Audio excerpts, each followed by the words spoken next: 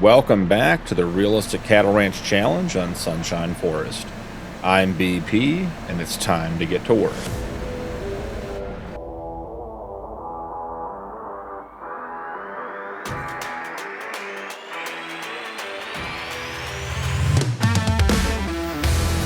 We are taking our last load of manure to the field, guys. I got our small grass field that we use for silage already spread, and I got the first 12,000 liters of manure spread on the big field. It shouldn't take too much more. We're going to fill it all the way up just to have it stored for next time, but realistically it's going to take probably 2,000 or less to finish up. So this morning in August, we got the animals fed and shifted and moved, and all the morning routine done, and we have run into a bit of a problem. So the problem is, and I'll show you guys here in one sec once we get all this topped off. Should be one more load after this. Maybe we'll just leave it here so we don't have any left over in the bucket. Let's see. Yeah, we'll use the bucket. So the problem we ran into, guys, and I'll show you, is our cattle ranch is growing, and I really thought that our birthing barn was like done. We built it, we worked for it, we put it in, and it was going to be what we were going to have for the rest of the series. Well, it holds just over 100 animals, and we have like 90 or 96, I'll show you in just a second, pregnant cows right now, whether they're heifers or, oh, we didn't want to put that on the ground, guys. That's not what we meant to do there. But we have about 90 animals in that barn, and if a large group of them were to give birth, which is going to happen, or in our case, if as more animals get pregnant every month, we're going to run out of space in our birthing barn. So we're going to go ahead and smooth that over. Not really sure what happened with these giant tire tracks, but anyway, so we come in here, take a look. We have 99 pregnant female cows, which is just, tremendous news. Just great news for what we're trying to do. But we're getting more pregnant animals every month than we're taking out of here. And eventually we're going to run out of space, probably in the next 4 to 6 months, in this barn to give birth. Because some of these animals, this one's pregnant with 2 babies. Here's one. The last batch I got this morning had a bunch of triplet babies. We have, let's just go down the line and count, 2, 3, 4, 5, 6, 7, 8, 9, 11, 12, 13, 14, 15, 18, 20, 21, 22, 23, 24, 25, 26, 27, 28, 29, 30, 31, 33, 34, 37, 38, 39, 40, 42, 43, 44, 45, 46, 47, 48, 49, 50, 51, 52, 53, 54, 55, 56, 57, 58, 59, 60, 60, 1, 2, 3, 4, 5, 6, 7, 8, 9, 10 is 70, 1, 2, 3, 4, 5, 6, 7, 8, 9, 10 is 80, 1, 2, 3, 4, 5, 6, 7, 8, 9, 10, 11, 12, 13, 14, 15, 16, 17, 16, 17, 18, 19, 20, 21. So we have 101 babies right now coming, guys. We don't have space for that many animals. So as you can see at the top right, we have a whole bunch of money. And that money came from clearing this huge plot of land between episodes. I bet I took down more than 50 trees and probably 30 to 40 deadwood trees that I just canceled out with Lumberjack mod. Just a huge number of trees, and I saved our last load for to take up to the lumber yard with you guys. You can see right over there, it's on the back of our truck and trailer. Once we get the rest of this manure spread, we will run that up there, and we have a new barn to put in today, guys. So let's go ahead and get in position to do this. We still don't have a tractor with GPS, so we're having to rely on sort of an aerial view to see the areas we've done and the areas we haven't. But we'll get the rest of this spread, and then we need to get that last load of wood up to the shop, or up to the lumber mill, and get it sold, and then we need to put in the new barn. I'm hopeful that in doing that we will also have some money left over to help fund the farm. My first thought on the leftover money is to pay off the balance on our loan. That would help us just make $4,000 more every month because we're not making payments anymore. We also could look at getting that slurry tanker we still haven't picked up. I think that was like 53,000, maybe 54,000, somewhere in there. Or just any number of other things. I'd love to get a tractor in the 250 to 300 horsepower range, a modern tractor with GPS for our big fields, so we can get some field work. We can start using the GPS assist that's in the base game of Farm Sim, but technically now we don't have a tractor that has any modern technology in it, so we are still, as you guys can see right now, doing all of this manually. Also, we've talked about getting a semi-truck, which wouldn't necessarily be a bad thing to pick up, just to have, allow us to move more cattle and move more logs and just get more supplies in general. So we'll have to see, you know, what comes up in the sale and what's available. Now, an interesting update on the sale, we did finally get the, and I'll show you guys here real quick, we did get the Mahindra Retriever Plus that I talked about a couple episodes, came up on the sale, $8,295. I was so excited, guys. I did a little bit of off-screen testing, and there are two major issues. First and foremost, this color scheme is terrible. Let's just establish that. The first issue is the back here, the bed, does not hold a bale. And I can manually load it in, but it isn't going to distribute. It falls out. It doesn't stay in. It's not really set up to use a bale. Now, we could theoretically make it work if the rest of the system worked. But the other part of this, the part that we were excited to get to, was the water tank. This one right here, the ANS 1900 Deposit Mahindra Retriever Plus Mod Water Tank. Holds 3,600 liters, and we're going to use that to water our calf hut. So we're going to put a bale on the back of the Mahindra, fill the tank with water, and be able to drive around and take care of our animals much faster with all of our calf huts. Now, if you look down in the bottom row, this tanker doesn't hold water, guys. All the oils, all the milks, grape juice, fertilizer, and herbicide, but does not hold water.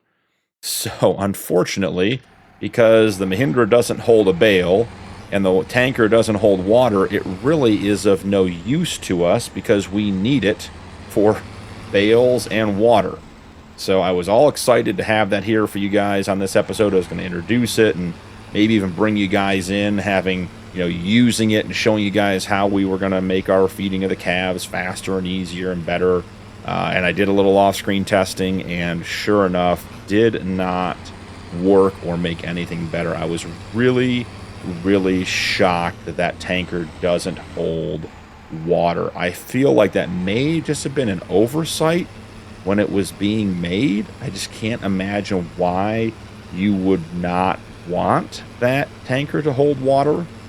I can understand that maybe, you know, you don't want to hold slurry or digestate because that's, you know, a different type of product and there isn't a spreader on the back and, you know, all kinds of different things. I could see that, but just not having the capability to have water in your tanker, to me, that's the most basic. That's what you start with. Every tanker takes water, but having one that just does oils and milk and herbicide and liquid fertilizer just doesn't make sense to me. So was pretty disappointed that wasn't going to work out. I was really hoping the Mahindra was coming up in the sale, and it did, but in the end, it just doesn't work for us, unfortunately.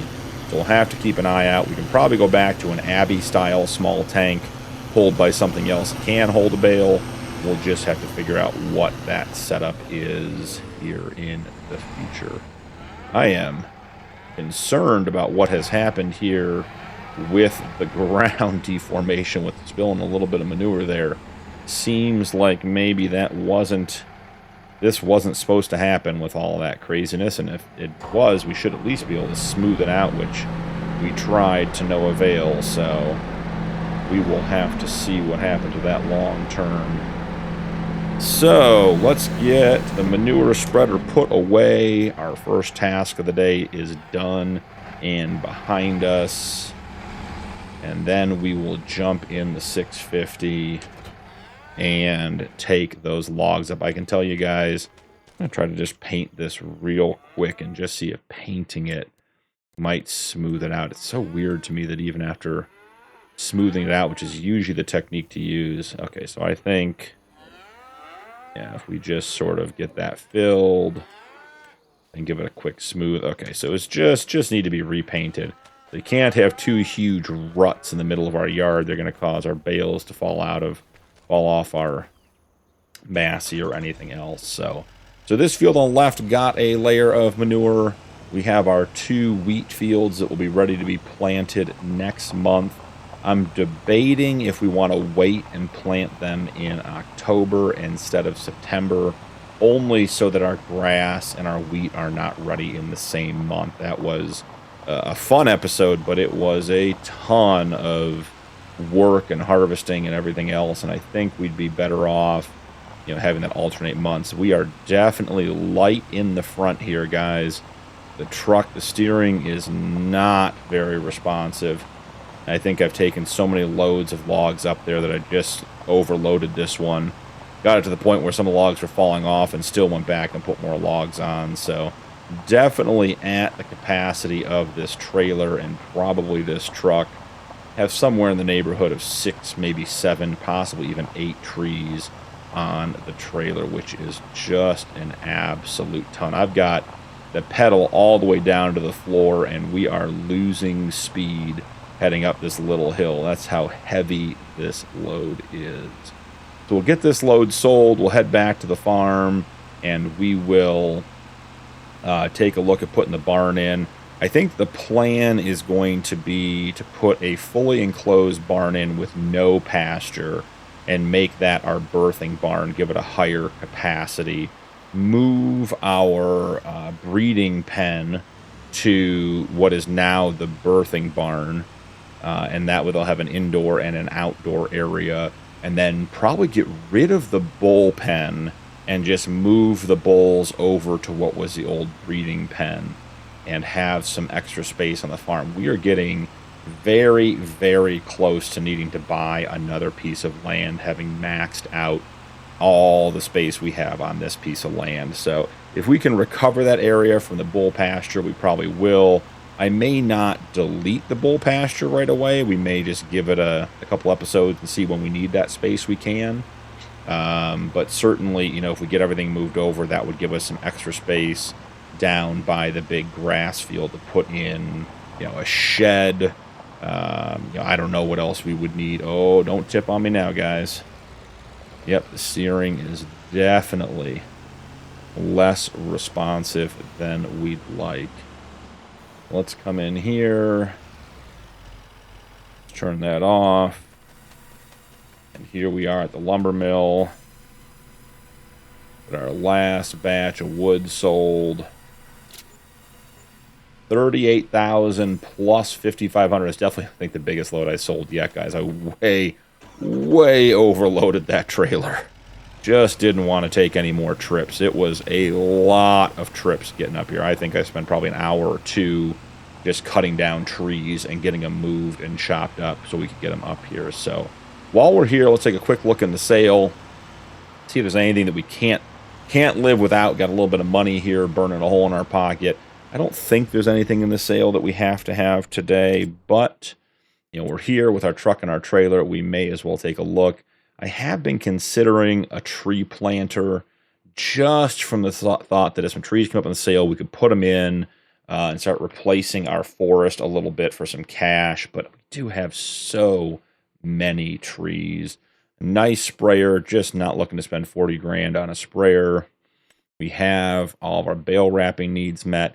This guy right here, the CH770, 9,300 liter capacity, and I think it comes with, let's take a look and see what size header this one comes with.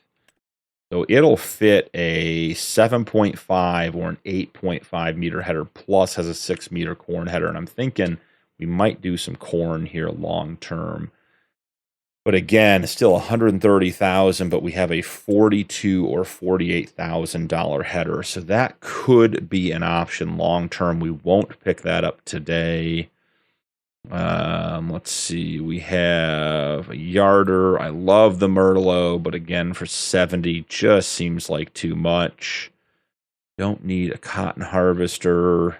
Love the Rapide wagon, but we're doing bales on this series. We have this really nice Samson manure spreader. It also does lime, has a 24 meter working width, which would be a big improvement, but requires 265 horsepower, which we just don't have, guys. And until we have a tractor that can do that, I see no point in wasting time doing it. This one for $130,000 only holds 8,600 liters. So I think if we were going to spend the money, why not spend an extra $8 grand and get the extra capacity?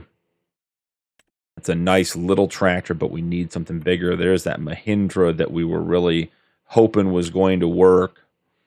We have the Cedar. It's a 5 meter working width. That is not big enough to replace what we currently have. Do have the Volvo for 60. It's still available. But no, there's nothing here that really grabs my attention. 3 meters. This is 5.6. We could use a cultivator on our fields, but I think I want to get something bigger. And then we have the same Pottinger planter up here at the top. So nothing in the sale that grabs us. So I'm going to go ahead and head back to the farm, and I will see you guys when we get there. We're back at the ranch, guys. Let's go ahead and get this truck parked. And then let's figure out getting our new barn put in. So I am excited for this part of the process. I did also run a load of manure up earlier today to the BGA to keep us on track. You can see we are burning through our manure as well. So one of the benefits of our new plan is that both the open pastures are not producing any manure. They also don't take any straw. So if we put a barn in up here that does straw and manure, then we could get more to sell to the BGA through the co-op. So let's take a look. We are probably, I've been looking at it here for a couple of different reasons, but I think we're going to go with this barn. Very cool mod. Lots of moving and working parts. And I think we're going to put it like right back in here. We have to sort of get zoomed up and get it relatively centered in this area. So I think the first key, we're going to have to pick some colors, but I think the first key on something this big is we really need to get it flattened out. So let's start in the middle where we know we have a pretty basic level that's going to work. Or it's going to be this, hopefully splitting the difference most of the way around. And let's go ahead and I think we have, yeah, we got a couple of either stumps or tree pieces over here. Let's see what we get. So let's jump out here. Got this nice and flattened. Let's see. Looks like just a piece of wood. We get it to disappear. Let's see. These little pieces can be finicky. If it doesn't pop into deleting right away, we can always just move it, and I can deal with it between episodes. It'd be nice to be able to... Okay, so we're not on the delete. There we go. So there's one here. And there's something... Yep, there's a piece right here. That'll let us get a better flatten in. Because trees are the enemy of level ground. They establish a level... What's this right here? Oh, another piece right here. Didn't quite find it on the last one. Oh, hold on. What's right there at the tip? Get rid of this one. Yeah, all the tree stumps, the little chunks of trees, all that stuff just wreak havoc on getting your ground flat. So you got to get rid of all that stuff. So increase the intensity. We got to get rid of that spot. We got to get rid of this spot. Come across here. Just push it out a little bit. Okay, so test fitting number 1. As you guys know, a lot of times we put stuff down and then we come back. Before we test fit it, though, in case it goes well, let's hope and assume that it will. Let's go ahead and grab some barn colors. I like this orange we have. It comes out pretty red in the game, but looks pretty nice. Sort of a brown and orange or brown and red look. Blend into the forest a little bit. So right in here, I think that's going to be pretty good. Let's see what that does. Now, okay, so we have at least one tree here that's going to have to go if we're going to be able to smooth it out. So this one right here is definitely in the way. Just going to get rid of it. You guys see how much dirt it is? Where the tree meets the ground establishes a level that you can't get rid of in Farm Sim. So makes it really, really hard to level when you have that stuff there. So going back into construction menu. Let's get this. Let's make it a little bigger. Let's make it a little stronger on the brush.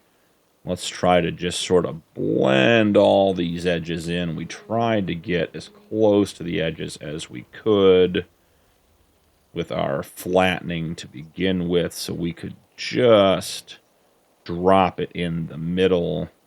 Gonna have to check and see if this was enough to make it happen for us. So first we'll take the brush to everything. Let's go one size bigger and just do whole sides. Trying to get them smoothed out. Okay, so I think we're in pretty good shape there. So let's take a walk and make sure that nothing is crazy out of level. We're going to need smooth transitions into the barn. That one looks good. Looks good over here. We got the trees plenty far back. This looks pretty good, guys. Transitions look good. Got a little lip there, but I think that's intentional. Okay, so that is good so far. So we have some fans. You guys want to see the inside of this real quick before we do some landscaping? Let's take a quick look. So there are 2 drive-throughs on the outside. Here we go. So it's all open in the middle. The 2 little doors open to the middle for cleaning type purposes. We have our milk stations over here. Get this door open. We have a little sort of office storage area here for managing the barn. Get us a nice little bit of space. Here's all the milking equipment. It's great that you can get into all this stuff. Here are the doors that lead out. That you pick up the milk back here. And then you have your other door over here. The one thing about this I'm not real keen on is this side piece with all the calves. Because we're using the realistic cattle mod, we're not going to use this section over here at all. But we can turn the fans on, and you'll see on the outside the fans move. That is very, very cool. These fans on the end are controlled by this switch right here. So now those fans are on, and we are good to go. So I think we are in great shape here. Let's finish up the landscaping so we can get these animals moved before the end of the episode and try to get them all situated. So we'll start with some gravel. That's going to have to come up here. And we can curve that around to the door. All of this area in here should be gravel. Not sure. I think we're going to keep the outside pretty foresty. Just going to get to the outside of the doors in the building here, create a loop. we can drive on to get the milk and everything we need. So that'll go there. And then I think we need to find some forest ground. So let's go ahead and just try to get this. Make that a little bit wider. Yep, bring that all the way down here.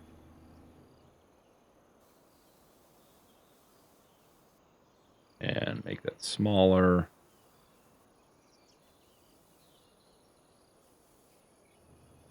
And over here. Perfect. Make it bigger to go down the side of the building. I'm going to have to probably put some stuff in over here, but I haven't quite decided where I want the manure heap for this one. So then in regards to the actual forest, come through here and we put in some grass. Just sort of splotch it in all over the place. Come back with a couple of bushes.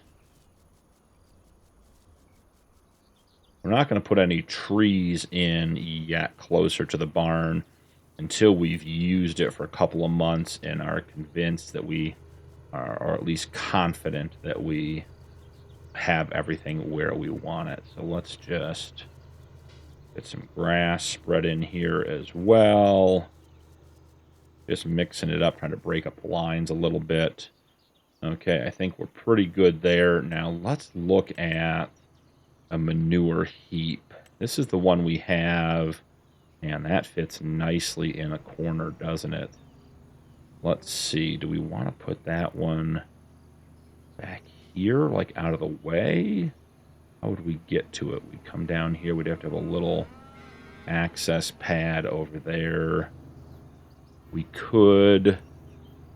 Would this one fit right in here? It might. Let's see. Get it lined up. Yeah, I think that's going to work right there. That's going to be nice. Let's grab some gravel. Don't like my manure heaps having mud on the ground. It just creates a big old mess. Okay.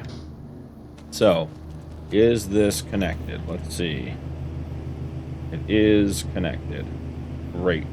It's going to pick up the birthing barn and this new cow barn. So that is good news. We'll have that stuff ready to go. I guess the question is, do we want it to pick up both, or should we try moving it to the other side? Let's just check real quick down here and just see if there's a spot to put one on this end so they aren't overlapping. Because I'm not a huge fan of having manure heaps like that. Having two for the same barn, it seems to get things confused, at least in my experience. And that generally leads to challenges and troubles. We could go right here. Yeah, I like that. That way we don't have to worry about any overlap. There's no concern. So we'll just delete the other one. Not a big deal. Okay. So we will come up here. We'll get rid of this one. And we'll fix that a little bit in the corner there. Great. Thinking this corner may need to be a little bit wider. Get lined up with the feed mixer and the straw blower. Speaking of, I think it's time to get the animals moved over. So we're going to move all of the pregnant females over here. Get them some food. We'll move everyone else into the birthing barn. So we'll grab this guy right here. And we're coming in here. We want to select all, move selected 99 animals, guys. And we had, you know, what, 100 babies ready to be born. So we've got to get them more space. And I believe the trigger is right here as well. So select all, move selected, 99 animals. Good, we didn't lose any between here and there. Always good news. So they are in there. We will move all of these folks from their open pasture into what was the birthing barn. So we'll select all, move selected. We're going to move all 28 animals, run them over here. And these guys are already all set up. So they will just go right in here. Select all, move selected, 28. Once again, no animals lost. So good news all around. Now, we got to get them fed before we head out of here. Oh, that's the wrong button. Let's see. That collision on the back of the feed mixer truck is still it's just funny to me that we're always getting caught on it. So let's see.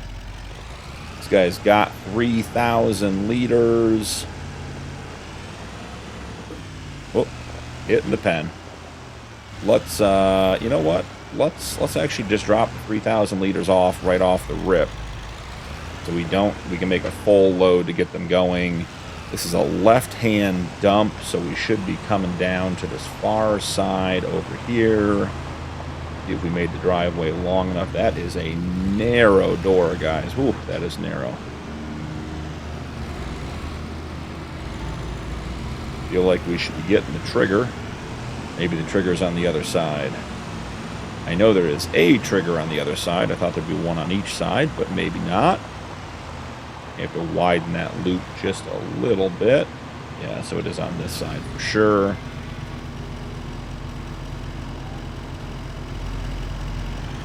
All right. Let's go make a load of TMR. We're in here, and then let's get some straw to distribute in there and have these barns set up and ready to go. I'm probably going to leave the bulls in their pen just for until they eat through their food. There's no point in wasting the food and having them come out and be stuck without it. So we'll make a double batch. So let's do 5 bales, and then we'll do let's see, silage will need 4 bales. I forgot to mention, I did get, oh look, we got the Fiat's the only way we're getting out of here. I did get the rest of those bales down there by the cold storage wrapped up. You can see them running along the side of the building over here. So those are all right down there. They're all set.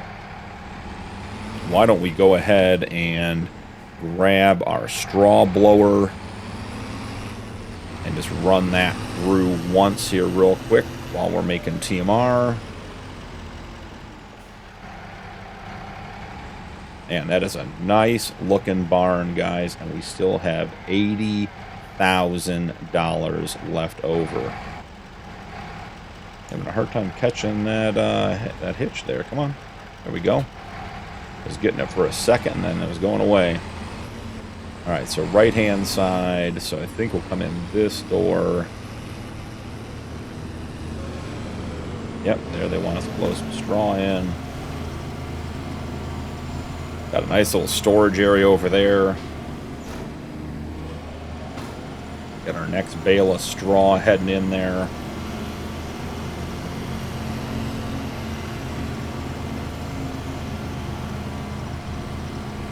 Try to keep this guy spreading out a little bit. But guys, I am excited to see. Yeah, we can let that run for a minute. All done. I mean, look at that. Look at all those happy cows. That is so much better. When I figured out we were having a problem, we were going to be in trouble, I was trying to figure out what we were going to do, and I'm glad we got that figured out. So now we can actually let our herd keep growing. So the last thing we want to do is keep all these animals healthy, take care of them every day, and then have them not be able to give birth just because there isn't room in the barn. That would be very, very silly. So I'm going to go ahead and get these guys situated. Jump into in-person here. There's too much going on to try to do it the other way. Drop the bucket there. grab our forks. I think we just grab these 2 bales on the way out.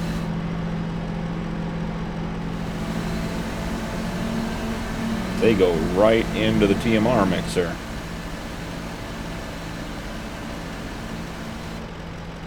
What we can see up here.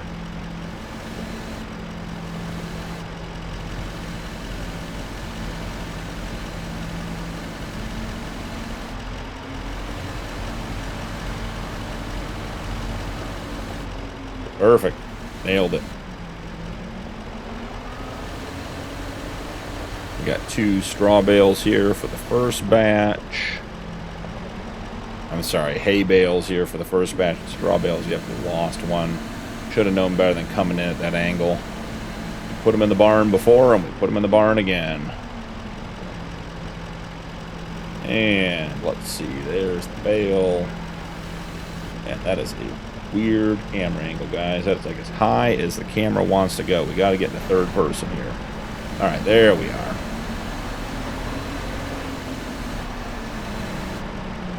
Grab 2 of these.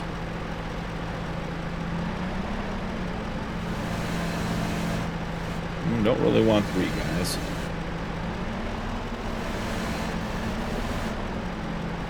There we are. We'll save that other one for the next batch. There we go. Now we can actually see what we're doing. Look at that. All right, drop that one in there. The second one we're not going to get a full bale out of. We don't want it in there because otherwise it'll go into the barn as hay instead of mixing with the silage and becoming TMR, which would happen in Farm Sim 22. You could leave like a half little sort of cheat bale in there and it would just keep mixing as you poured, and as long as your ratios were good, you got to keep it. But now that is not the case. So here we go. Grab our mixer truck. We're going to get these ladies fed, and then we'll call it a day. So let's back up here. I think we're just going to back all the way in. Have to figure out how we're going to loop the building long term, because there's only a feed trigger on one side, it seems like. But let's get some TMR spread and shared with all the animals.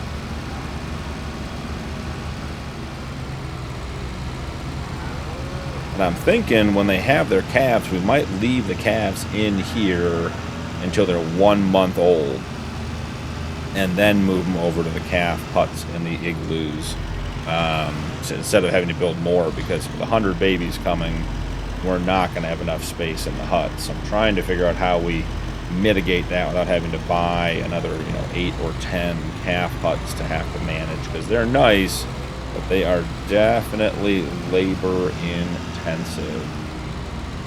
All right, that's it for that. So guys, new barn, got the cattle shifted. This is now the breeding barn. I'll get everything relabeled.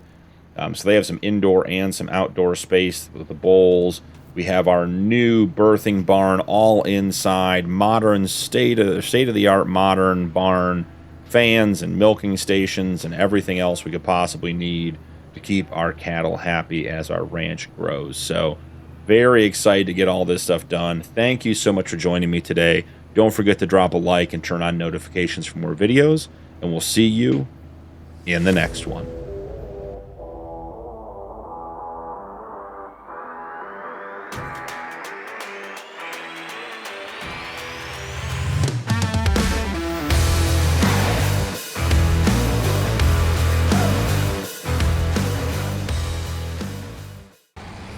Welcome back to the Realistic Cattle Ranch Challenge on Sunshine Forest. I'm BP, and it's time to get to work.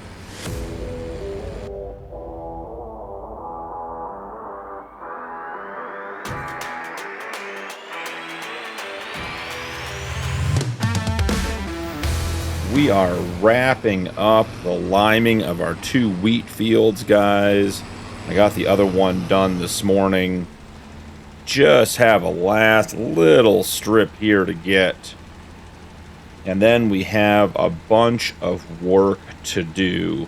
We have cheese to sell this month. It will be at its best price. It's already really high. I think it may have peaked already.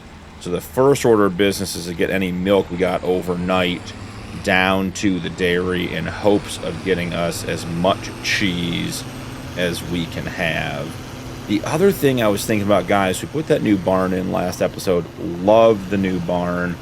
But was really starting to think about the efficiency of the ranch and how we're going to go from where we are to where we need to be. And a couple of things sort of struck me. One, we're keeping pregnant females, whether it's cows or heifers, in a barn with TMR their entire pregnancy. And that's not necessarily getting us the best result. They don't need to be on TMR until they're ready to produce milk.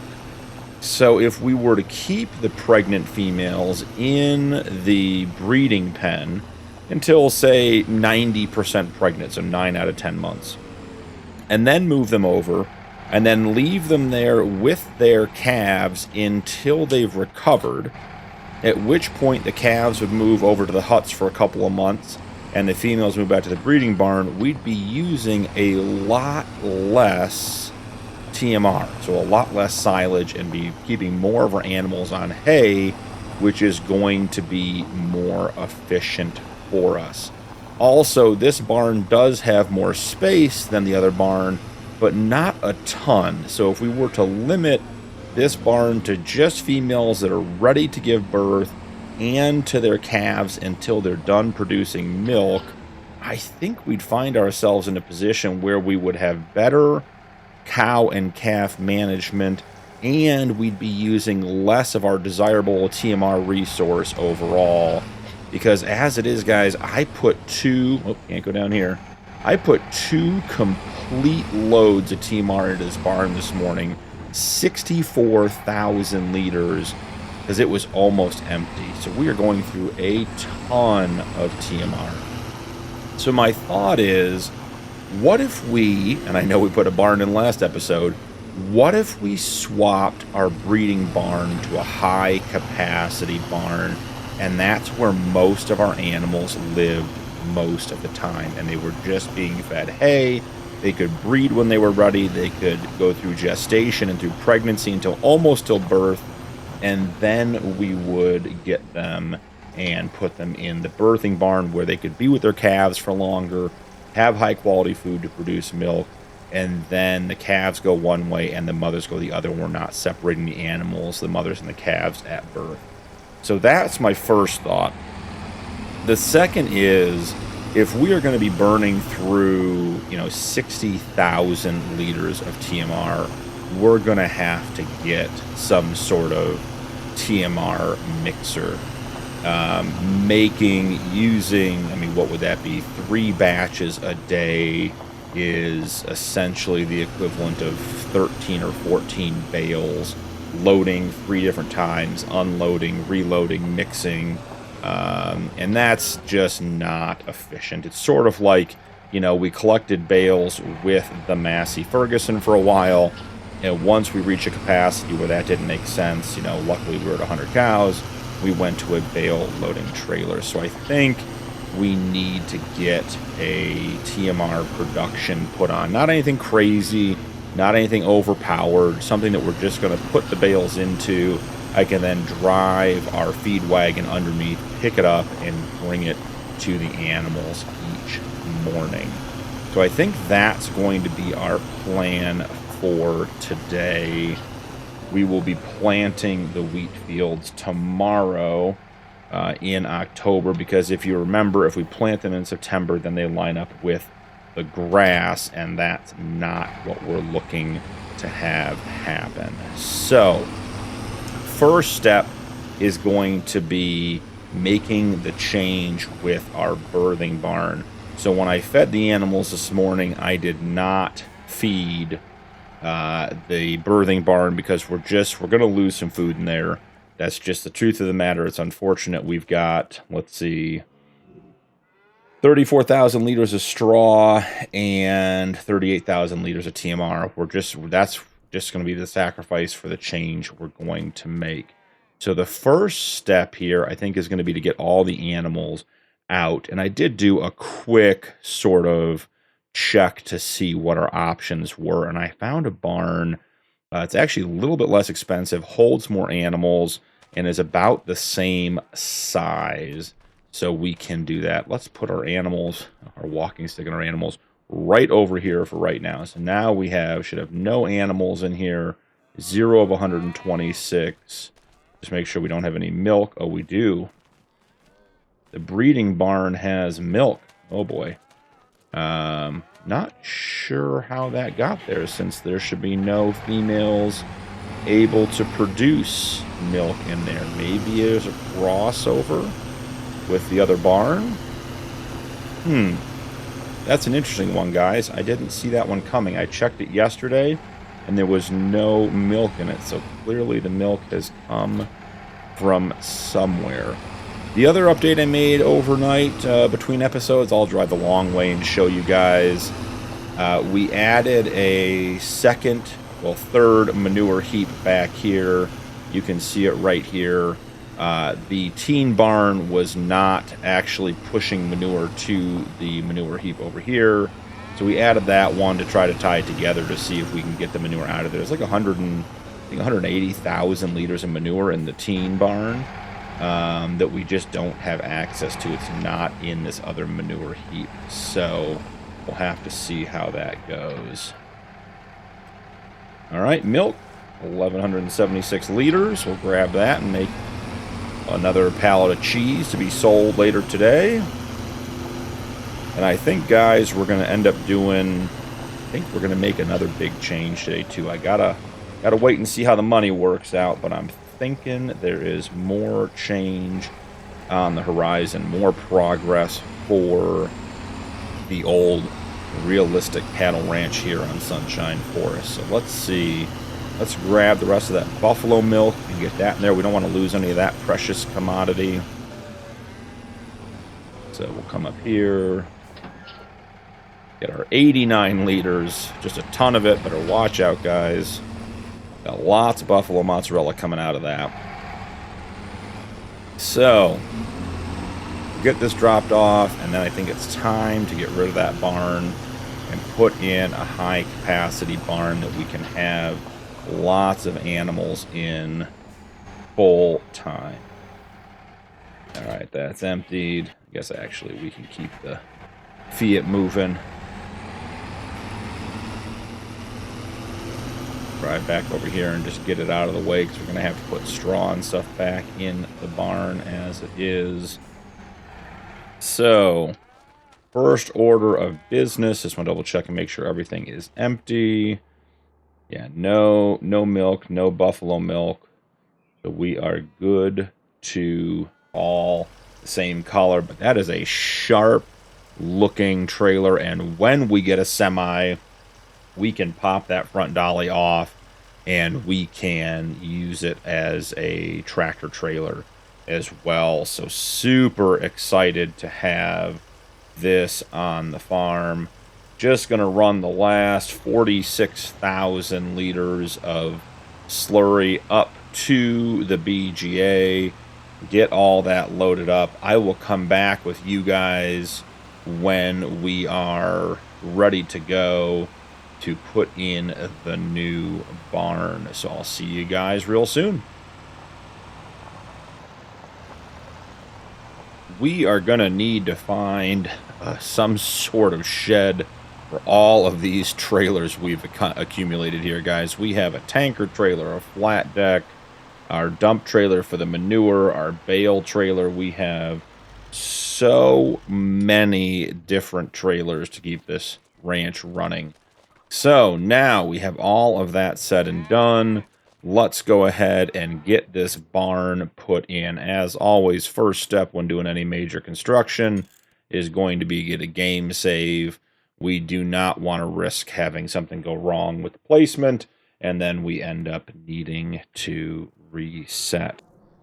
Well, guys, as you can tell by the cutscene, things did not go well on the first attempt to put the barn in. Had to learn some lessons and figure some things out, so go up and double check that we're all set here. Yep, nothing in here we want, so that is good to go. We will jump into the construction menu, and our first order of business is going to be to sell the old barn. So now that that is done, we have some trees that need to go so we can get the ground leveled. So let's take this one. We'll take this one. Some of these we'll put back in the end too. And then these ones that go across the back of the pasture, just outside the barn. And a couple on the side, and then I think we're in pretty decent shape in that regard. This one could be close. It may not be, but we'll give it the benefit of the doubt and get rid of it. These two have to go. The barn is about the same size as the one we took out, but the footprint, the area it takes up on the ground, seems to be notably larger. So we'll get rid of that. The other thing I want to do before we go any further is I want to pick up, with our little bit of extra cash, Farmland 13. It's right up north of us. Our wheat field already sort of touches it. Our cow barn, our new one, is already sort of in the area or touching the border. And I think we're going to want to extend the pasture on this one to be fairly large as well. So I think we buy this piece of land and have that in our back pocket. Now, to get this thing put in place, we need to build a nice flat area for it to sit on. So we're going to get the pad sort of built out. That way we know what we're getting ourselves into. We're going to soften everything up before we place it, with the thought being that the barn is going to just sit right there in the middle. And we will have all this little sort of skirt around the outside to soften everything up. So first and foremost, we do need to soften this back corner, and then all of this we want to make sure is nice and softened. These edges out here we'll get to in just a bit. Maybe just run one quick soften over those.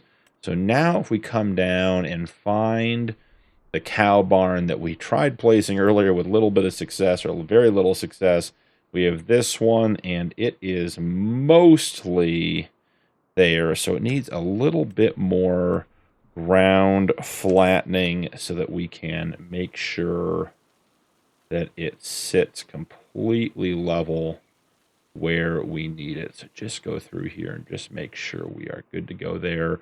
I do have to soften the back edge, because once the fence is down, once the posts are down, it is nearly impossible to get the ground to do anything that you want it to do. So here we are. And I still think it's not quite enough, guys. I think we got to come out further this way. I don't want to get into the calf hut area. I want to be out over here. That's why we bought that other piece of land, so we could slide this way a little bit. Go ahead and soften up that corner. And hopefully this is the one. That's the wrong barn. This is the one. All right, $3 in leveling. That seems much, much more reasonable. We're going to slide it forward to about here. We do want to do a quick change on the colors. The great thing about this barn, solar panels for $2,500. Yes, please. We'll get this barn to match the other one. Make sure it's snapped to the grid. All right, we are getting awfully close to making this happen, guys. This is where all the good stuff happens. $1 in leveling feels like a win. Yes, we want to customize a pasture. This is why we rounded this corner right off the bat. So we could just come down here. Want to sort of come out and over. And then we want to come up and across. We want to come out to about the level of the field. We can go pretty much straight across. Let's see, bring it down there. And then we want to come all the way. I'm wondering if we want to make this area through here like a little bit of a roadway. So maybe, just maybe, we just snap it right through here and leave that tight on there. Maybe we do. A little different than I was expecting, but okay. Smooth and buttery in the pasture back here. We have this nice pasture that extends back into the woods back here, giving them some more space. Okay, guys, this could be it. This could be the success we've been hoping for. And let's get that nice and stiff. We too big. A little bump there that's a little hard to get out. Might be where the fence is crossing. Now let's come in through here. Make sure all of this is nice and taken care of. What is the deal with this little bit? Is it just texture? Oh, I think it's just texture. It's not even an issue. Perfect. Okay, so a little bit of landscaping here. Let's get the gravel out, because we all know I prefer the gravel over the dirt. Okay, I think that's fair and reasonable there. This whole area, I think we just sort of take over with the gravel. We're going to have to turn around back here. Okay, that is good to go. We can throw some... I guess the question is, do we want to extend this out? So if we did, we came all the way down here, we're probably going to lose that tree. We can put a couple back in its place. I think it's really funny you guys see this shadow right here of the tree that was here that we took out that is no longer here. We do that, we'll have to cut down that tree, which again, not thrilled about, but not the end of the world. Let's see what we have here. A couple of trees. We don't have a ton of money. Maybe throw a couple of these $500 ones in just to fill in some of the dead spots. Okay, and then let's get some grass. Put some tall meadow grass in just to fill in these areas back by the trees. A little bit back here behind the greenhouses, just sort of green that up a little bit. Yep, and then this can come all the way out to here. Track that down through there. I think, yeah, maybe we even get a little grass heading back towards the hut here. That'll be nice. You know, we're going to green this area up a little bit. It's not forest anymore. Okie dokie. Good there. Now what's going on this side? Over here we're good. Over here we're good. All right, let's take a look, guys. See if we did it. We know we have to pull one tree down, but yeah, that's smooth, that transition there. Let's go ahead and get this door open. Oh, I like this, guys. This is going to turn out really... Yeah, this turned out really, really nice. Is this where the milk is on this one? I think it is. Yes, the milk's on the back. With lots of room to turn around. And have that guy open for some breeze. That's the animal trigger. Excellent. And guys, this is a beautiful barn. We are in business with our two barns now. So now let's run over here and get our animals in the barn. It's not here, right? That's where the old one was. Yep. So this can be all the way at this end. So our animal maintenance is going to be on the wrong side, but we'll survive. Okay, so yeah, no animals in the barn. Select all. Move selected. 31 animals. Hopefully that's how many we had to begin with. Didn't gain or lose any. Suppose if we gained some, that wouldn't be the end of the world. Got this beautiful barn for them. Look at this big pasture running back here. I did cut a whole bunch of dead wood out of here. Now, why do we have an adolescent here? That's a weird one. Couldn't tell you. Cowboy. Maybe he's a bull we slid in here? I don't know. But these animals can hang out here now while they're pregnant and be okay. So that is good news. Now, let's go ahead and get some straw thrown in there, and then we got to get some hay put in there. And that barn is going to be just hay to keep those animals going. So we are in really, really good shape now. I think we have a good and complete plan. We started at last episode with getting the birthing barn put in. This barn is going to make a huge difference in being able to keep a bunch of animals in here. So here we go. We'll get some straw thrown in. I'm not even sure how much this is going to take. It could take a whole boatload of straw.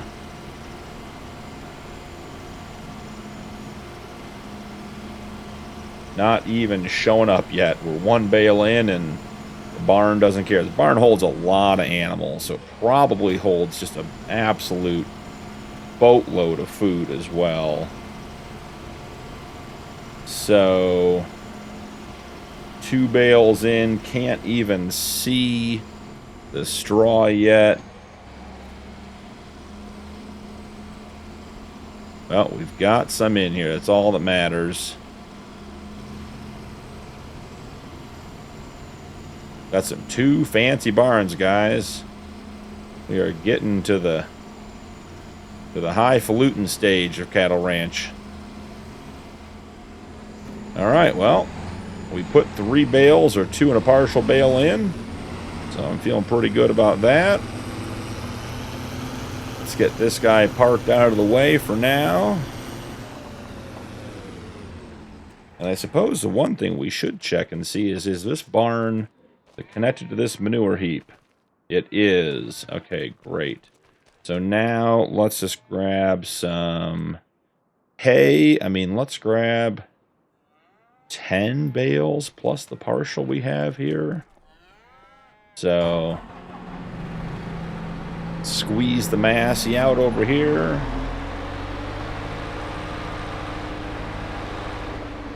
Let's see about getting some of these animals fed.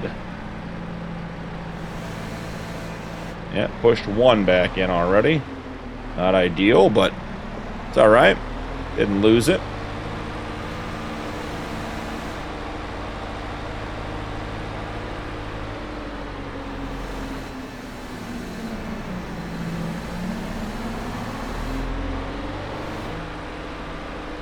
Okay, we see the food plane filling up. That's good news.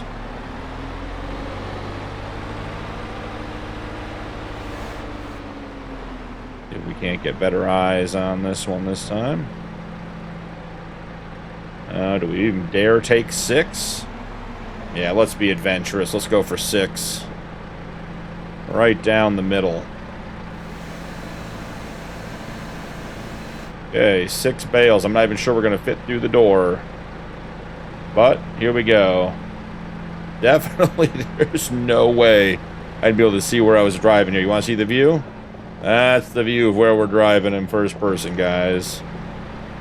Oh, that's funny. So, can we squeeze through the door? Wow. I mean, technically, yes, we can squeeze through the door. I don't think it worked terribly well, but it did happen. Let's just push these guys in.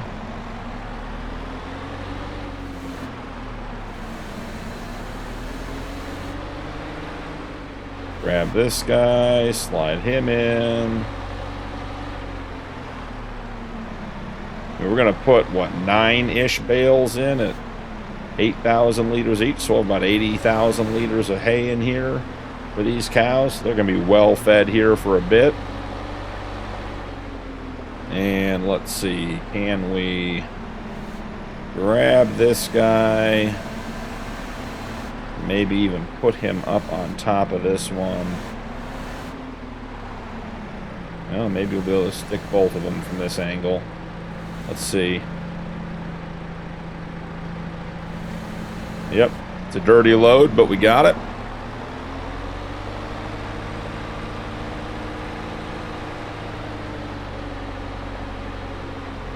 All right, well, there you go, guys. That is the new barn after the new barn. We got one yesterday and one last episode and one this episode. Gonna tuck this guy back in. But I think we are now ready. I'm hoping this is it. Can't afford many more barns. But I'm thinking we're going to be all set until we get to the next, until we're probably done. I mean, it's maybe the next stage. I mean, this barn will hold all the animals we'll ever need to hold. We'll use it as a birthing and a pregnancy barn, or I'm sorry, a breeding barn and a pregnancy barn, and then when they're about ready to give birth, we'll move them over to the enclosed barn where they can be with their calves and be on TMR, so we're more effective with our TMR. Everything is right here. We've connected up to the manure heap, and we are good to go. So hopefully that's the last big change, so we can start saving some money.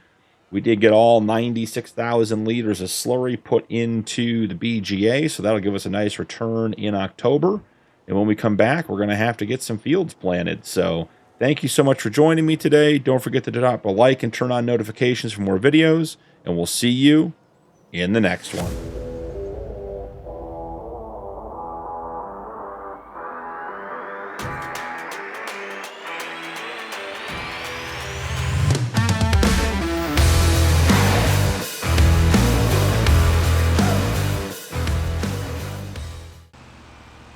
Welcome back to the Realistic Cattle Ranch Challenge on Sunshine Forest. I'm BP, and it's time to get to work.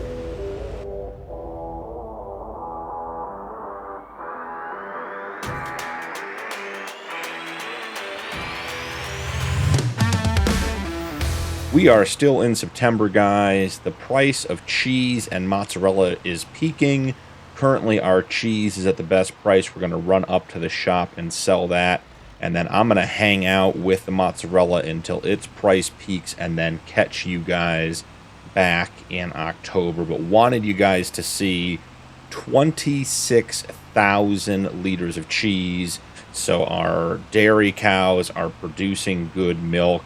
And not 1, but 2,000 liters of mozzarella, which has been a long time coming. What we were getting, like 126 liters of buffalo milk at a time, or 200.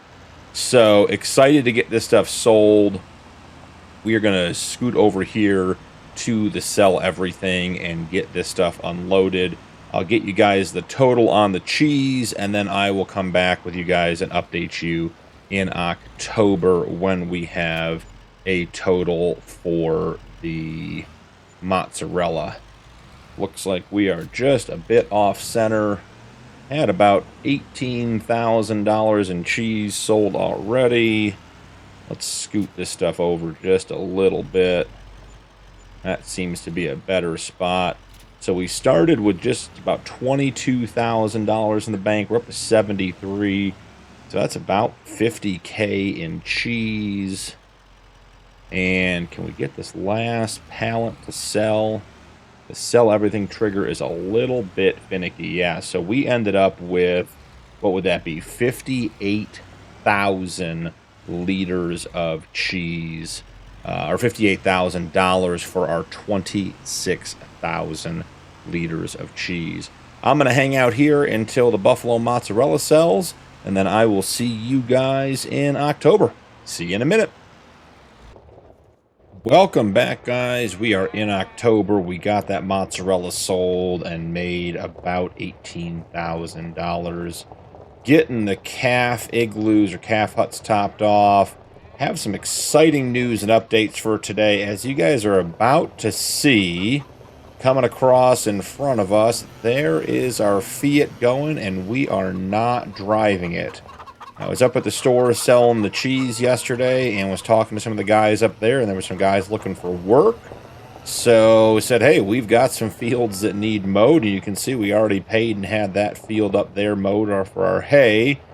So we're going to have some help out here on the farm, mainly just for sort of the mundane, repetitive tasks that we're going to be doing, getting the grass mowed, tedding, maybe even windrowing, we'll see. We'll probably still have to do all the baling ourselves, but we're getting to the point with the operation where the size of the tasks that we need to do are getting to be quite large, and it's taking several hours a day, so we just need some help. And as you can see, we have $170,000, $174,000 in the bank, so we have a little bit of money to spend, and figure, you know, may as well try to make our lives a little bit easier. So let's grab one bale here and finish feeding. I'm about to knock everything over. All right, get this one on here. And as you guys can see, we have 2 calf igloos here, whereas in previous episodes there was a manure pit here, or a manure heap. That manure heap has been moved up here to this side of the birthing barn. We were still having some conflicts with Teen Town in regards to getting manure to come out of that barn. So I just moved some stuff around until we got to a better spot, so we weren't having all the overlap, and we're getting the manure out, because Teen Town had like 136,000 liters of manure or something, and it just wasn't coming out. It wasn't going down at all. So wanted to make sure we were getting everything we needed out of our barn, since we're paying to put the straw on there, and we're harvesting the straw and doing all that work. So the next order of business for today is to get the animals fed. So I'm going to go ahead and jump into our Massey Ferguson here and get a couple of bales spread around. And then I think we're going to put in a TMR mixing station. As I said, we're putting at least 2 loads into our birthing barn a day, and just feel like we need to find a better, faster, more economical way to mix it, rather than running that wagon back and forth all day trying to get it filled. So I have gone around and put water in all of the pens. As you guys saw, we just wrapped up feeding the calves in the igloos, so that went well. I have started the new calving pregnancy process. So in the barn straight in front of us, which is our breeding barn, the females were not moved today, and because they're going to stay in there until they are 9 months pregnant, and then move over to the birthing barn. Additionally, I did not move the calves out of the birthing barn that were born today. So all of our calves are currently in these front 4 huts, and that is where they're going to stay until they are of age. So we're sort of in a lull in the process. We don't have animals moving as much as we did. We will shortly. Now, with the realistic livestock mod, there are a couple of things we still don't fully know. First and foremost is, how many months do the female cows, after giving birth, do they produce milk? So we're going to test that, and we're going to figure it out, and sort of get you guys that data, and that'll also help us make some decisions on how we're going to handle everything. So the way it's going to work, I'll show you guys here real quick. Actually, what I'll do is I'll run over here so you guys can see the full data. Been pulling slurry out this morning, got a lot going on. So in here, we have a cow named Sweetie. Okay, Sweetie gave birth this morning, today in, what are we in? October. And so when Sweetie is ready to go, when it says no longer says recovering from last pregnancy, we will know how many months that was. I assume it's going to be 2 or 3, sort of based on how the cows have been moving. And then that's going to determine how and when we move the calves. So if the mother stops producing milk at, let's say, 3 months, and the cow and the cattle now says, no suitable male in the enclosure, we will also move the calves out at 3 months because their mothers have stopped producing milk.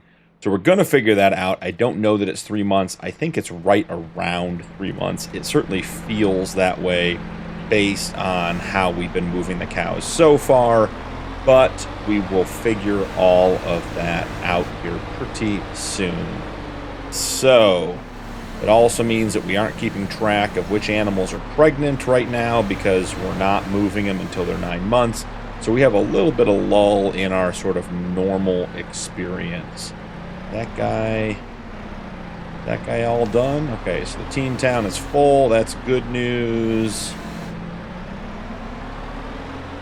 And don't worry, guys. As usual, I have plans to spend our money. $170,000 won't be sitting in there for long.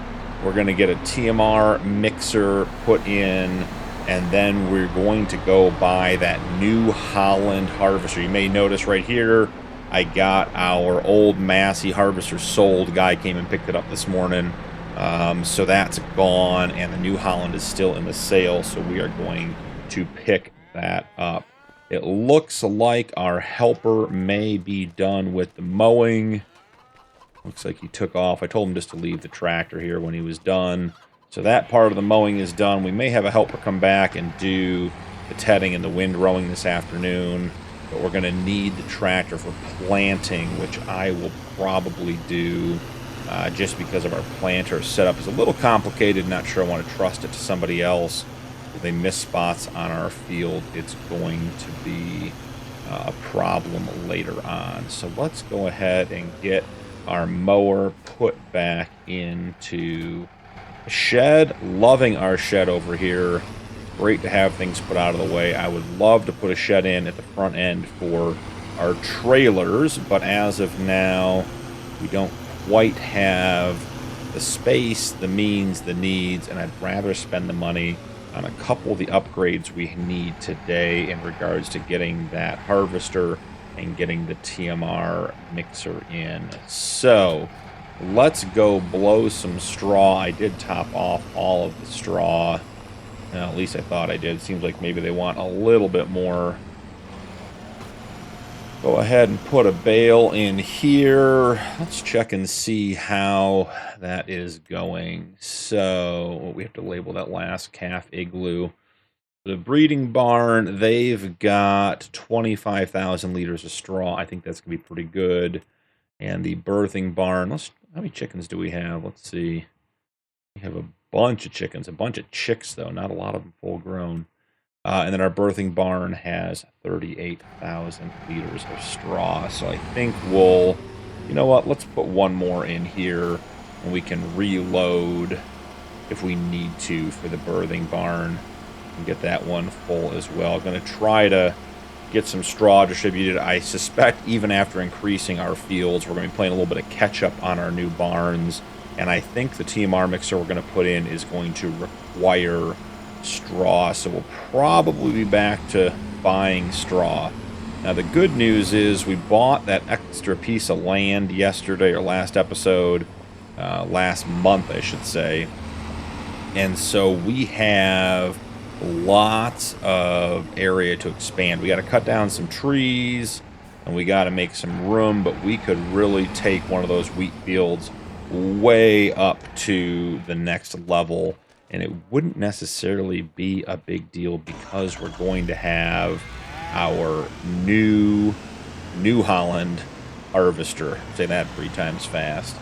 So let's get this guy tucked in under the shed where he belongs, out of the way. We're going to need him in just a minute. And then let's jump into the Massey.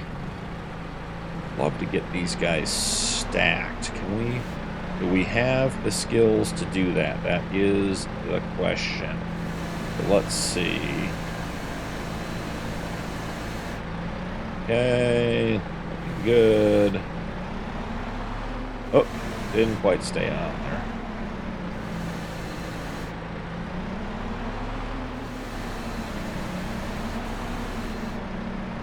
Okay. Now, can we... Oh, the collision on the back of the mixer truck, guys. I swear there hasn't been an episode we haven't run into the back of the mixer truck with that collision. May drop the modder a note and see if they want to do an update, or maybe see if there has been an update to that, because it seems like whatever's going on back there is certainly not intended, and the rest of it is so detailed and works so well. Might just be an oversight or a slight problem there. But we're going to tuck this guy back over here. We're going to need him to get our TMR station filled up here shortly. But for now, let's go blow some straw in the birthing barn. Nice camera angle inside the other barn. I don't want to go too fast with those 3 bales, just in case the top one decides to do something silly. And that was it for the... Yeah, it's funny, this barn like does like instant, so I want to make sure we're getting the straw we're supposed to. So birthing barn, they're at 60,000. Yeah, so it got rid of all of it. I'm not sure it's full. I'm not sure it's supposed to be full, but it is. So, yeah. It's interesting. We'll have to figure out if that's a straw blower mod issue or a barn issue. But, man, we are blocked everywhere we want to go. We'll just leave him here for right now. All right, so getting away from the trucks, we need to put in a TMR mixer. So this is going to be pretty quick, guys. I took a look overnight when we were waiting. So we're going to put in, let's see, there's this sort of rustic looking, this one right here, 35,000. That's sort of a rusty pipe. The only thing I really don't like about it, guys, there's this big LCD screen on it, which I wish was not on it, but we'll tuck it in here and it'll be okay. We want it sticking out from the building a little bit. We're going to place that right there and then jump in, do the smoothing that we know we need to do everywhere, and we need to put in a road. So we're going to get this to the size we want. I think we'll get it lined up with the side. Do we want to be that wide? That seems really wide. Okay, so let's put the road in here, and we'll use the perfect edge tool. Can't see it. We'll have to come down here and take a look. Oh yeah, we just about got it perfect. All right, we're going to have to sort of get rid of some of this back here because they're going to have to be making that turn. We know that's going to be a bit tight. Let's give them a little bit of an entry. Let's give them a little bit of an exit on either side to come get some. Excellent. So, the recipe for the new TMR station for total mix ration: silage, hay, and straw. 400, 750, so you put 1,000 in, you get 1,000 out. That is good news. So let's just, well, first off, here's another piece of wood. Get rid of that. What happens when you do all that forestry? There are little chunks all over the place. Okay. I think I want to do just a tiny bit of touch-up right in here on the corners. Never really want to have square corners. Vehicles don't take square corners. The back tires scrub and hit the edge. There we go. That looks a little cleaner. So let's start with, let's put 4, let's put, it was the smallest amount, so let's do 3 straw bales. Let's do 6 hay bales.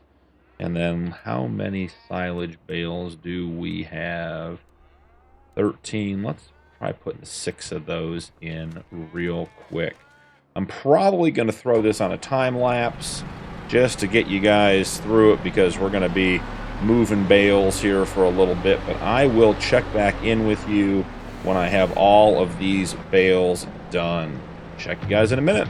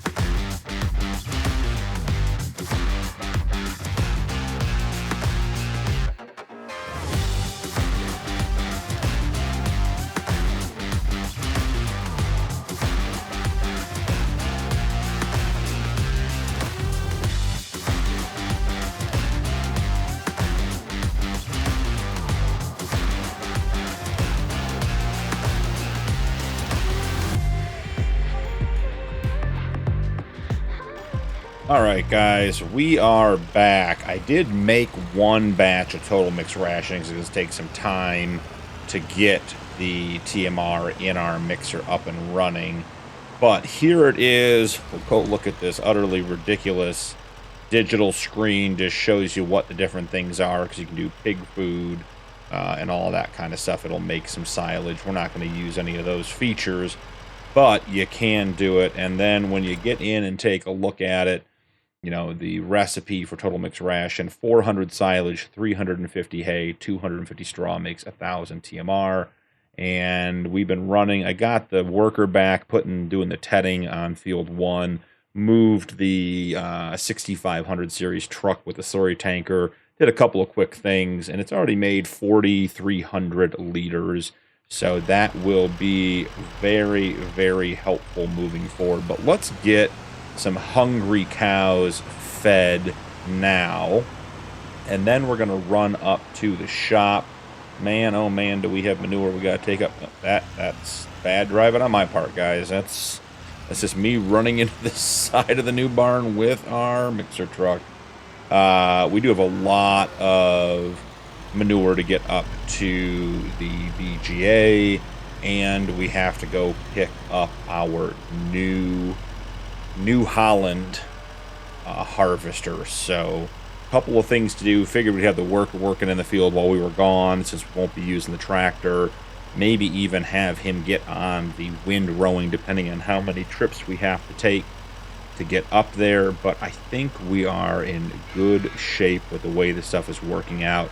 Now, I haven't quite decided what we're going to do long term, but we are pushing in on 200 cows. Between the 100 calves we have to be born and everything else, we definitely are getting close to 200 animals, and I don't really want to keep buying animals. Oh, that's the wrong button. Didn't want to do that.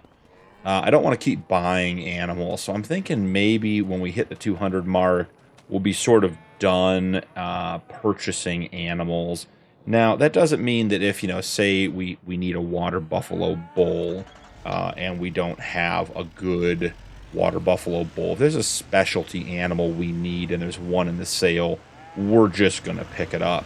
I think that's the only real reasonable way to do that.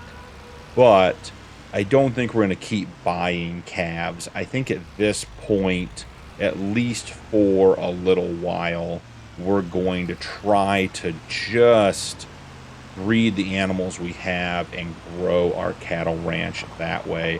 We could just endlessly buy animals, and certainly, we're going to have more than 300 animals come and go on this farm.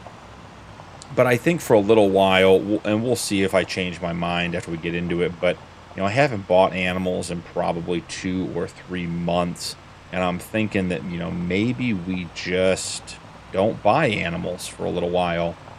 Breed what we have, save the money, reinvest it into stuff we need on the ranch, or just save it towards the 4 million. But, I'm thinking buying and moving all those animals all the time, is not the way to go. And we're at about 160 animals right now.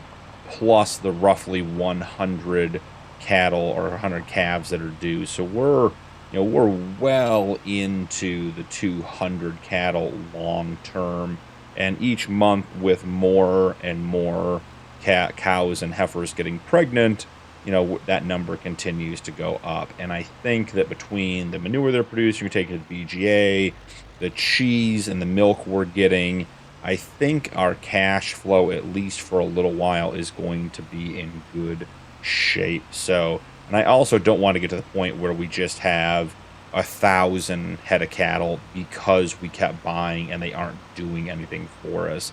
I want it to make sense to have the animals that we have. I want it to grow the right way, sustainably. We did put 2 barns in recently, and that's a lot, and I don't want to be doing that all the time either. So those are my thoughts. I haven't really committed to anything yet, but in general, I feel like buying animals every month is probably behind us. Maybe we'll buy every couple months, or maybe we'll wait till, something comes up that we need.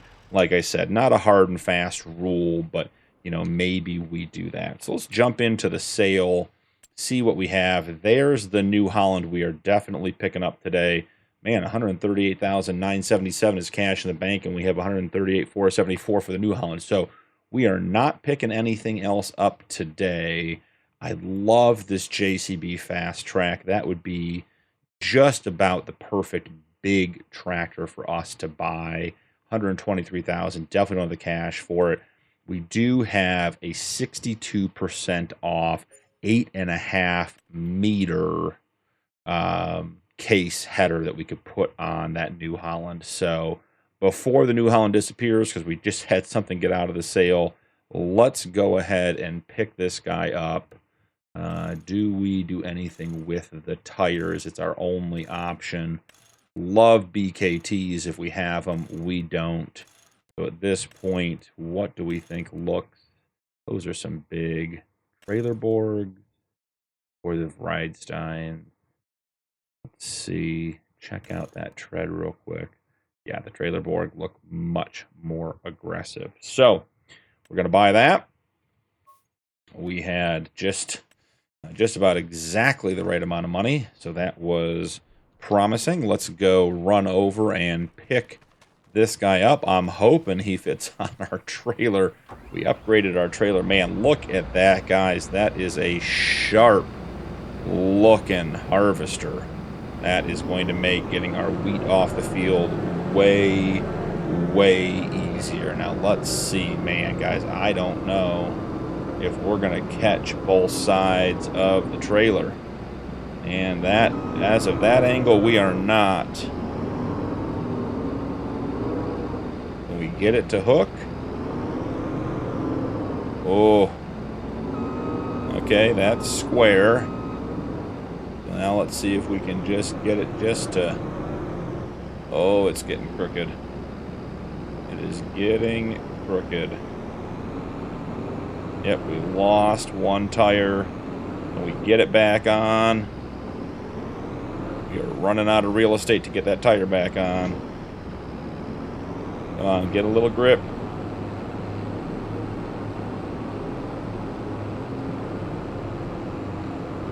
I don't know if the rear axle might be a wider working width. Yeah, that's, I think we're going to struggle with this one, guys. This, I think the rear axle is just bigger than the trailer. Maybe we try first person. Try just getting it totally squared up and just keep everything in the middle. Yep, I think we are probably gonna struggle getting this on the trailer. Okay, I mean, that is visually centered. Man, we are... Nope, we fell off. Alright, one more try, and then we may just have to drive this back and figure out some sort of ride back up here. We could take the Scout back up here if we needed to. Funny, because the rear tires don't look wider than... Yeah, look at that, though, guys. That is... This is as wide as our trailer. Yep, just pushed it right on off. Huh. Just need the wider tires on the back, I guess. Gave it the old college try. No such luck. All right, well, I am going to drive this guy back, and then we will drive the International back up here and switch trucks. So I'll see you guys back at the ranch in a second. We are back up at the shop, guys. I figured there was no point in bringing the International up to the shop to pick up the 650 empty, so I thought I'd bring a load of manure. So I ended up just mucking out all of our calf huts, and then had a little left over that I picked up from a couple of our manure heaps. So we'll drop off our 45,000 liters of manure while we're here. We'll swing over to the shop. We'll have put the dump trailer on our flatbed trailer, mount the International on the flatbed of the 650, and head back to the farm. New Holland made it back, no issues, fits right in the old spot in the garage. Looks really good. Just working on getting enough money to buy that header for it so we can get some crops out of the field come next year. So I'm going to go ahead and get this guy loaded up, and I'll check back in with you guys at the farm. We are pulling back onto the farm. Our helper got our fields. We got the big one tedded in windrowed, and this one windrowed. Did a pretty good job. I'm impressed. Have to hire him back for a couple more jobs. This was a good trial run. So we've got a couple more tasks to do today. I've got to get our wheat fields planted. Obviously have to get the grass baled up, and we have to get the slurry tanker run up to the BGA because it is chock full as well. So I'm going to work on some stuff around the farm. I'll bring you guys back in to say goodbye once the fields are all done and taken care of. Maybe give you a quick update on how many bales we got, and check in a little bit. So I'll see you guys soon. We are wrapping up the final bit of wheat planting, guys. It has been a day. Got this corner right over here we got to grab. We did get all of the grass and hay baled. We got 47 hay bales, which I think was 1 or 2 less than we got last time. I think we had 49 last time. And we got 14 grass bales, which is exactly the same. So the hay bales have been put in the shed and in the TMR mixer.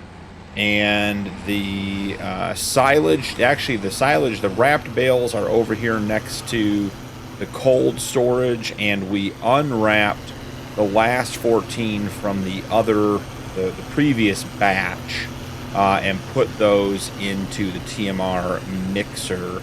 So we are good to go with TMR for November. So that was quite a busy episode. Got a lot done. Thank you so much for joining me, guys. Don't forget to drop a like and turn on notifications for more videos. And we'll see you in the next one.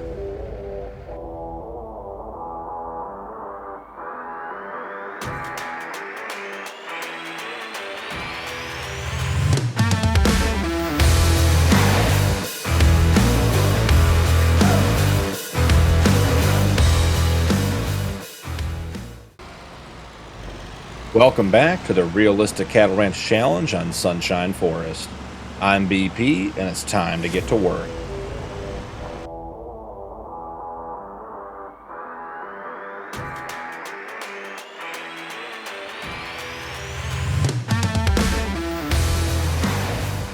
We are in November, guys. I am getting the last bit of the cow feed put into our birthing barn. We have a good mix of TMR in here, about 80,000 liters, which is nice. Got it topped off overnight. I got several other projects done this morning. I got manure spread on our grass fields. Both of our wheat fields were sprayed with herbicide for the weeds. The rest of the animals were fed and shifted and straw blown and everything else. So we are in good shape here in November. So just want to get these guys topped off and ready to go. They're burning through 40 to 60,000 liters a day. we're going to be losing animals out of here as they become eligible to get pregnant again. So the feed will go down, which was the whole goal of shifting how we manage the barns, because the TMR is obviously the most labor intensive and probably the most involved and expensive food that we have. So having more animals in the breeding barn on hay over here is going to be the better option. So, couple of things to do today. I have a couple of very interesting updates on the realistic livestock mod. I do want to just get over here and get some cattle pulled in. We got some bulls that need to be sold because they're not going to go to the breeding pen, and they're worth between $2,000 and $3,000. So we've gotten them where they need to be. But the updates on the realistic livestock mod, two important things I discovered overnight. First and foremost, the animals that we were moving out of the birthing barn after they gave birth, when it said there was no suitable male, so they had gone through recovery, they were ready to be bred again, we were putting in that open pasture. Those animals were still producing milk. So we were losing milk because that open pasture did not have milk. So in our new setup, when we move them from the birthing barn over to the breeding barn, which has milk, we're getting milk out of those animals, guys. It's not a ton. It's 1,000 liters a month or so, 100 liters of buffalo milk, but we were losing milk by putting them into the pasture. So even though the cow says it is ready to go back into a breeding pen, there's no suitable male, the calf has been weaned, all that kind of stuff, it's still producing milk. So that is the first critical piece of information that I figured out the other night. So just looking at these animals real quick, anyone that doesn't have two extremely highs and is worth, $2,800 to $3,000, or $2,000 to $3,000 is going to be pretty much sold. So that would be, let's see, any of these guys have more than two extremely highs? No, none of these guys. That one has two, but we have a couple of brown Swiss already. So the other thing that I determined, and we had some, if you watch some of the older episodes or the earlier episodes and some other ones, every once in a while there's an animal that says no suitable animal for breeding, even though it's in a pen with animals. And I finally figured this out with the chickens. It looks like the realistic livestock mod has like an anti-incest setting.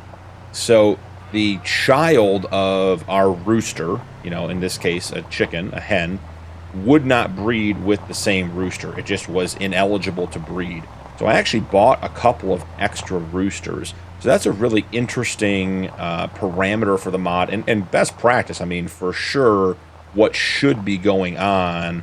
But now it sort of turns our gameplay around in the fact that, we probably should be rotating bulls every 12 months. We probably should put them in there, and realistically, with a cow gestation being 10 months and then it taking, is it 12 months before the cow is ready, a calf becomes a cow that can be bred? We really have 22 months. But the point is, we should be cycling all of our bulls every 12 to 20 months to make sure we have fresh breeding stock in there. So, our discussion last episode about whether we're going to keep buying animals or not, and I did say, bulls might be the exception. It looks like they will be, because we're going to need to bring fresh genetics to the ranch on a regular basis. So we will be keeping an eye out for good-looking bulls. We'll probably just make it like a January rotation. We'll just start pulling bulls out in January and replacing them. And obviously, if we have bulls in our bullpen that are ready to go, we'll switch those over, and that won't cost us anything. But if we find ourselves short, we may be at the animal dealer looking to pick up some animals. There were two items in the sale this morning that I wanted to grab, so I didn't forget. The first is that case header that goes on our New Holland harvester, and then the rock picker came up for $18,000, so we can get the rocks picked out of our fields, which will be a nice addition to stop wearing on our equipment so much. Now, let's get these guys sold. Don't really have any intention of buying any animals today. Just don't want to continue feeding these animals if we don't have to. Just doesn't make sense to keep them around. You know, they certainly may get a little bit more value, but it's just costing us food. So there's really no point in doing that. So select all, sell selected, $21,476. That is great. The only other item in the sale that is still calling my name, guys, is the JCB. This would be just a tremendous tractor for what we're looking to do on the ranch. That would probably be the last tractor we'd ever need as far as horsepower. We would not need more than the 348 that it has. And this one, I looked at it overnight, already has the upgraded engine for free, which usually is like either $10,000 or $20,000 upgrade. So it has the big motor in it to begin with. I love the sort of patina, beat up, rusty look to it. Very, very cool. Would fit on our farm. It is still $123,000. So we are not close to being able to purchase that yet, but I'm hoping selling some bulls, maybe we'll sell some cheese early and get that stuff back. So I'm gonna head back to the ranch. I'll see you guys there. That is the livestock trailer parked up. We're going to leave it attached. We'll leave it detached. We'll drop the tailgate that way. If we want to attach it, we can. I'm going to run back up to the store and grab our equipment. So I'll probably check in with you guys when I get back here, and we might just head right into December. Not a lot to do this time of year on the ranch. We got to do our feeding routine every day. But besides that, we're just keeping the animals happy and healthy while we get to next season. Our grass is not going to grow very much.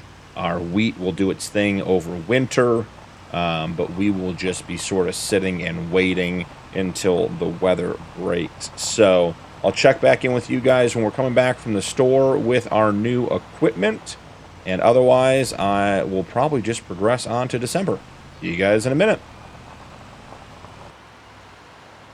Guys, we are making a habit of bringing back a lot of stuff on a small trailer.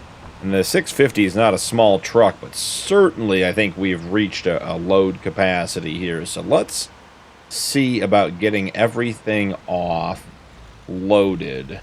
So let's see. First order of business is going to be to drop the straps on the trailer and disconnect, because we're going to need to be able to pull the stone picker off the trailer.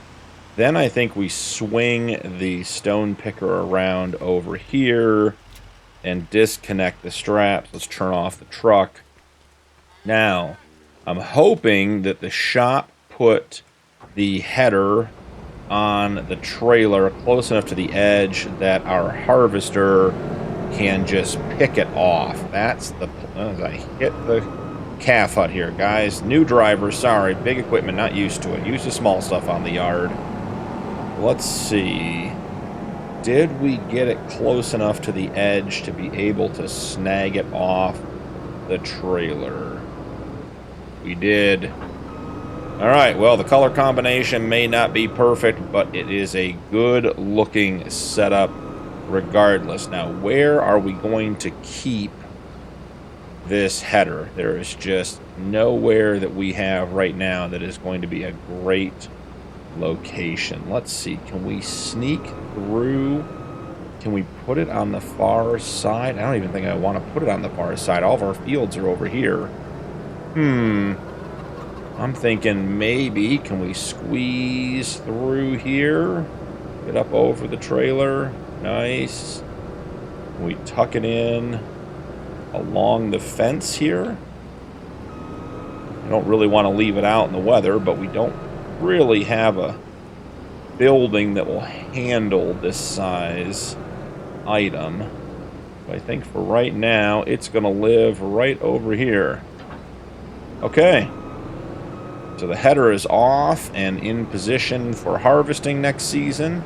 I'm excited to harvest with our new, bigger, wider, faster, all-around better harvester.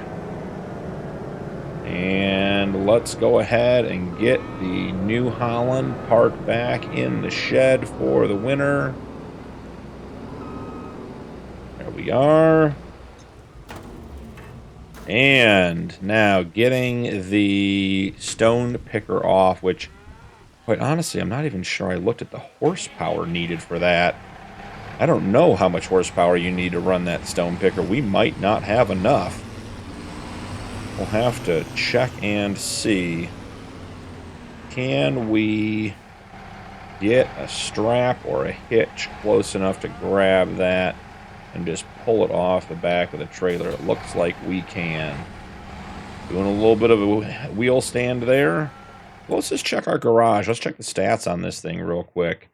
What kind of horsepower do we need? We need 170. So, guys, we are good to go on the stone picker. Not bad at all. Let's get this over by the rest of the equipment. I don't know if it's worth replanting the grass fields and picking up the stones or not. I don't think we can pick up the stones without plowing it. I don't think it'll pick it up on the harvested state, so we will have to wait and see. But I think, guys, let's get the Fiat put away, and then let's get the 650 out of the middle of the yard. And I think that's going to be it for November. We will pass right along into December and keep going from there. Something going on with the texture of the food here. I suspect I know what that is. We'll have to modify. I think we put a new texture mod in. And I think it's messing up the textures here, so maybe we'll pull that out between months as well. So, regardless, I will see you guys in December. See you soon. We are in December, guys. Just coming back from the BGA, dropping off our monthly load of slurry. I have the animals all taken care of, but I didn't do the shift yet because I wanted to do it with you guys just so we could see what's happening here. Because if you remember, we had one cow, Sweetie, that we were keeping an eye on in the birthing barn to see when she was done recovering from giving birth. And that happened today. So she gave birth in October, November, and now we're in December. So the animals take 2 months to recover, which means we're going to shift her back over to the breeding barn and start pulling calves out at the 2-month mark. So want to get this shift done with you guys, get the animals where they need to be, and go through it all. So here we are. Animals that are 2 months. So here's one baby that is 2 months. And here is Sweetie, who is now has no suitable male. So this is her calf here. And I think we can even see that the mother is 238-61005. And Sweetie is... we can't see her number because we renamed her. Huh. Well, that's her baby either way. So we're going to grab her. We're going to check on everyone else. Okay, so Nellie has no suitable animal. Sweetie has no suitable animal. Okay, we got a bunch of Holstein calves, 0 months, 1 month. Still pregnant. We're starting to get our numbers down in this barn, which is good. All right, so we have a Holstein bull at 0 months, 0 months, 1 month. All right, Angus, 0 month. I think we had 13 calves today, guys. A lot of baby animals on the farm. So 2 months, you're coming out. 2 months, you're coming out. 3 months, must have missed one earlier on. So we should have some Angus females that are ready to go back into the breeding pen. So Faith is, Yesterday is, Lana is, Racer is not. So we have, okay, Angus, bull, 0 months, 0 months, 1 month, 3 months. So there's one in here we missed at some point. Not a big deal. We were just figuring it all out. Okay, recovering 90%, no suitable male. Misty is 52 months old. Misty might be going up to the sale because I think she was worth $6,000 last time I checked and is now worth less. So Hereford 0, 2 months, 2 months. Got a couple animals in here recovering. So no suitable male, no suitable animal, and no suitable animal. So we are on the right time shift. 1 month, 2 month. Should be at least one in here looking for a male. Yep. Okay. And the bull 0, 0, 0. So move selected. That's 20 animals, guys. And we had 13 babies today. It is getting to be a cattle ranch, whether we like it or not. So the females will go in here. And, oh, I keep thinking word. That's the old barn. The new barn. Animal menus down here. So we'll run down here, jump into here, and grab all of our adult females. 1, 2, 3, 4, 5, 6, 7, 8, 9, and 10. Move selected. Then we can look in here, and none of these animals should be at 90% yet. 40. Yeah, so 40 is the most that we have. So we are still 5 months away. Perfect. That is good news. That's what we're looking for. So let's get these calves put into huts now that they're weaned. We should always check our animals and make sure we don't have any grown calves that need to go to Teen Town. Okay, this one has all 3 of these animals are ready to move. Great. And then we'll grab 1, 2, 3, 4, and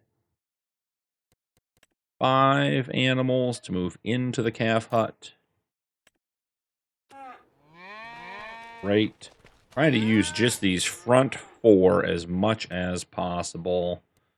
1 animal that is ready to move. We can move 2 in. So we'll go 1, 2.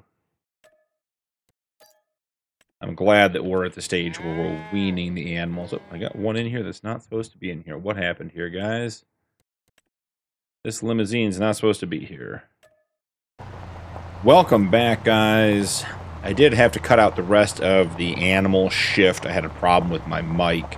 But all the animals got shifted, and we picked up our 3 bulls that are of age and of value and are running them up to the animal dealer to get them sold.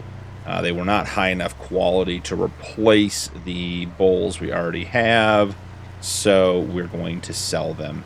I did also take a look, and we've got a couple of cows that are getting up in age in the 48 to 51 month range.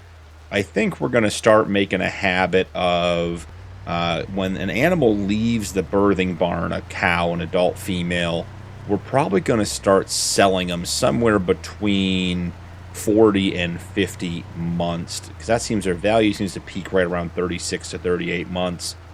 We don't want to lose any breeding potential from them, but we also don't want them to either not get pregnant because their probability gets lower, or die of old age or illness, and then we don't get any money for them as well, so we can keep going. So we'll start working through that process when we get there.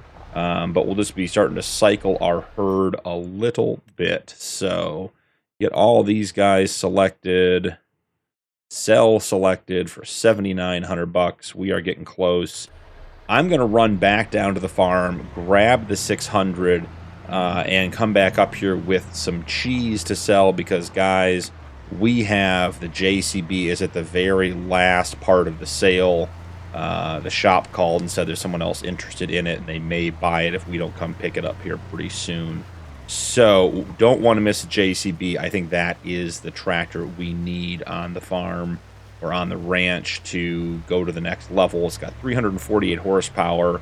It's a nice, big, powerful, fast tractor. And at I think it's $134,000. It is a great great deal. So I'll meet you guys back up at the shop with a load of cheese. There's also some other interesting things at the shop. We may see if we can swing a couple of trades and maybe end up with some new other equipment besides the JCB. But we'll figure that out when we get up there and see how much money we have. See you guys back at the shop. We are pulling back up to the shop, guys. We have 3,000 liters of buffalo mozzarella and 13,000 liters of cheese. So hopefully we're going to make some money here. After we get this stuff sold, I'm going to go into the shop, talk to the guys. We're definitely picking up the JCB. I'm confident in that. The question is, there are a couple other items that I'm not sure how the cost is going to break down. Depends on what I can sell some of our equipment for. Depends what, you know, each piece sort of comes into play. Maybe we'll get a bit of a package deal from them if we buy a couple of things. Just have to go in and see what we can swing. So $156,000 after selling our cheese. Definitely enough for the JCB. I will go into the shop here and chat with these guys and just see what we want to work out, and I'll catch up with you guys afterwards. Well, guys, I was able to strike a deal. We traded in the 650. We traded in the bumper pull flat deck trailer. We got a TLX Phoenix truck. We got the JCB. We got a step deck trailer, and we traded in our old feed mixer for another used one for another 10 grand in the bank. And we made out like bandits, guys. We have just a ton of big equipment now. We are getting ready for the next stage of the cattle ranch. We're going to get this stuff back to the farm, get it all unloaded, and probably call it an episode. But I am so excited to have all this equipment. We finally have a big tractor. We're always looking to trade in and trade up as far as value goes on our used equipment. So the feed mixer was just an easy no-brainer. And this semi-truck with this big step deck trailer is not only going to be great for our productions like our cheese and our mozzarella, but also for hauling bales, getting bigger equipment back to the farm. And I suspect long term we will probably end up getting a better or bigger cattle hauling trailer as well. So that is a sharp looking setup, guys. I am so excited to have this stuff. So didn't dislike the 650. It was necessary when our little international wasn't keeping up with the loads anymore. But it was not quite a big enough step up for what we needed long term. Even bringing the cheese and stuff up there, the trailer was dragging. And as you guys saw, we a couple times tried to bring some stuff back, and we certainly got the international on the flat deck of the 650 and brought it back on the trailer, but we were really filling our capacity up, and with the bigger harvester and the bigger equipment, it's just time to have something bigger on the ranch. So I'm so excited to have a full-size truck, this huge step deck trailer, and a nice JCB to add to our farm implement collection. So here we are back at the ranch. I'm going to pull in to the main yard. This truck sounds so good. Gonna get pulled in here, and we'll go ahead and get stuff unloaded, and we will call it an episode there. So let's go ahead and get the ramps unfolded. We'll get the straps off, turn off the Phoenix. Nice sounding truck. I got and one of the reasons I love this truck is that I liked it in the sale was it had these big beefy Continental tires on it for what we're doing here, driving on gravel roads. Heavy loads, want to have lots of extra rubber between us and the road. Ooh, let's not drop that off the side there, guys. Okay, I think we grab a quick mix or a quick load with our mixer truck.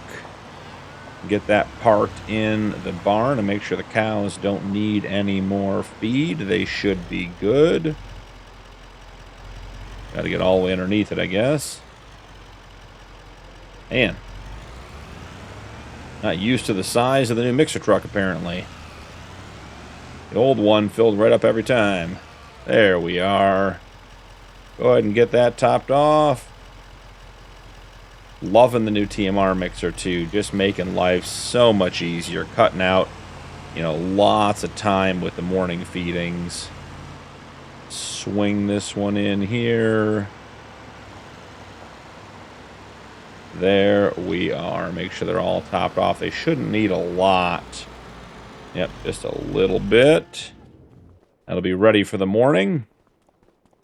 And then the JCB guys, time to share the work with the Fiat. We don't have to have just one tractor doing all the work. See if we can't get this guy down nice and easy without hitting too much. And right down the ramps. This is a big tractor for our little ranch, guys. This thing is absolutely huge. We got our JCB, we got our New Holland harvester, we got our new truck. We are in good shape. So I'm excited, guys. We'll put all this equipment to use in the next episode. Thank you so much for joining me today. Don't forget to drop a like and turn on notifications for more videos. And we'll see you in the next one.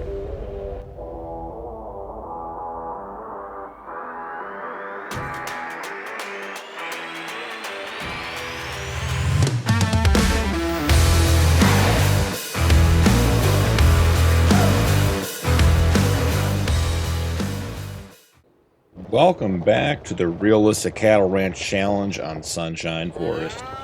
I'm BP, and it's time to get to work.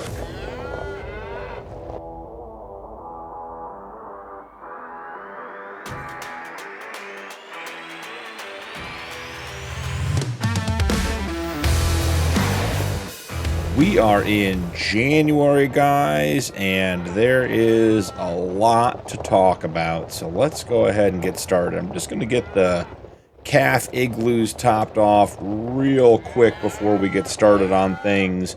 We ended last episode with a pretty big change on the farm with our TLX and the new JCB Fast Track 8000. And earlier in the episode, we picked up the stone picker. So I've been thinking about what we want to do, because these winter months are not exactly big, busy months for us. Obviously, we have to get the animals fed. That is the easy part of the day. But what do we want to do? And I was looking at our grass fields, and we do have one stage of growth on our grass fields, but they're not stone picked, and our yield is pretty low on some of them. So I'm thinking after we go ahead and get these animals topped off, we're going to head on over, grab the JCB, and start. I think we're going to plow up at least one field today.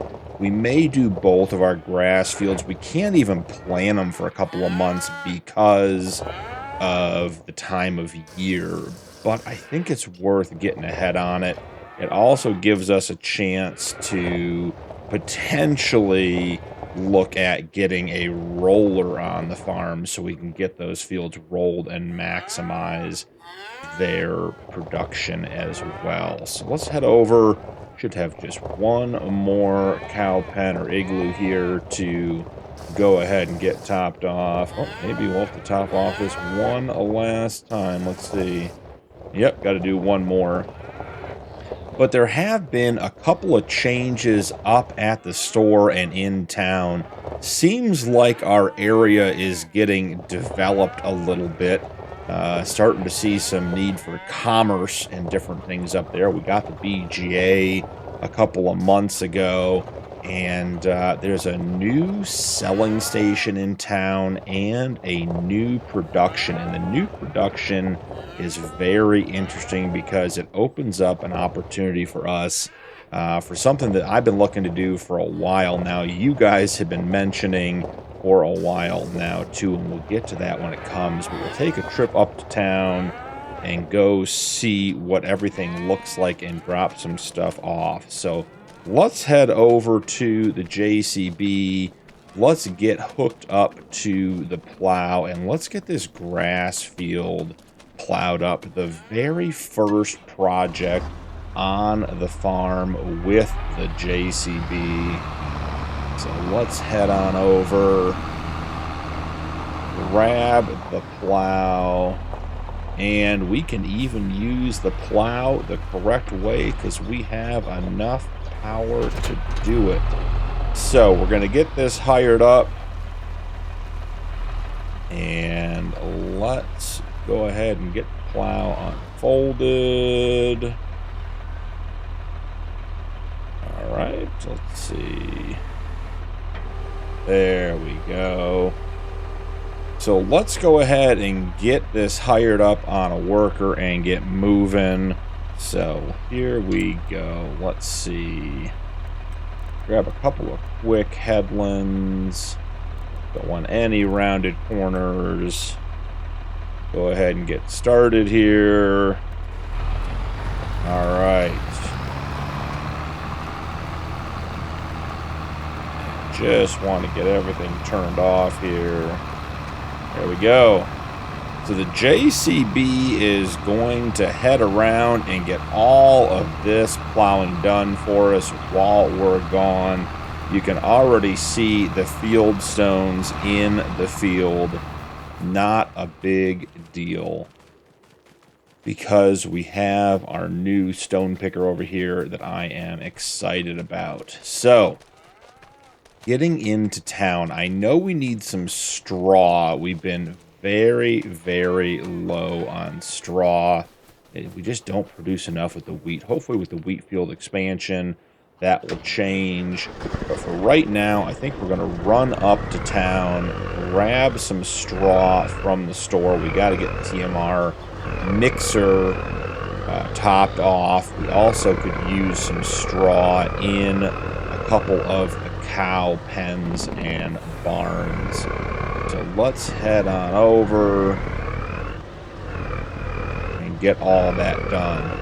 Now, what's interesting, a couple of comments you guys have left me. I did put that sell all station down early on in the series, and that was just there as a catch-all to help it set up and everything else, but I ended up using it because of price and it being pretty good. And a lot of you guys made some good comments about getting it rotated so it could be used better. It's supposed to be used lengthwise. I just dropped it in crosswise because, as I said, it was just going to be a temporary thing, but turned out to be a permanent addition to the playthrough. So I've also, in addition to some of the changes that happened in town, got that change, put an actual road in to be able to access it. So we're getting a little bit of urban sprawl starting to reach out. And as you guys just saw pop in up there, we have a brand new selling station over there. Look at that thing. It is going to be exciting. So, a couple of changes we should talk about on our way through. First off is this selling station. Just wanted to have another place to sell things. This came through.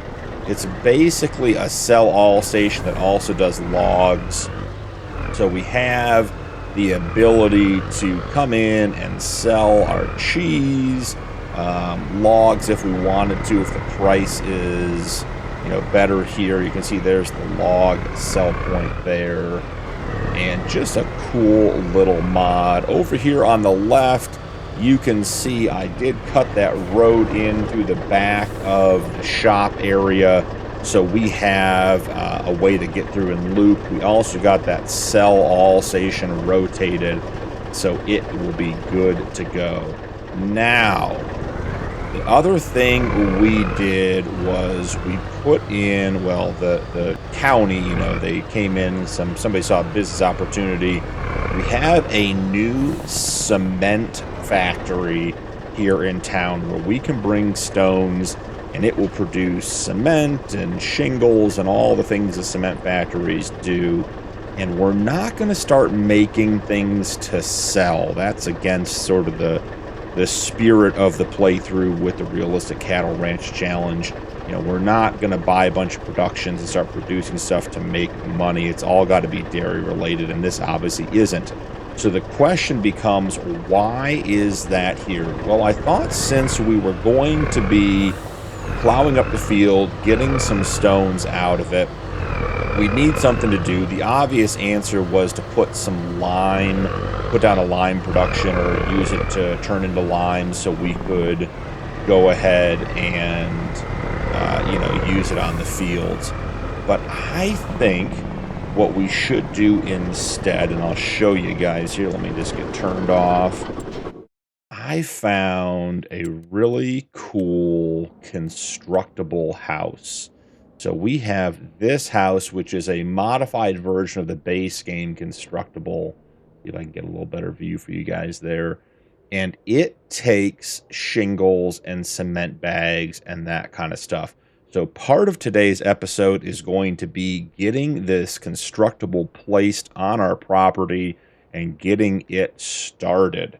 And when the time comes, we will need to have the cement bags and the shingles to get the house built. So that's what we're going to use that for. Now, we're here to buy some, let's see, some bales. Let's head on down here.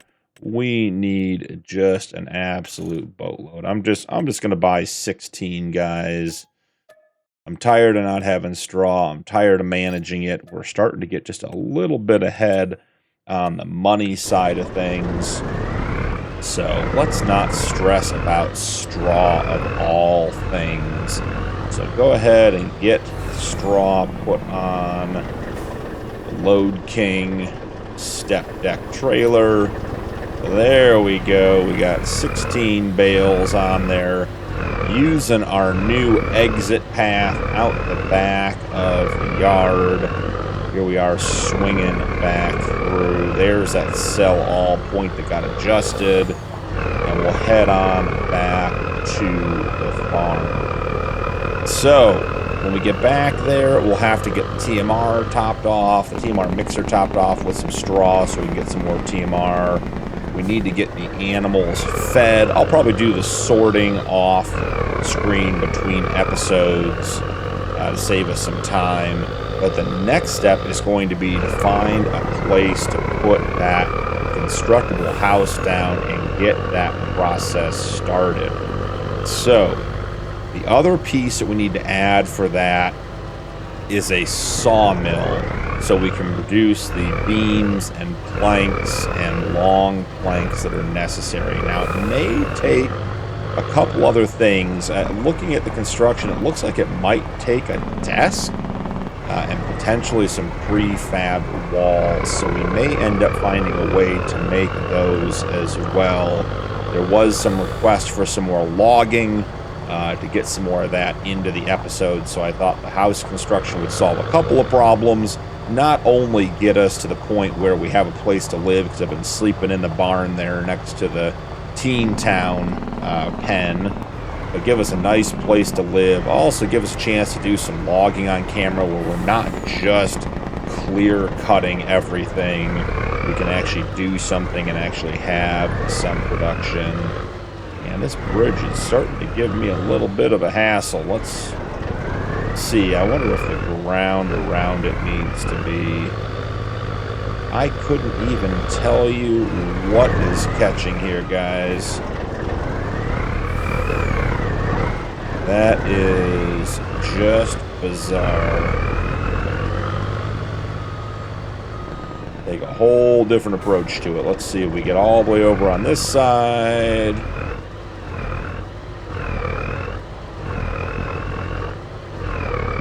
Okay. Couldn't tell you what we're caught on, but we got through it, so that's all that matters. So here we are. I think we're going to want to put a couple of these bales into the shredder to get loaded up for the barns. So let's see. This is a big truck and trailer to get pulled in back here. Ooh. That is a lot. Okay, so let's get that turned off. We'll take the straps off. Run over and check and see how our... And that JCB is making short work of this here. Let's jump up. We can see real quick. Yeah. Just plowing up all that grass for us so we can get the stones picked. That is going really, really well. Super happy to have the JCB on the ranch. So, I think the Fiat is tucked in over here. I brought the milk over to the shed last night. Suppose we could even bring the milk tanker over. We'll need to use that to get the milk moved around. We can get that part out of the way, but for right now, let's say maybe we just run and grab the milk now and have it ready to go. Lots to do in regards to taking care of the cattle, even though it's a slow month for us. Alright. And we'll fill her up. May need a bigger tank for the milk long term. We are producing between like 8 and 12,000, maybe even 13,000 liters of milk a day, which is great news. Get that cheese production going up. Maybe we'll get to some butter and even look at, maybe trying to find something else to do with the milk as well.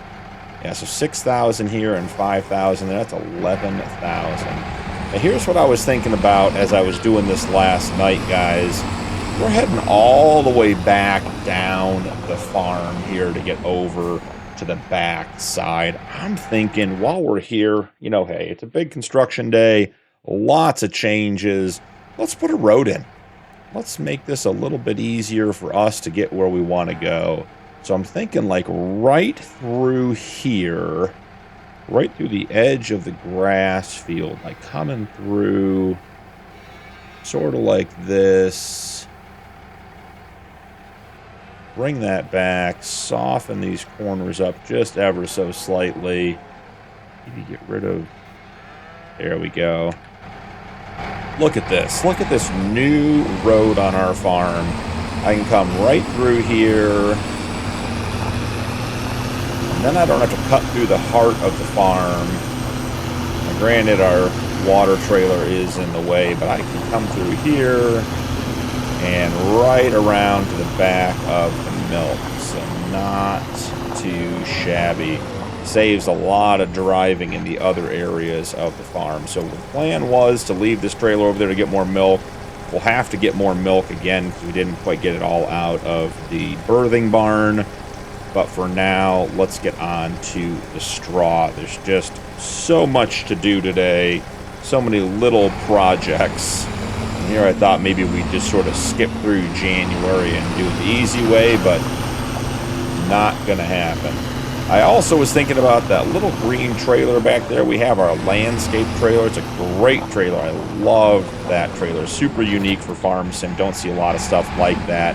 But I am wondering, now that we have the TLX instead of the 7500, if we should get a different trailer or like a different tipper trailer. I'm not sure. Maybe I need to see if that one allows for a fifth wheel hitch, and maybe that is the option to see if we can get that changed up, because I love that trailer. Just not sure how much we're going to use it in its current configuration with a semi-truck. So, getting connected here.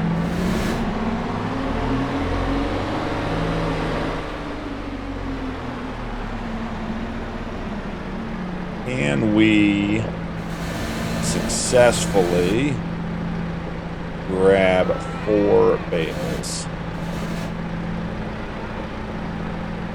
Okay, let's see.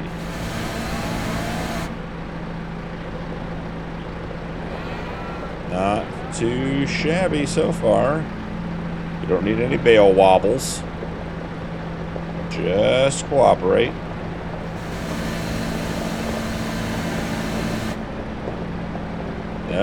No bouncing. No bouncing bales. We want our bales nice and stable.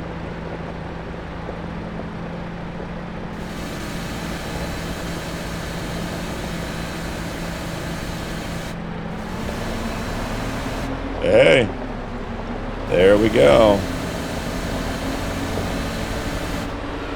Like a pro. All right, we'll leave that here for now. Let's do a quick round of bale shredding. And let's get all that, pushed in. I got some funny comments about blowing straw into the calves' faces in their igloos. It was funny, giving them a little hay shower, so maybe we'll bring a bale around separate for them and won't blast them in the face anymore. But, yeah, no, I think they're tough enough. I think they can handle it.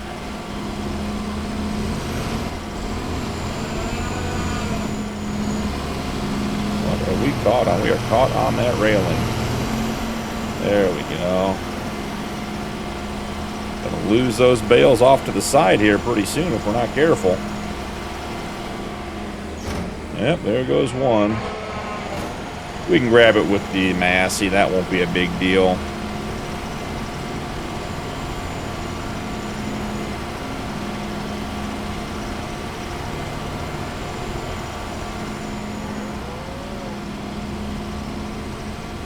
Almost done with that third one. And our second one, and on to the third. This thing has such a huge straw capacity. This barn. Just trying to make sure we keep up with it so we keep getting manure to keep our fields nice and fertilized. Alright, not too shabby. Run back through here. Maybe we just line up with the door. That was a terrible way to line up with the door, I'll tell you that much. Maybe we just line up with the door. We can't because the mixer truck is in there. Yeah, we'll back it up and let the mixer truck out. Alright. Let's grab a couple of more bales off of this.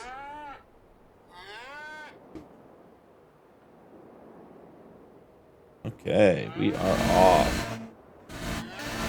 Interesting, I'm not hearing any engine noises out of the Massey today. That is a weird one. Alright, grab these 4.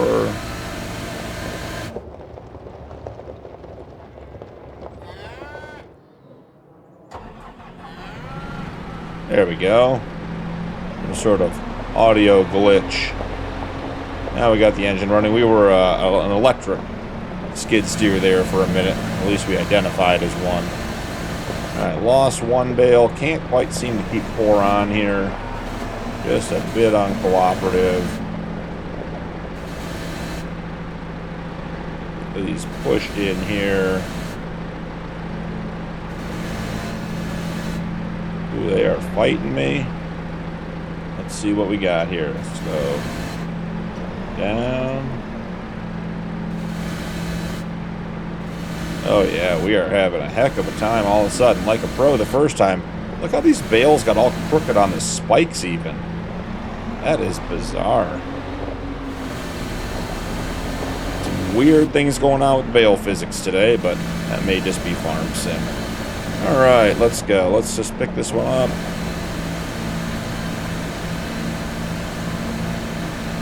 Probably trying to do too much anyways. Can't get this one to tip in. almost wonder if I come down here and just grab these at the bottom-ish. Bring them up. We can just sort of push this one back. That one gonna cooperate, maybe? See what we're doing here.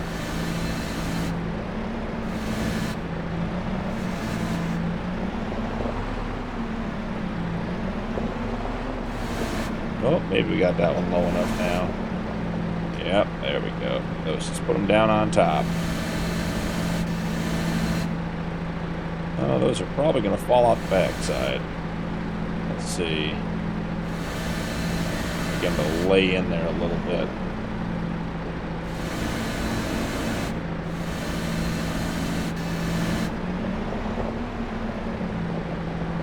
Alright, well, we got 2 in. Maybe. Maybe it'll stay. Maybe they will, maybe they won't. We'll find out soon enough. Alright, so while we have the Massey out, we have a couple of bales here. See if we can't get some straw into pens for the calves. That one topping up? Let's jump out and check and see. How's this one doing for straw? Nope, that one is not topping up.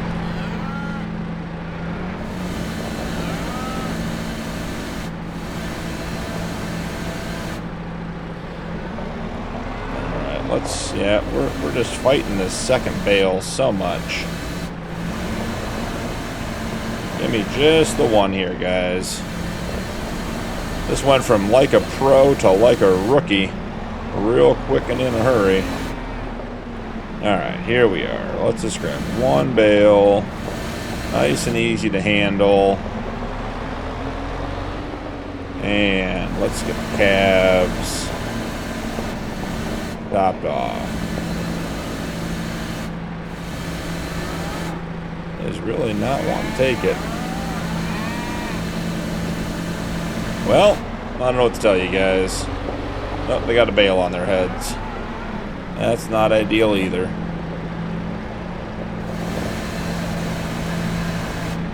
Well, it took it at least, finally.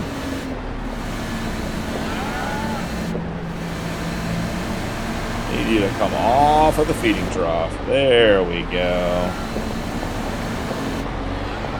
Alright, run down, get these other 2 done. I'll be done messing around with the straw. With the calves, I'll go put a couple of bales into the birthing barn.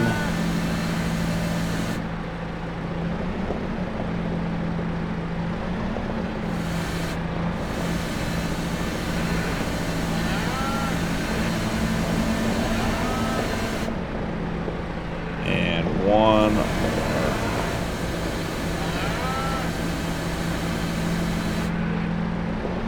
Put the top off.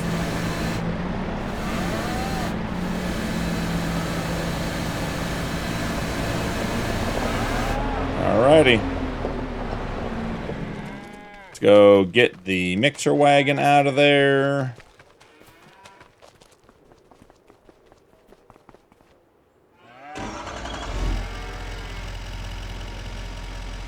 They can only imagine how we got enough to go through here, because they're always hungry in this barn. There's so many animals.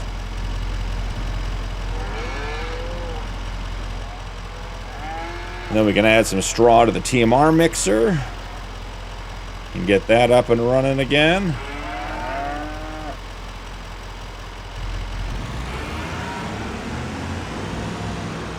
Cows are hungry. And just about done with that load of TMR, all finished.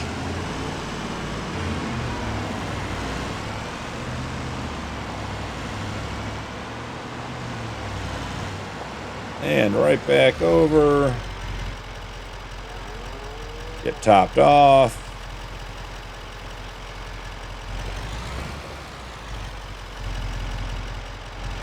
Excellent. We'll park this right here. Actually, you want to know what? we will pull it around the corner a little bit. I think we're going to have the TLX Phoenix to come through here, and that will make it a bit tight. Okay, so get the straw spread. Then we'll get the straw on the TMR mixer.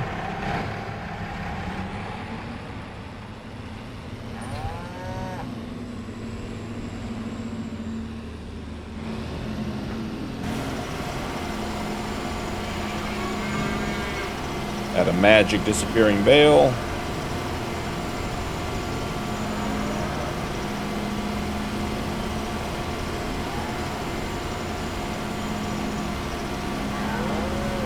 First bale is almost in. Did we lose one? Oh, we lost one. It wasn't disappearing bale. Alright, yeah, the bales have been enough of a problem for one day. This bale's coming with me. Going in the mixer. Or in the blower wagon. There we go. Okay. Second bale going in. Alright, that's all they needed. They are topped off. That is good news. This guy pulled back around to the front. Oh, yep. I totally forgot about the collision with the TMR truck on the back. That is on me, guys. I'll have to get him flipped over. I'll bring the Massey over and get him back to where he needs to be. Been an adventure with equipment today. Alright. So, you know what I might do? I might just cheat this one just a little bit. I can come up here and I can do this, guys. And grab that bale. I don't know why it's all the way back there, but that bale doesn't play well with others, apparently. And let's go ahead and get these dropped off into the mixer. Perfect. This is going to be a heck of a corner to get this guy in and through the barn. You want to know what? We might just, he's got the big Continental tires. He might just need to be on the dirt. Probably better for him anyways. Now this is such a big truck and trailer. Great combo. Love it. Man, is that a bit of a challenge to maneuver around the yard.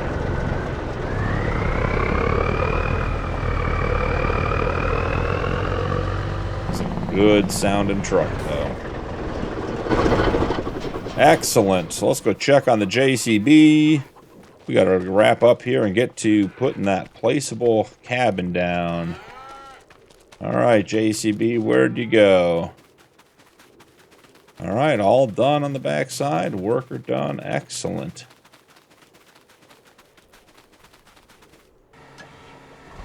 Alright. Gonna be short work of that project. That was a great project for the JCB. Lots of power. Not a problem at all. No stress on the tractor. Now we can get our fields all cleaned up and increase our yield so we're getting more per cut, which is always the better outcome, to get more for the same amount of work rather than continue to expand fields and keep trying to get more and more out of the same fields, or more and more out of the, more bigger fields, more work. All right, so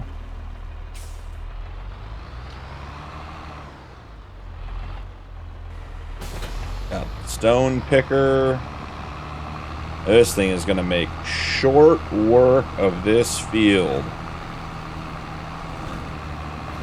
We even get to watch it a little bit, so I think we're going to be over here to put the cabin down. I got a couple ideas of where I want to put it. It'll be right by this field. So here we are. Jump in. Same coursework should be fine. We are off and running. Excellent. Look at that thing go. Just a thing of beauty. All right. So we have to go rescue the mixer truck from the incident that happened. Did we get this? Did we get straw in this one? No, it just didn't take straw at all. I'm having a tough time with the straw today, guys. I'm gonna go ahead and put that down right here. I'll come deal with that in a second. But for now, we're on to rescue the mixer truck. And after that, it will be time to go look at placing that constructible cabin. I am super excited for that. I think it's going to be a really fun project. We'll just work on it a little bit here and there, keep stuff going. Okay, so I'm hoping that we can come over here and get a hook on the underside of the forks. Just pull back. Okay, now get the forks out of the tire. Probably not a good plan, but it is. Woo, it is upright. Back where it needs to be. Great news. Little Massey saved the day again. One of our best pieces of equipment.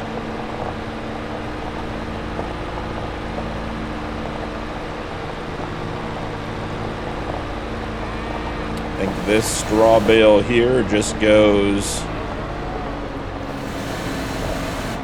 over and in here.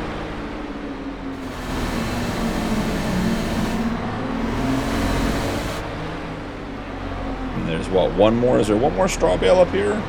Did we lose one? Yeah, there's one right over here on the edge. I'll tuck that one into the shed as well.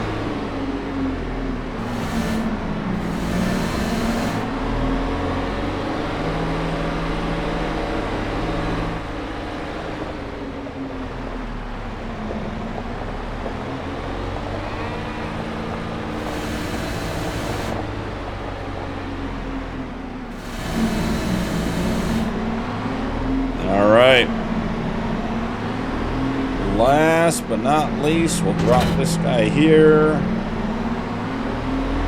And we are headed up to get the house put in, and then we'll call it an episode.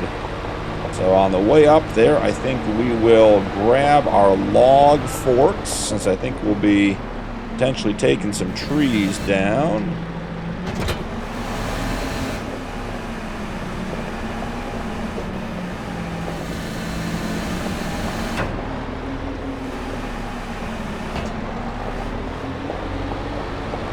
Okay, off we go.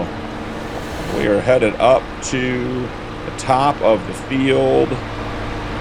JCB, there it is, coming across the top as well. I wanted to put the cabin somewhere where we could enjoy the view. We weren't right on the cow pens for noise purposes, and you know, we're on a cattle ranch, so it's not going to smell great, but also having it right by a manure heap probably wouldn't be the first choice of places to build. So there goes JCB. Look at that, just knocking that whole project out. All right, so jumping out here. So I'm thinking right up here in these trees somewhere, like right in this sort of general area. We can see down to the farm, check on the cows. We're nice in a nice secluded corner of the trees. So let's take a look at getting this dropped.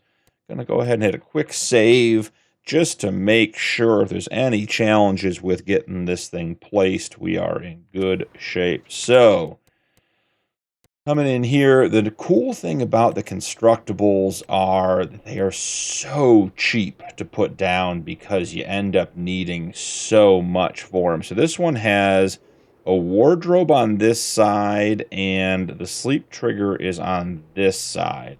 So I think I want the sleep trigger facing downhill a little bit. All right, we're fighting a little bit of the edge of the map here.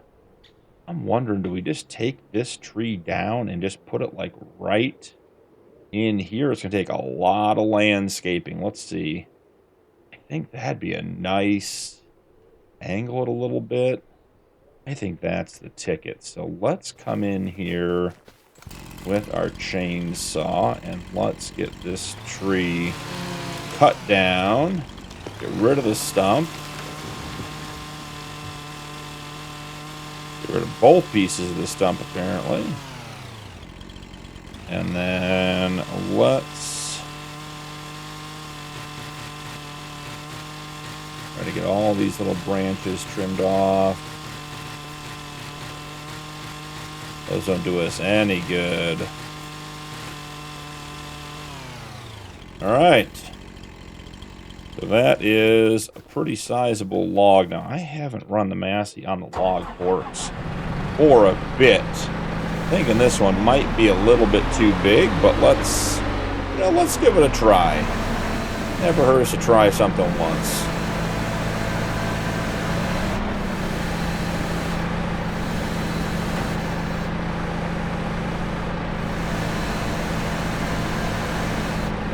Nope, didn't quite get it.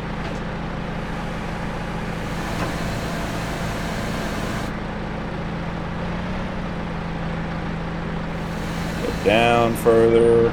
Stay up. And get the grapple closed down underneath it.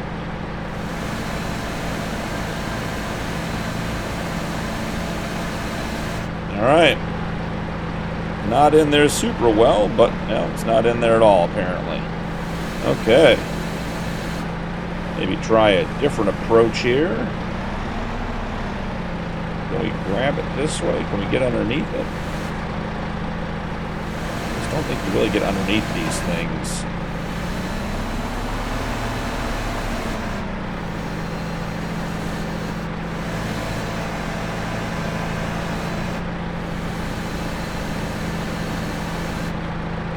Okay, that one seems to have grabbed it better.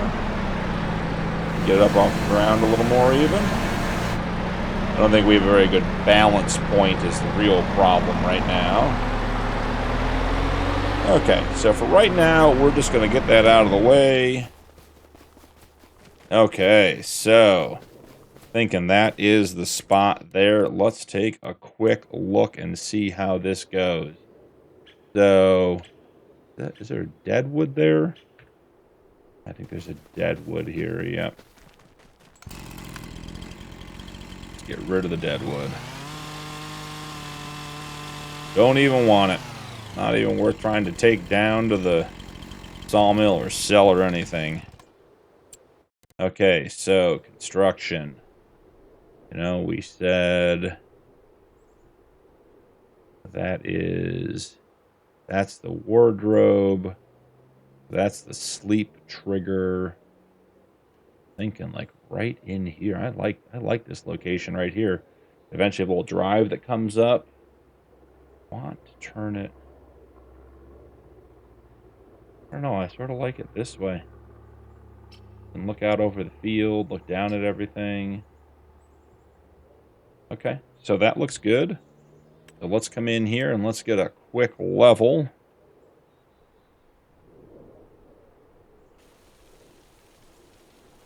Try to get this to be a little bit less of a big dump on the construction side of things.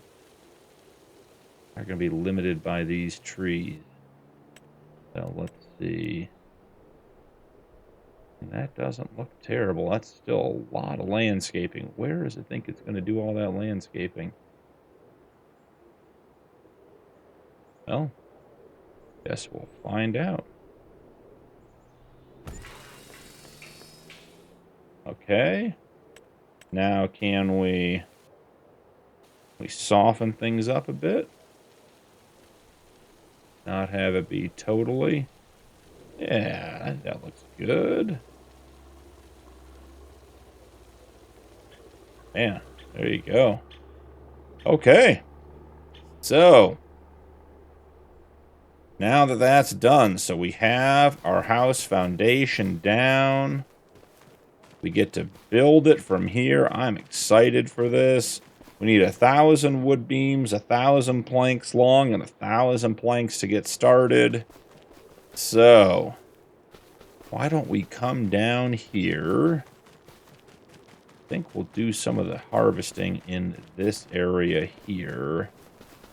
So I think the first step, we're going to drop down a lumber mill to work our wood in the forest where we're cutting it down. So I'm down here, and we are looking at Gaming Joy's lumber mill. It is a fantastic mod. All right, let's get up where we can see what's going on.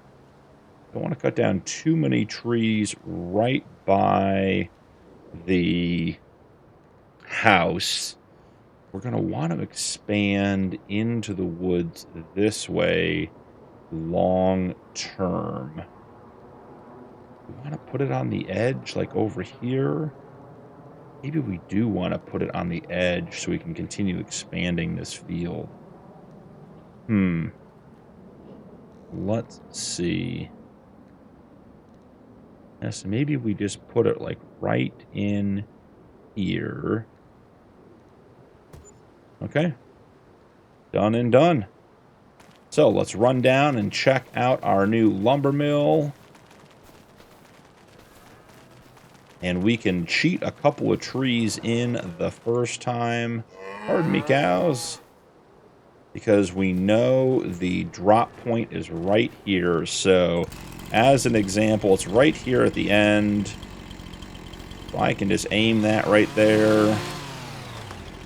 And it should fall. And, yep, there it is. It is in the lumber mill. Get rid of the stump. Okay. So, once again, we're not selling any of these productions. We're not getting into planks and everything else for sale. We're just doing this to build the house. So we need planks and planks long and wood beams. So all of those are... Oh, we don't want selling. Did that wrong. I want to turn those on. All right, so 6,000 liters in there for the first one. I'll cut down one more tree for today, and then we'll probably end up calling that about an episode. Get rid of the stump here.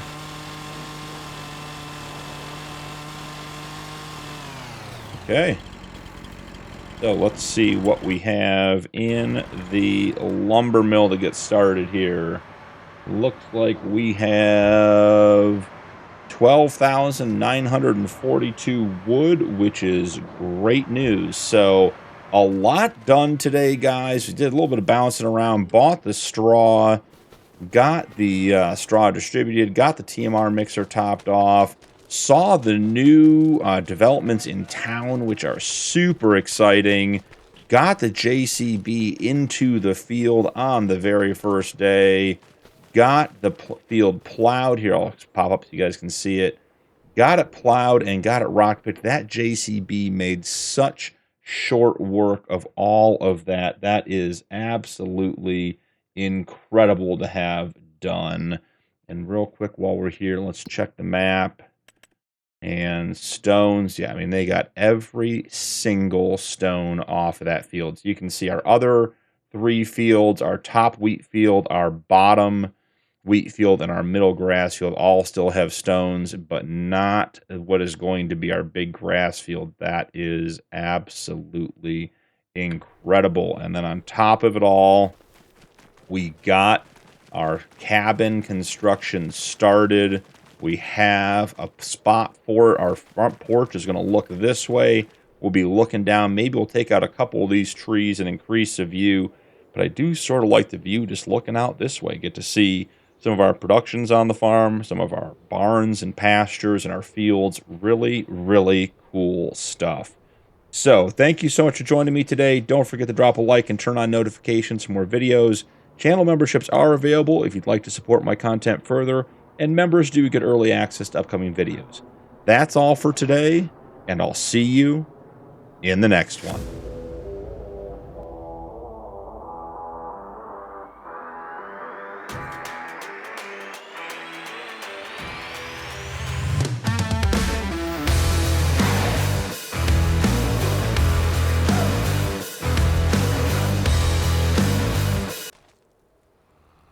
Welcome back to the Realistic Cattle Ranch Challenge on Sunshine Forest.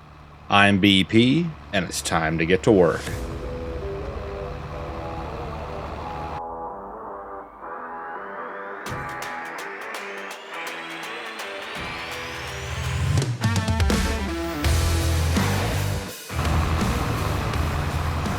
Welcome back to February, guys. The JCB is in our other grass field, getting the work done over there.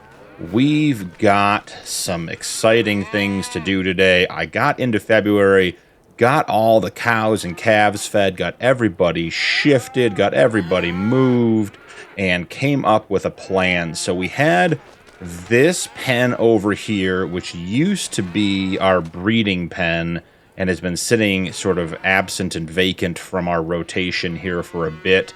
But I have found a number of cows that are pretty old.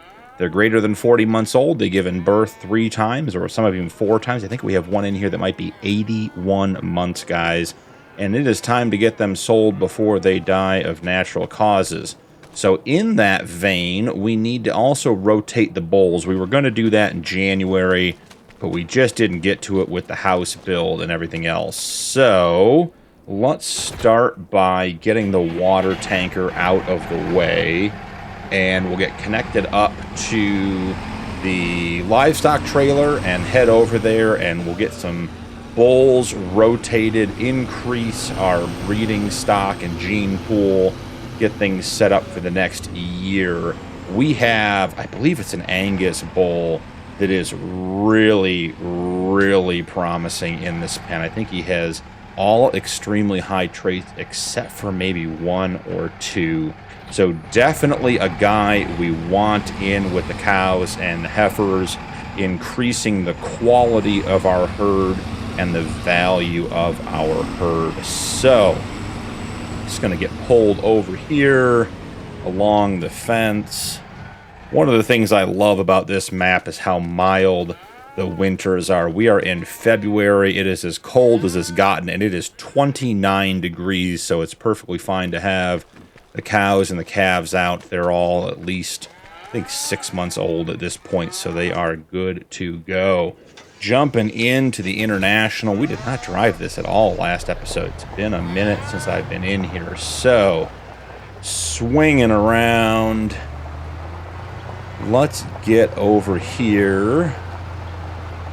And what's interesting is there was an update to the Realistic Livestock mod recently, and it added a number of quality of life fixes and some bug fixes, but it added the ability to castrate your bulls so they can't breed.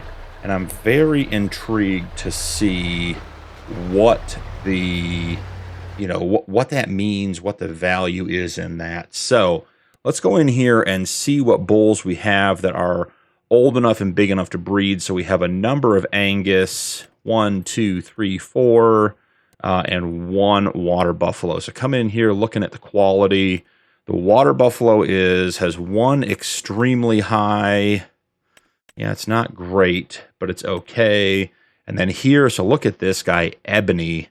He is extremely good overall, extremely high, very high, extremely high, extremely. This guy is the one we want breeding in the other pen. The other ones, okay, high, very high, 1 extremely high, 1 extremely high, very high, several extremely highs. This guy's not a bad one either. So Ben and Ebony are the guys we are looking to get into the mix. Wish we had some Holstein bulls that were of age, or some brown Swiss, or even some Limousin Herefords, but you sort of get what you get here. So we have 4 animals. Okay, so we have those guys loaded up. We're going to run over and head to the breeding barn and see about getting these guys switched out and rotated into the mix. I think maybe we'll pull through the barn, make this turn up here a little bit easier. So here we are. We'll swing it wide and line her up, Should be right here past the ramp. Okay, so we know... So they're only... Did we miss Ebony? Where is Ebony? Okay, let's see. I think we missed Ebony. Okay, let's run back and see if we can find Ebony. That is the bowl we want with all the high quality, so let's grab the old walking stick here. And let's just assume we missed him on the transfer. Guys, give me lots of comments about how I missed using C to move selected and everything else. It has been a journey on this map. There's Ebony. That's the guy we want. Move selected. Perfect. I'll tell you what, it has never... Moving animals has never been more part of the roleplay than it is in this, and it has never been more of just a general challenge either. So, let's see. We might have too many trailers on the trigger. I may have to pull forward. But let's see if we can get Ebony in. Don't think we're going to be able to. So, put the cane out here. And let's pull the trailer up out of the way. Leave that guy there.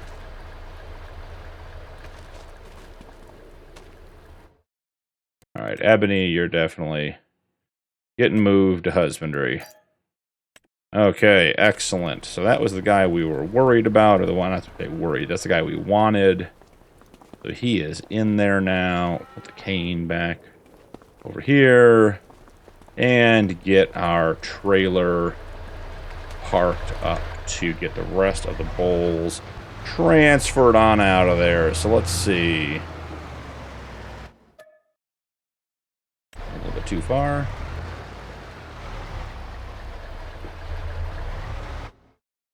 Alright, so we know we wanted to put Ben in. Move selected. Okay, so let's take a look at what bowls we have. So we have several 17 months. I'm sorry, 24 months, 28 months, and 28 months. Let's check the quality of these animals. Very good, very high, extremely high, very high. So I think we keep Godfrey and get rid of the other two just to mix it up. So here we go. We're keeping Godfrey. Move selected to trailer. Yep. Okay, then we come in here and let's look at the Holstein bowls. We have one. This is a very, very good bowl. I put him in here so he didn't get lost. I remember this now. He'll be ready to breed next month. He is as good as Ebony, so we're going to keep him in there. As far as Angus bulls, we've got a whole bunch. So there's Ben and Ebony, who we just put in. Tiny Frank, Illusion, and Ishtar. They can all come out. They've done their job. Let's see. 19 months, 21 months. Yeah, they've been in there for a while. Move selected. Great. We got to be getting close to having a full trailer here. So let's double check. Okay, so limousine. We have one limousine bull. He's 20 months. He's very good. We'll leave him in there. No Hereford bulls. And then the water buffalo, we just put Fred in, right? Okay, so Trooper knows when we just put in. Fred is incredible. He's 22 months. He's going to have to come out. Right now, everyone is getting pregnant, so that is good news.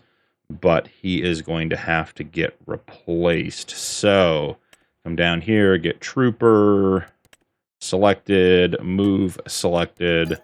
Okay, so we have all of the bulls out. We're going to need more bulls next year for sure. Really need to get one more water buffalo bull. It is a case where water buffalo do not cross over with the rest of the cows, bovine breeds. So if that guy comes in contact with one of his offspring, he will not be able to breed with them, which will cause us to lose potential income and milk. So want to keep that going. We have multiple other bulls from the other breeds, and they will crossbreed as far as I can tell. So like a Holstein bull will breed with a limousine cow if need be. Okay, so we have 9 of 9 in the trailer. We are completely full, so we didn't need to stop here. Got to run this guy up to the shop. Before we do that, let's grab the stone picker and get the stone picking done real quick. We might even do that manually just because it's not a very big field. So grab the JCB. Go ahead and get that up. Once again, light work for the JCB.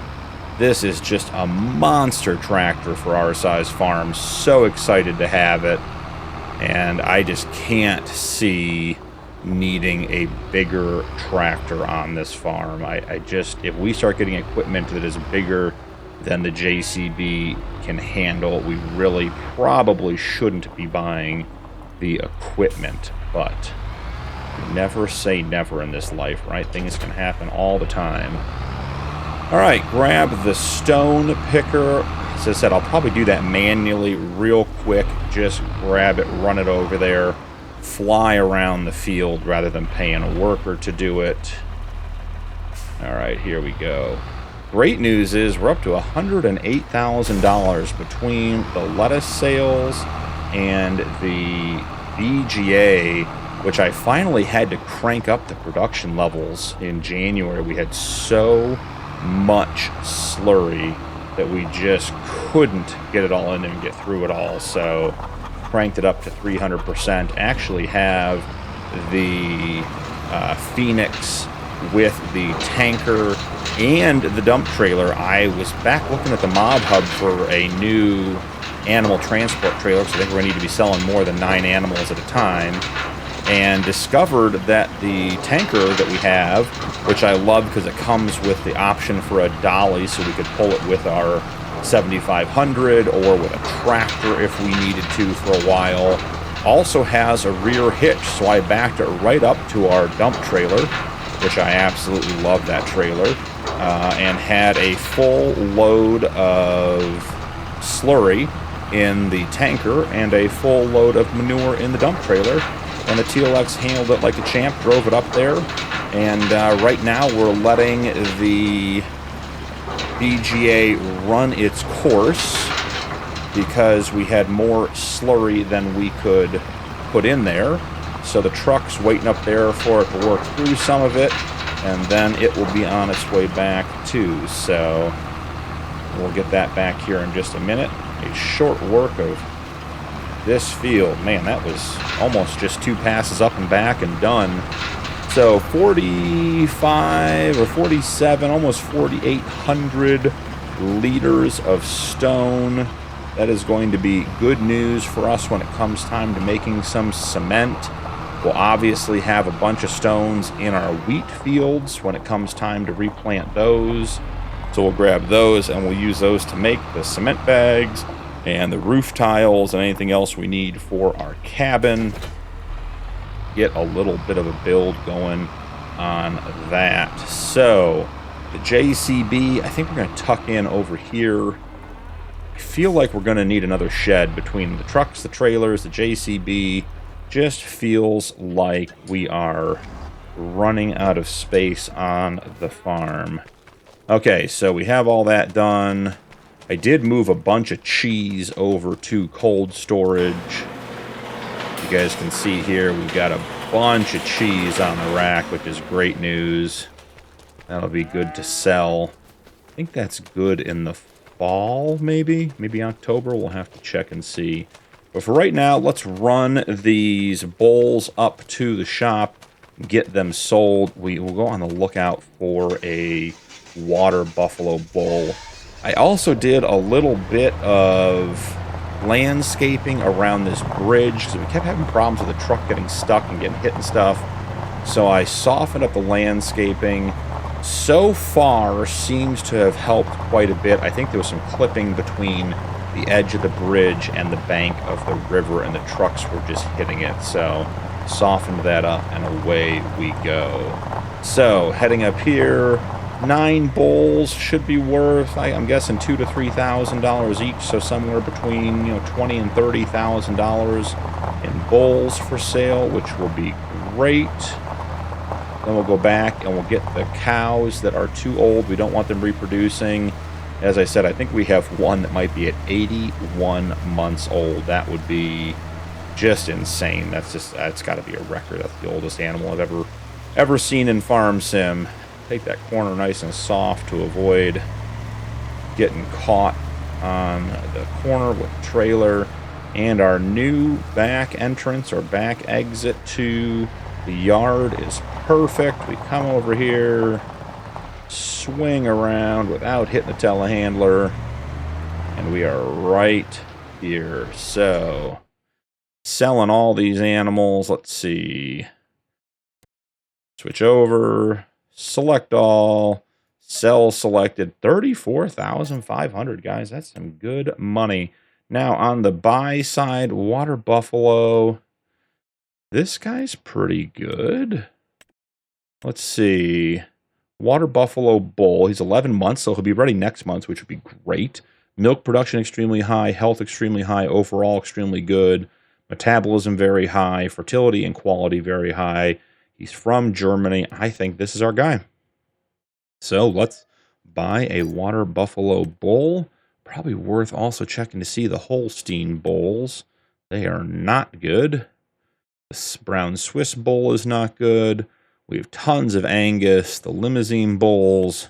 Ooh, they are not good. Hereford Bulls. They are not good. So we got the one good animal out of this whole thing. There he is. We'll head on back and get him to the farm. So after we get back, I'm going to run up here and sell the cows. We'll get them loaded. And then I want to, there you can see the TLX. Look at that. Look at that setup right there. I think that might just be perfect for the thumbnail for today. So I'll be right back with you guys in one sec. Alright, got that pick taken. I think it's going to be a good one. Heading back to the farm with our Water Buffalo Bull. One other thing I wanted to share with you guys. Been trying to do some mod organization for my playthroughs. I get a fair amount of questions about what mods I use, and I haven't really found a good way to share that other than trying to take screenshots of my mod folder and throwing it in Discord for you guys. But I have been trying to clean my mod folders up. And to that end, I spent a bunch of time separating out my mod folders so I have one for each playthrough, so I don't have 500 to 700 mods installed at a time, which makes it impossible to share with you guys, and also doesn't help with the efficient running of the game.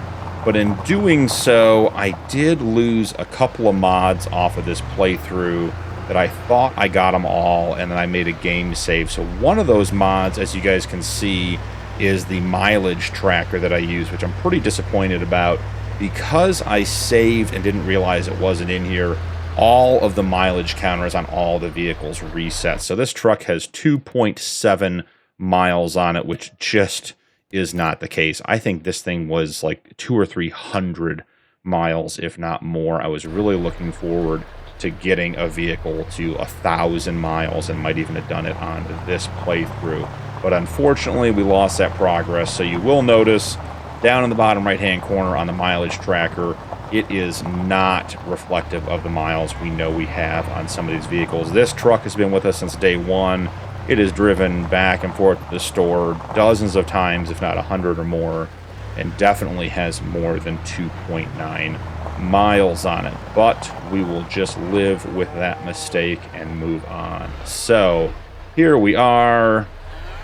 Let's go ahead and get the trailer in place. Now, let's see. So, Loud Bossy, 52 months. Sleepy Peach, 70 months. Light, 52. Sporty Vanity, guys, 82 months old. And then Wild Eye is 41. So, once they come out of the birthing barn over 40 months, we're going to consider selling them. May not be a hard and fast rule, but we're going to go ahead and try to keep the herd fresh that way. So I'm going to run these guys up and get these guys sold. When I come back, we've got a little bit of work to do on our cabin, have some supplies to get delivered, and then we have one more big thing that I'm excited to get done before the end of the episode. So I'll see you guys in a minute. Just getting back from the shop. We sold those cows. Got just under $15,000, so almost $50,000 in sold cattle today. Did get the rest of the slurry added to the BGA. Gonna go ahead and drop the triaxle here. Get our dump trailer detached. Run our tanker over to the barn and get it parked up. And then we're gonna run down and grab the products from our sawmill, because I think that's what we need for our cabin build for the first step.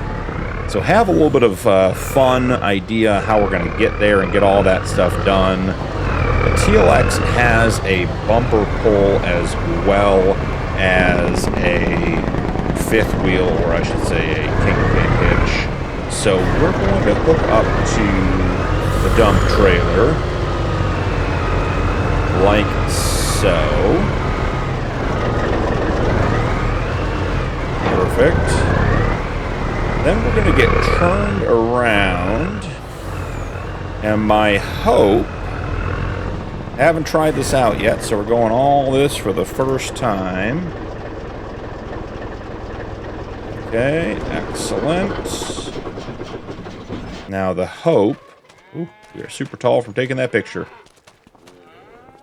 My hope is that we come in here, let's grab the forks.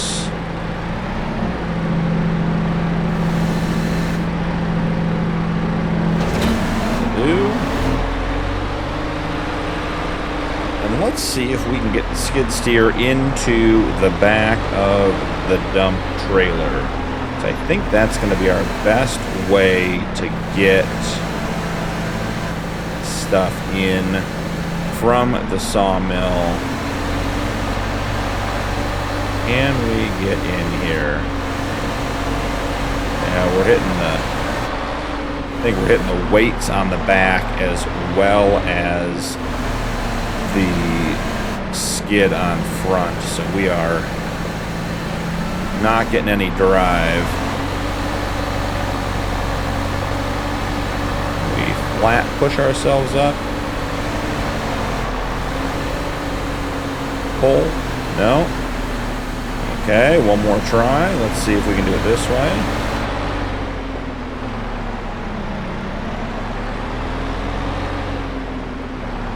Thought this trailer might have ramps. Need to check and see if it does. Maybe the better way to do this. Yeah, I think the weight's just going to hit and go under. Alright, so let's check real quick and see if this thing can have ramps. It'd be fun to have it in there. Let's see. Tall box. Wheel setup. Boards extension. No, it doesn't have any ramps. So that is disappointing. Well, there is and has been some discussion about getting a ramp to load everything. And we're going to need some way to transfer the rocks from the picker into the dump trailer. So maybe, just maybe, it's time we put in a ramp somewhere. Let's see, where is a nice, generally flat area that we could do this? We could do a little something over here. Okay, bear with me here for a second. Let's see what happens here. Nope, don't want to go to farmland. That's not going to get us what we want. Construction. Under tools, I always forget if it's tools or collectibles. Okay, so $900 for the ramp. That's no big deal. Thinking like if we got the ramp right here. Okay, now let's just go ahead and just, you know, make all this nice and work for everything. And then you guys can stop yelling at me for loading stuff without a ramp. Okay, so far, so good. Now, bear with me, guys. Here's where the magic happens, if it's going to work out. So we grab the TLX. Doors are open. True test of my driving skill, which probably is not adequate for this task, but we're going to give it the old college try. We come in here, and if we get lined up appropriately...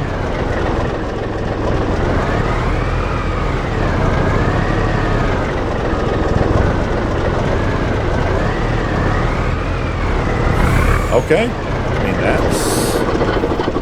that is up against the ramp. Now, you know what's going to happen. We'll go Dukes of Hazzard style here with the Massey. Maybe we'll be a little more careful than that, but see if we can't get up in there and make this happen. Oh yeah, here we go. This looks promising, guys. I love when a crazy idea comes together. Now let's... We don't tip too far forward. Oh, guys, that was absolute brilliance. Okay, so here we are. Turned on. Let's undo the straps. Let's strap the trailer down. Not sure we want the cover on.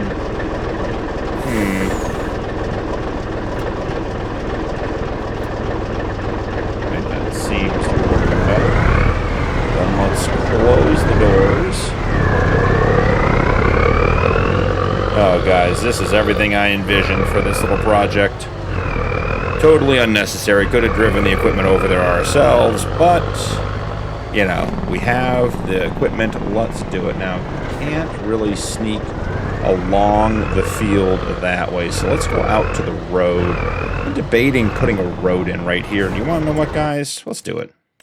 Real quick, while we're sitting here, let's grab some gravel.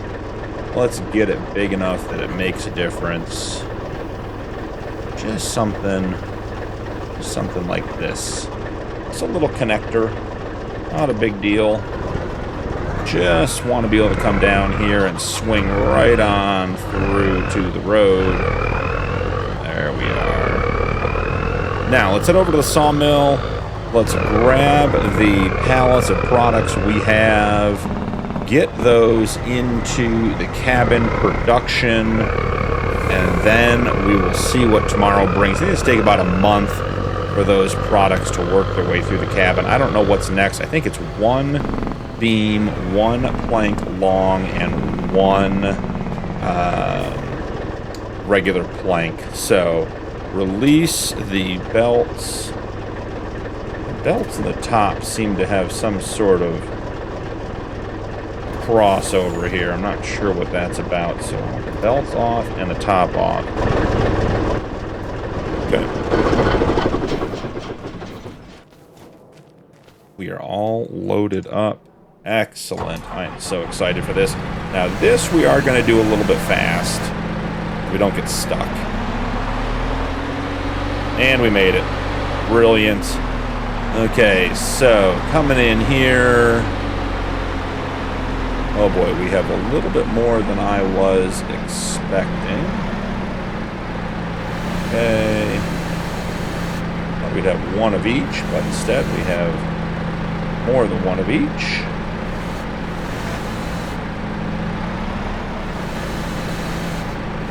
That pallet doesn't seem to want to exist.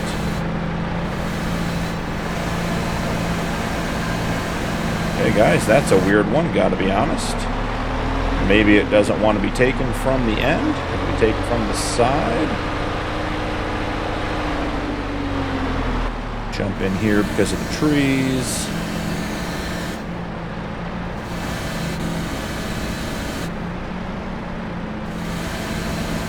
Okay, yeah, I mean, wasn't a problem when we took it from the side, but it did not like coming in from the end. Maybe my forks are too wide, need some adjustable forks or something.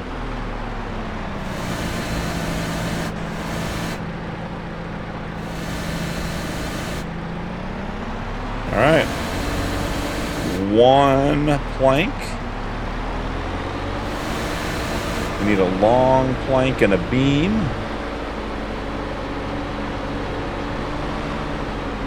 We'll leave the rest here. Like I said, we're not looking to make money. We're not starting a wood production for the purposes of making any money. So we're just going to leave the rest here and see how many more trees we need to cut down and put in there. Now, let's see. Can we, try to angle this in? I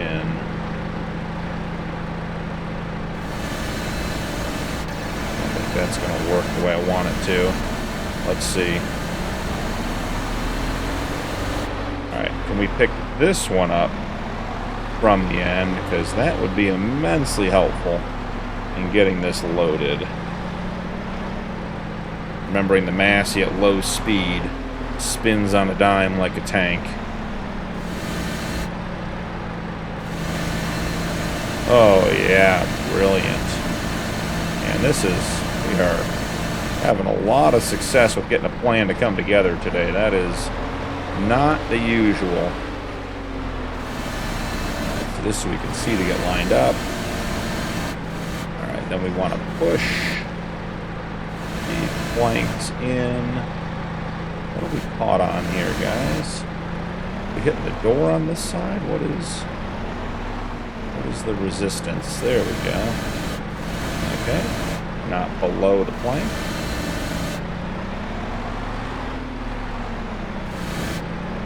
Alright, we have a plank and a beam in there. Now we need a long plank.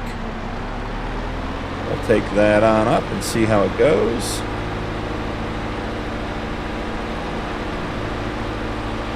See if we can pick this one up from the end. This is the way I'd like to load these to begin with.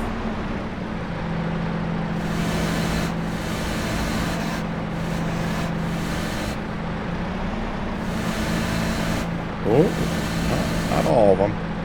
Just this one.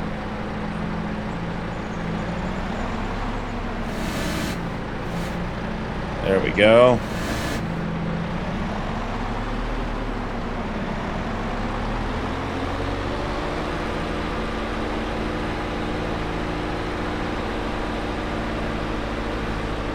Building our cabin, 1 pallet of wood at a time.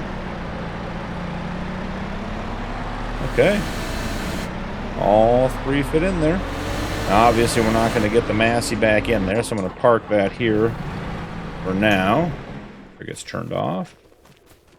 We'll run the TLX back up there. So let's see. All set and done. Okay, there are the straps. Get the door closed. Let's not hit the Massey, which did such a good job for us.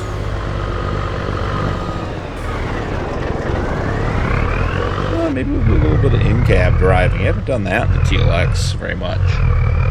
So running this guy up to the cabin build.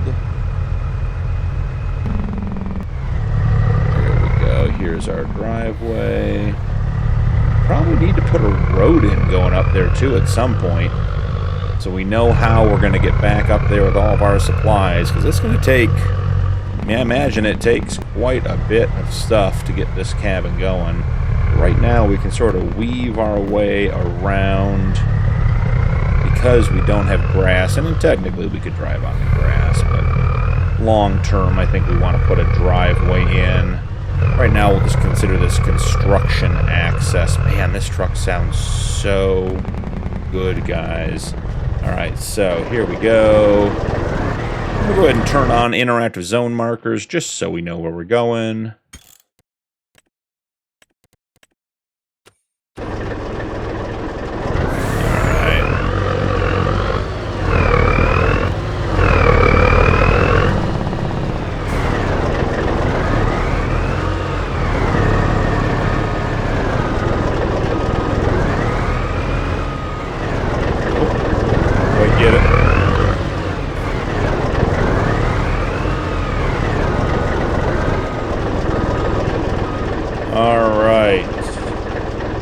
So now if we reduce the straps, okay, it took it.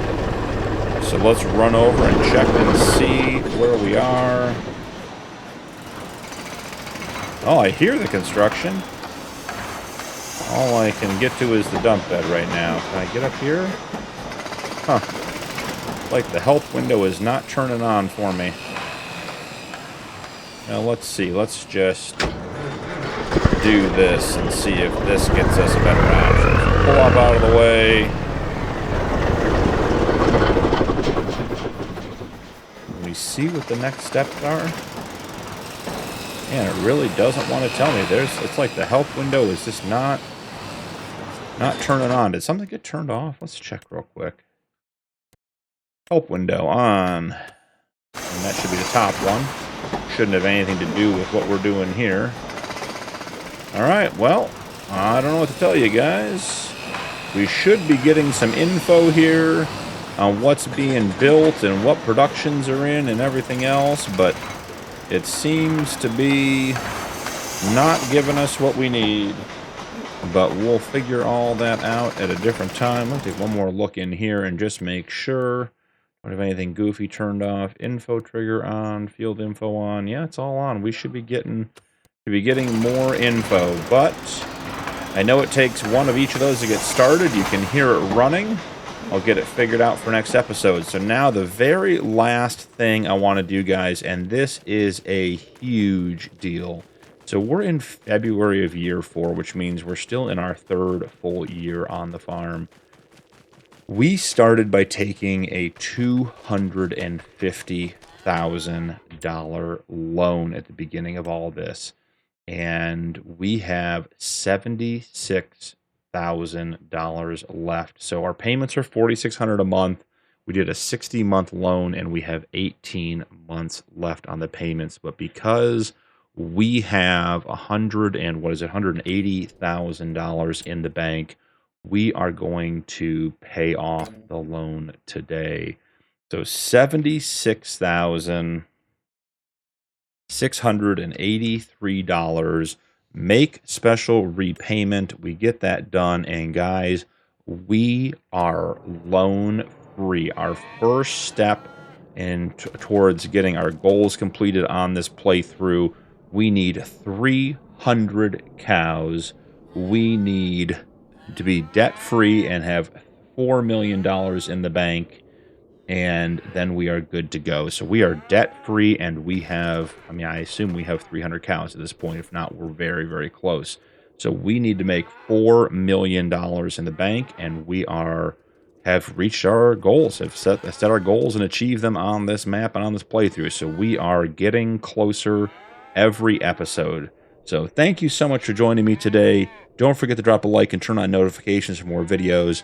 Channel memberships are available if you'd like to support my content further, and members do get early access to upcoming videos. That's all for today, and I'll see you in the next one.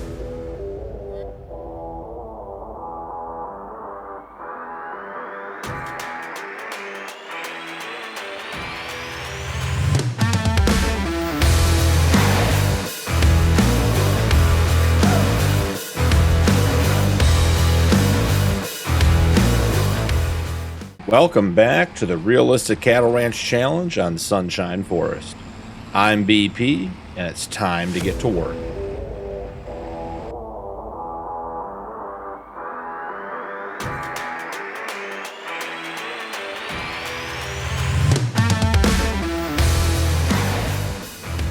Well, guys, couple of big updates coming into March. First and foremost, we have a new larger water tank. It is from the LSFM mod pack, and the reason we have a new water tank is, if you guys remember the end of last episode, we were having some problems with the constructible cabin and not being able to see what we need to put in it, and I spent quite a bit of time tracking down the mod conflict. And it had something to do with this tractor and this trailer, which doesn't make a lot of sense. But in the end, I had to sell our old tankers and just rebuy them and all of a sudden the preview information was coming back up. So in having to replace them, I thought to myself, well, we're having to go through the barns twice to get all the milk. So what if we upgrade the milk tanker to hold more water? So that went to the twin axle, which is what this one was. And then I thought, well, if we're going to have 2 of those on the farm, that's not very exciting. So why don't we go with the next size up for our water tanker when we replace it and check out some new equipment. So we have this, and as you can see, 2 other updates. One, we have a shed for our trailers over there. Got a little rusty metal shed there where we've been just sort of dumping the trailers and the TLX out of the way. So they are now at least under cover, which is nice. And then back behind the dairy is the new double axle milk tanker. So we can go around and hopefully get all of our milk in one go. So we did make it into March. I have done the shift for all the animals. And as you guys can see, we have calves in every hut. We are almost at capacity for calves, and technically we have a few calves over in the bullpen that just went directly over there. So realistically, we probably have more calves than we can hold, but we did just sort of make it work with the bulls going to the other side. So that's the update on the calves and the shift. We had a lot of pregnant animals. I think we moved 21 cows and calves out of the birthing barn this morning. So we are just getting to be at capacity here, which is great news. So those are the updates for today. I do want to run up and check out the constructible cabin real quick and just show that to you guys now that we have the preview menu here. You can see where it says Teen Town down in the bottom right corner. That's the preview we were missing last episode. I don't know why it stopped working. I don't know why selling the trailers and buying them back fixed it, but that's what it was. So that's what we got done. So here we are up at our constructible cabin, and as you can see, we completed stage 1 overnight, which was the 1 plank, the 1 long plank, and the 1 beam. And now we need 1 wood beam, 2 planks long, and 5 cement bags. So we need to get some of those stones up to the cement factory and get those put in, which also is going to involve getting water up there because the cement factory takes water to make the products. So let's finish getting the watering done. Let's grab the milk tanker and get that added to the dairy so we keep our cheese production up and running. And then we will start shifting the couple of cows that need to be sold this month. We still have to go to the BGA, all the usual activities. I'm going to try to make sure we get this hut. This one tends to be hard to get with the multiple triggers. That one might be full, which would be great news. Come in here. Yeah, see, I think it's dumping into the greenhouse, which is fine. The greenhouse needs to be topped off too. Just want to make sure we're good to go. So 77.4. Yeah, the other one's full. This one's going to be full here. Loving the higher capacity water tanker, making these stops a lot easier to get everyone topped off in the morning. All right, let's see if we can hit these 2 coming across the front. Yep, got the first one. And the second one. We might just tuck this tanker in over here for now and come back and use it as needed to top off some of the cows and the calves' water. So, our new to us milk tanker, this is the same tanker we had before for water, the double axle, higher capacity, hoping that means we only have to make 1 trip around the yard to get all of our cow milk collected and into the dairy. Obviously, we'd have to do a second trip for buffalo milk, but that's okay. Look at that tanker. Such a sharp looking setup. Love this mod. So coming through here, we'll zip down through the barn, grab the milk, and from this angle we might even be able to use the gauge on the back and check it out as it fills. Let's see if we can get in here tight enough. There we go, opened up. So here's the gauge. We'll put the 8,000 liters of milk in, and you can see, look at that gauge filling up. It'll go right up to 8,000 liters. Perfect. That is why we love this mod. Lots of little details. The twin axle is a little bit heavier to pull and harder to turn. The single axle we can zip in and out of the barns, but like I said, we have so much more milk these days. It'd be nice to be able to do this all in one go. Yep, and look at that. I think it's all going to fit, guys. Yep, 13,000. Our other tanker was like 10 or maybe 12,000 capacity. So we're good to go. I got to get some manure out of that heap. That one is looking full. I think we're going to use our ramp today to get the stones into the trailer, take up to the production to get the cement bags going. We can deliver the beams and the planks today if we want to, but I don't think it'll start producing or start progressing the construction until it has everything it needs. So get the milk in there, all set and good to go.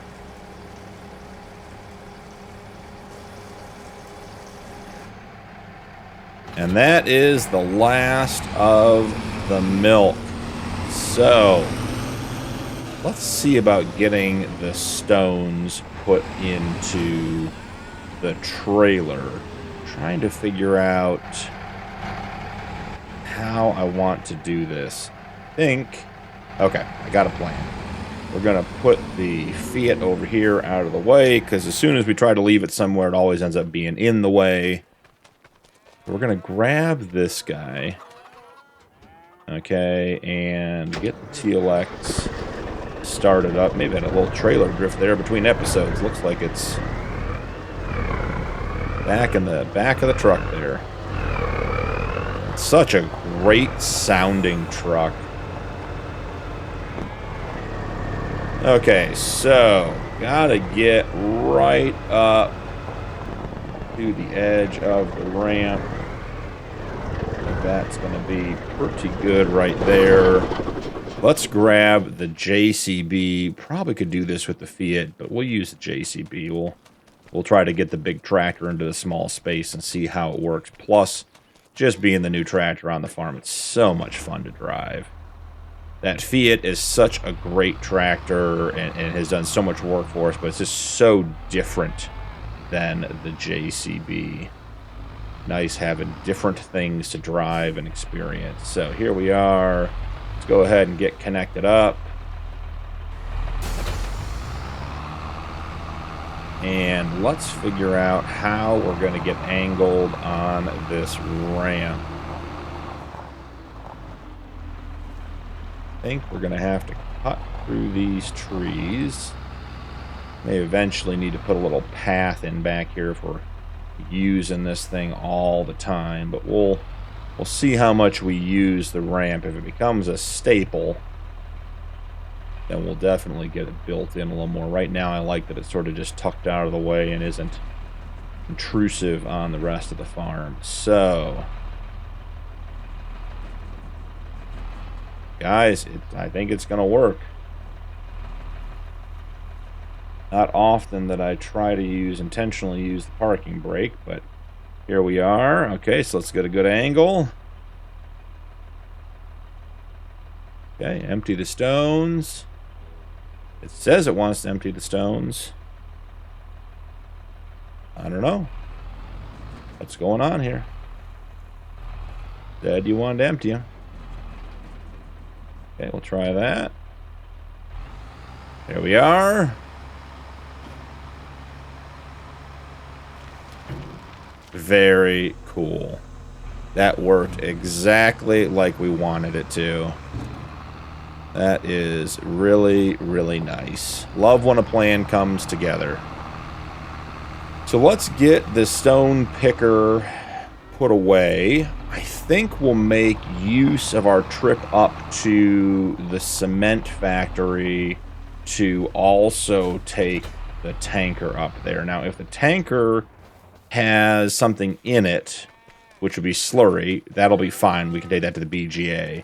If the tanker doesn't, maybe we fill it with water and we go up there with a run of water and stones to try to get everything set up and taken care of at once. 4,700 liters of stones from our fields. Not sure that's going to be enough to make 5,000 liters of cement bags. So we'll have to go up there and check and see, maybe buying some stones to get that done, but that won't be a big deal either. So, do we have slurry in here? We don't. Okay, guys, so we can do this all in one trip. We'll come over here. We'll go grab the stone trailer.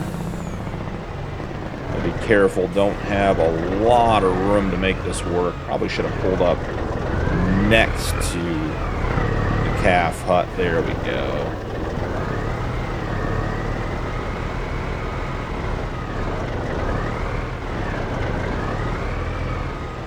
Okay, so we got this all set up. Got a swing wide in our small yard. Our big truck. And let's jump over to the tanker and let that fill up with water. That is filling up quick. That is good news. Loving our new little trailer, I don't know, cover over here. We get to park everything in. Sort of substantiates that area a little bit, which is nice. It had been sort of a catch-all area, just dropping stuff, and now it's out of the sun and out of the elements, so taking better care of our equipment. So here we are. We got the tanker. We got the dump bed to get our stones up there. We'll go up and start. Well, there we still had another collision, even after softening the ground underneath the bridge. Oh well. And we have our stones to go up there and get our cement bags done. And we will, after that, have to run up with our silage, our manure and our slurry. And then we have a couple of cows to sell this month that aged out of the breeding pool. So we'll check and see, you know, if we want to bring them up today or maybe wait and bring up a couple more. But I think it's probably worth bringing everyone up there today and getting that over with. There goes the train. Really enjoyed putting that bridge in and having this shortcut. Makes the drive up here it takes about half as long as going all the way down to the peat farm down on the other side and coming back up. So let's swing through this corner. Grab some low gears here, the truck working. Alright, so we have not been to the cement factory yet, so let's check out how this is going to work. The idea is the inputs go along the side of the building right here. So we should be getting the trigger. Oh, we're on the wrong. We went back to the dump trailer. Got it. Thinking we should have. Okay, so let's get the water dumped.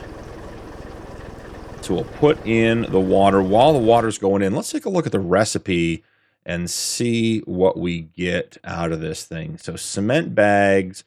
It's 100 stones and 50 water makes 60 cement bags. So guys, we are way, way short on stones.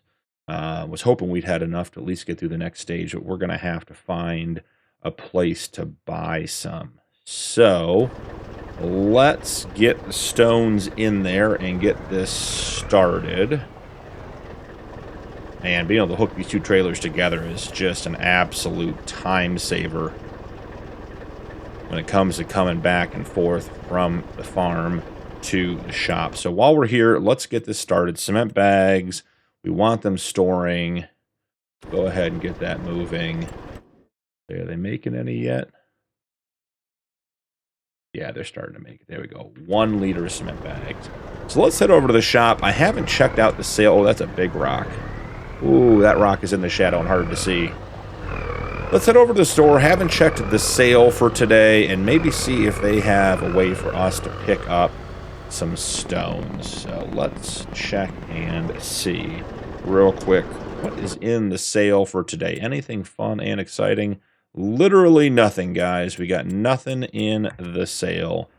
So I think we'll drop a buy station up here where we can buy some supplies. So let's see. Is it under containers? Yeah, I like these. Free husbandry, liquid fill station, bulk fill station. We don't want free. Okay, so we want the green one. Does this one sell us rocks? It sells lime, it sells mineral feed, carrots. Yep, it sells stones. Okay, so I have a nice green one here. I think we put it in right by the shop. Maybe we'll give it a little bit of distance. How do we want to do this? Let's see. I like snapping on just a little bit more so we can actually swing underneath it. Okay. Perfect. Hey, it's green like our truck. Or like our trailers. Perfect. So, I'm thinking 10,000 liters of stone ought to be about enough.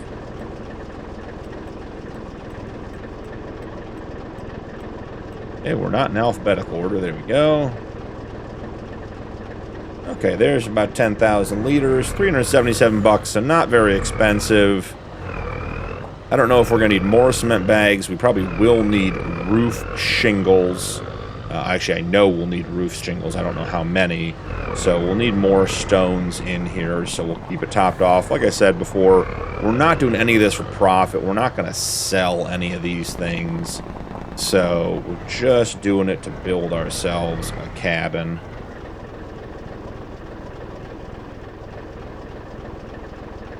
And I guess while we're here, if we're going to add, if we know we're going to need roof plates and we're adding it, so the roof plates is 150 to 60 as well. So all these are 100 stone, 50 water, make 60 of whatever they're going to make.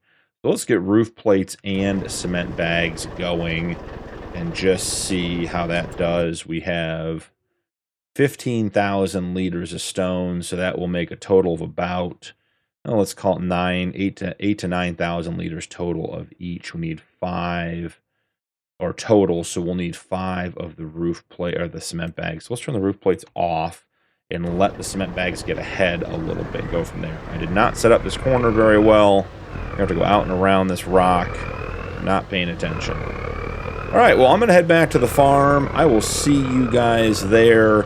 We've got a BGA run to make. We've got a couple of cows to sell. And we have, we need to get some hay into the breeding barn. I've been topping it off a little bit every day, but we have like 50 bales of hay.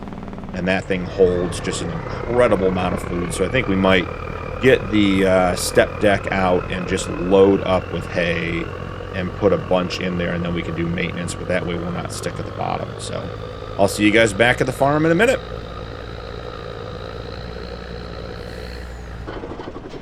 I came back to the farm and was just getting ready to fill up the slurry and the manure, and remembered, guys, we're in March. We have to get the grass planted. So the beauty of having 2 tractors on the farm is we've got the Fiat in the small field putting some grass down, and the JCB was working in the background. I think it just went out of range, but it is putting grass down in the big field. So we're getting all of our new grass put in with our new fields without the stones in them. Does mean we're going to need to pick up a roller today. So maybe since we have the tipper trailer on the back of this, we'll run up to the store and see if we can find a roller that we like and bring that back with us to make sure the grass fields get rolled. They probably may also need some lime which we should be able to do. Won't be a big deal, but we'll have to see what's up at the store. I wish there was anything in our sale today. A little bit weird there's nothing in the sale, but hey, we'll figure it out. But we'll grab a roller and come on back and get all of that done. So now we got to get the BGA fed. That is our stable, steady money maker here on the farm. May need a bigger trailer than this. I think the capacity of the BGA is 100,000 liters of each. So we have the upgraded tanker that holds 100,000 liters, so we can actually get a full load up there if we need to. But the trailer only holds 45,000 liters, so we're coming up a little bit short on the manure we could be selling. Now, we do have to be a little bit careful because we sell too much manure to the BGA or deliver too much to the BGA, we will end up without our fertilizer, which is, you know, what we use to put on our fields. So we want to make sure we don't end up in that situation. But right now, I think we have several thousand liters of manure laying around. So let's check and see here. BGA. All right, slurry is 100,000 and manure is also, yeah, everything's 100,000 liter capacity. So we need a trailer eventually that is going to hold 100,000 liters so we can get a full trip up here. Glad for the setup we have, though, being able to get everything up here, take one trip. And like I said, this is our sort of stable money maker in the background.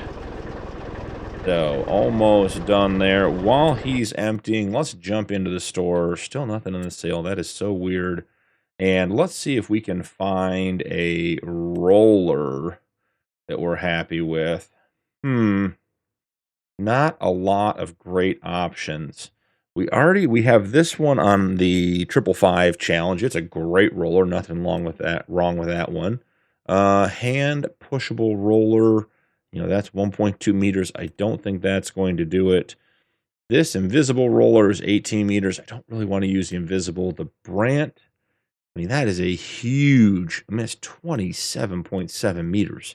That is a giant roller, and that seems to be all that it does. I think this is the one we're going to go with. The question is, should we buy it for the additional yield? Configuration, crossbars, standard. We probably should just buy the standard one. We'll need it for our wheat fields. I'm debating putting in a third field here, buying another piece of land and maybe putting in a field down there. We still have the expansion on the original wheat field with the sawmill we're working on, but that's going to be slow going. So here, let's see. Yeah, I think we just bring this one back. Should we lease it? 46,000. How much is it to lease? Let's check that. $2,300. We'll need it today. We won't need it again until we get done with the wheat. And that might give us a chance to get something to come up in the sale. So let's lease it for today. May go and try to find us another option for a roller. So let's see if we can get this into the trailer here real quick. Going to be a little bit creative with our placement, but I think we can make it happen. Not that we, don't own a step deck. That would be great to come up and pick this up and be perfect and not require any jerry-rigging or putting things in places they probably shouldn't go, but that is the way bringing things back from the store works for us. Oh, someone seems to have run off with our pallet floor. That is very, very interesting. Well, I guess we'll be coming back up here with the step deck until the shop figures out what happened to or who borrowed the pallet for. Can we go from there? So I'm going to head back to the farm. I will see you guys back there. I'll probably get the hay put into the breeding barn because we'll need the step deck mounted up for that anyways, and then come on up here and grab that. So I'll just see you guys back up here when we are loading on the roller and taking it back to the farm to get our fields taken care of. See you guys shortly.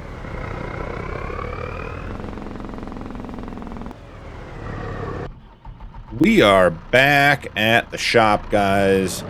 Got the step deck. Did get about 200,000 liters of hay put into the breeding barn. Just grabbed, I think, 25 bales and put them in there. So that is nicely topped off. Now, without the pallet forks, let's see about getting this connected and going. I believe the Fiat is done with the small field. The JCB should be getting close to wrapped up on the bigger field. So we'll bring this back. I think we'll hook it up to the JCB, let the JCB do some rolling. And then I'd love to get just a little bit of production supplies taken to the cabin today and get that next step going. Really want to keep the production on that moving. Why are we going 2 miles an hour backwards? That is very nearly full bore backwards power, guys, and we are not going very fast. Well, that's all right. Slow and steady wins the race. We'll be okay. All right, here we go. Nice and squared up. Just get it front of the axle. There we are. Disconnect it. Perfect. Look at that. The right size trailer to get the equipment back. No more crazy loading. Nice and easy. I'll tuck this guy right back in here. And jump back into the Phoenix. Let's get some straps down. Let's get the ramps up. I do real quick before we leave. We need 5 bags of cement. And I think it might end up being a late night run to get that done. So yeah, we got two pallets of cement here. We're at 726 on the 3rd. So it's probably going to be a trip back here after dark to grab those supplies to get them put back into the cabin construction. But we will get that done today because, like I said, I want to try to progress the cabin every episode. You know, get the next step put in. It'd just be nice. I know some people have gone through and done videos and they post, you know, how much of each thing you need and when you need it and that kind of stuff, and that'd be great. But I don't want to go watch the videos. I just want to see what the next step is. It'd be nice to be able to say, hey, you know, we put in some planks, some beams, some long planks, and, you know, by the way, after this step, we're going to need, you know, whatever it is, shingles and wall plates or, you know, whatever it takes next. But to let us know so we can start getting the production going, because I don't think, I mean, I would guess that most people aren't producing every single production on the map.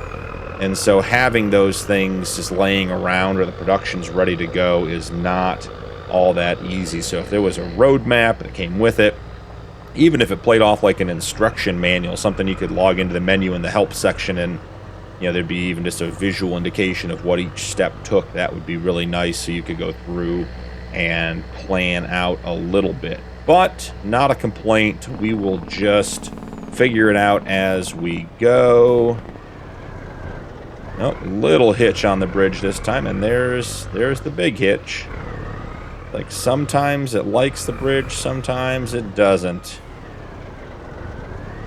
I am noticing this front lip does seem to be a little bit tall on this side after the softening, but, you know, sometimes it matters, sometimes it doesn't seem to matter, so who knows? All right, let's get pulled in here. We'll run the seeder on the back of the Fiat back to the other side of the map, drop the ramps, disconnect the straps, get the TLX Phoenix turned off. Yeah, this will need a little bit of lime in the end, but that is not a big deal. Like I said earlier, nice to have 2 tractors on the farm and able to multitask. Otherwise, we'd still be running on this big field. You can see the JCB is not even done yet, but certainly much, much further ahead than we would have been if we were only running 1 tractor. So leave that there. I said this a couple episodes ago, I'll say it again now. Probably need another shed. Have a bunch of equipment parked out in the field. We did get the trailer shed put in, so that was a big first step. But I suspect we'll need something else. Maybe we'll get something enclosed, a little nicer. You know, we're getting to the point in the playthrough, we're making some good money. We have a nice size farm with a bunch of equipment, or a nice size ranch. You know, maybe we should put in a nice enclosed barn for a bunch of our equipment. So we'll figure that out in a different episode. This one we got to get wrapped up. So here we are. We'll jump in. I think this is like 2 headlands. Is that going to be enough to just get the whole field done? Yeah, pretty much. I think there's one little pass down the middle. All right, we're going to leave that guy to his devices. Let's run over and check on the JCB. Should be getting close. I'm hoping that seeder was pretty full. I'm hoping we don't run out, because that would be potentially a trip up to the shop to gather more seed and or fertilizer. Yeah, so he's got quite a bit of this done. I'd say 4 or 5 more passes. Let's jump in and take a look and see what's going on with the JCB. Yeah, 13% on the fertilizer, 64% on the seed. So hopefully the fertilizer lasts. I guess the fertilizer in the end isn't a big deal. We could restart it without it and just come back with the manure and top it off, because I really don't want to keep buying fertilizer. That's not a very effective way to keep our money. Okay, so one last check on our cabin, and we'll go get our stuff that we need. So we need 2 planks long and 1 beam, and then 5 packs of cement. Okay, I've already said it and I've already forgotten it, guys. Going back one last time. All right, planks long and beams, 2 and 1. 2 planks long, 1 wood beam. Okay, so we should have those supplies over at the sawmill. I'll probably run over with the step deck and just grab those, and then head back up to the cement factory and wait for those pallets to be done. And I'll keep the roller and the seeders running in the meantime. So I'll catch up with you guys one more time before the end of the episode. We'll be dropping stuff off at the cabin. So I'll see you guys when all of that is ready.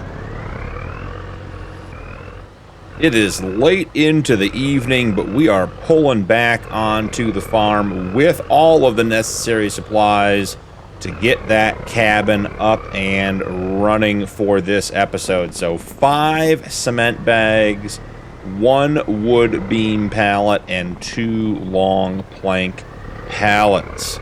So we're going to drive up there and get that done. I did also complete the rolling on both fields. The JCB just tore through this field. That roller took no time at all. So those are in great shape and ready for the grass to grow. We'll probably get the lime put down on that tomorrow.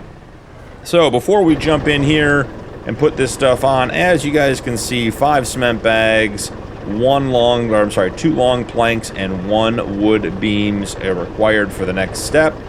So we'll go ahead and get those put in. I'm excited to have the next stage of this project complete.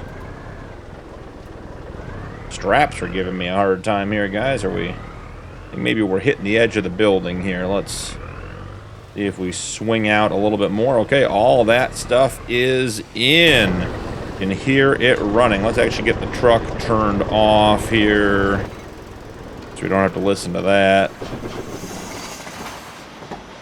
Okay. And it is tough to get around the corner of the building there. Alright, so it doesn't tell us what we need for the next step, but that is up and running and will work overnight. And that was a very full episode. Grass planted, cows shifted, BGA filled, new tankers, new shed for our trailers, and we put in a buy station up at the shop because we're probably going to need more rocks than we can produce on our own. So that was just a great episode. Lots of different things covered and handled. Thank you so much for joining me today. Don't forget to drop a like and turn on notifications for more videos. Channel memberships are available if you'd like to support my content further, and members do get early access to upcoming videos. That's all for today, and I'll see you in the next one.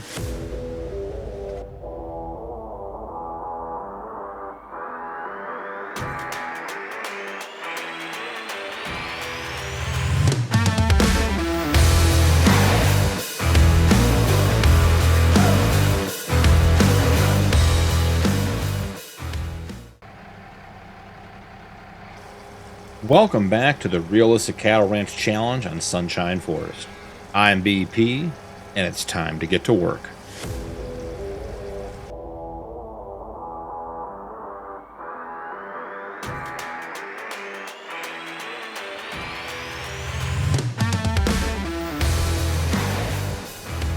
The beautiful April morning here on the ranch, guys. Just getting the milk put into the dairy.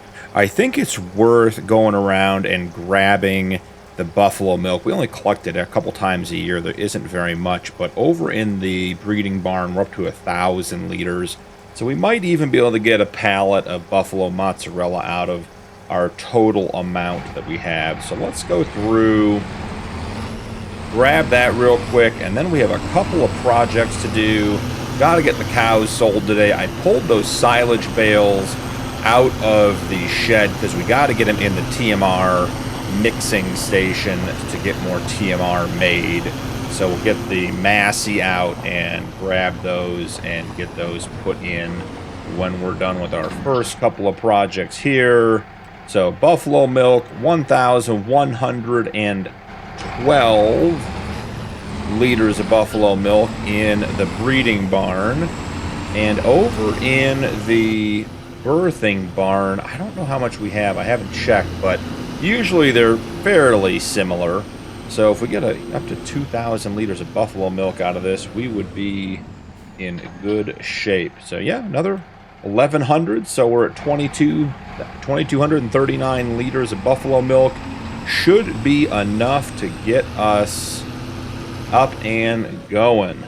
So get this back over here. And then we have some exciting news to share with you guys, some developments overnight. I just walked out on the ranch this morning and was super excited to what I found. So we'll share that with you guys next. So here we are. Let's go ahead and get the buffalo milk emptied out. That is just about perfect. So the surprise we ran into this morning, our cabin has reached the next stage of production. So I want to take you guys up and show you real quick. Grass field is looking really good. Do need to get some liming done on that today. But look at this, guys. Our cabin foundation is in place. So we are ready for the next stage. It requires 1 pallet of long planks and 4 pallets of wood beams.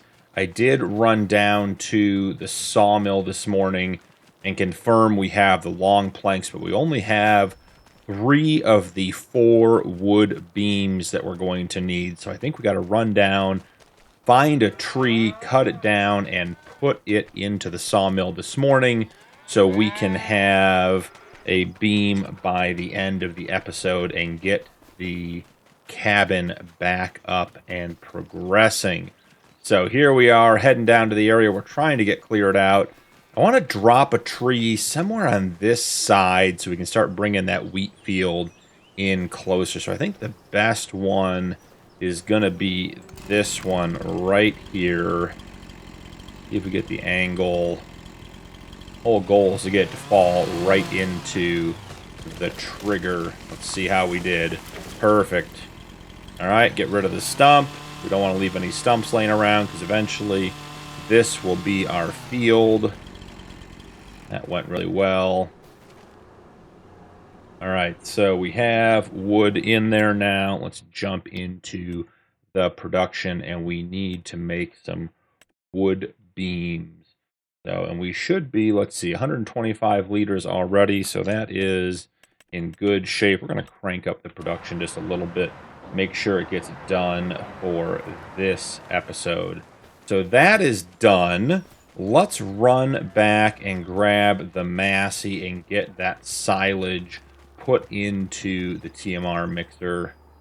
This tree on the field edge probably should go long term, but we don't quite have the ease of access. Oh, the pens are open. Well, I should say the pens are closed. The area in front of the pens is open. I did get all of the igloos mucked out this morning. We had a couple that were full. Guys, I moved another 20 animals from the birthing barn out, so cows and calves.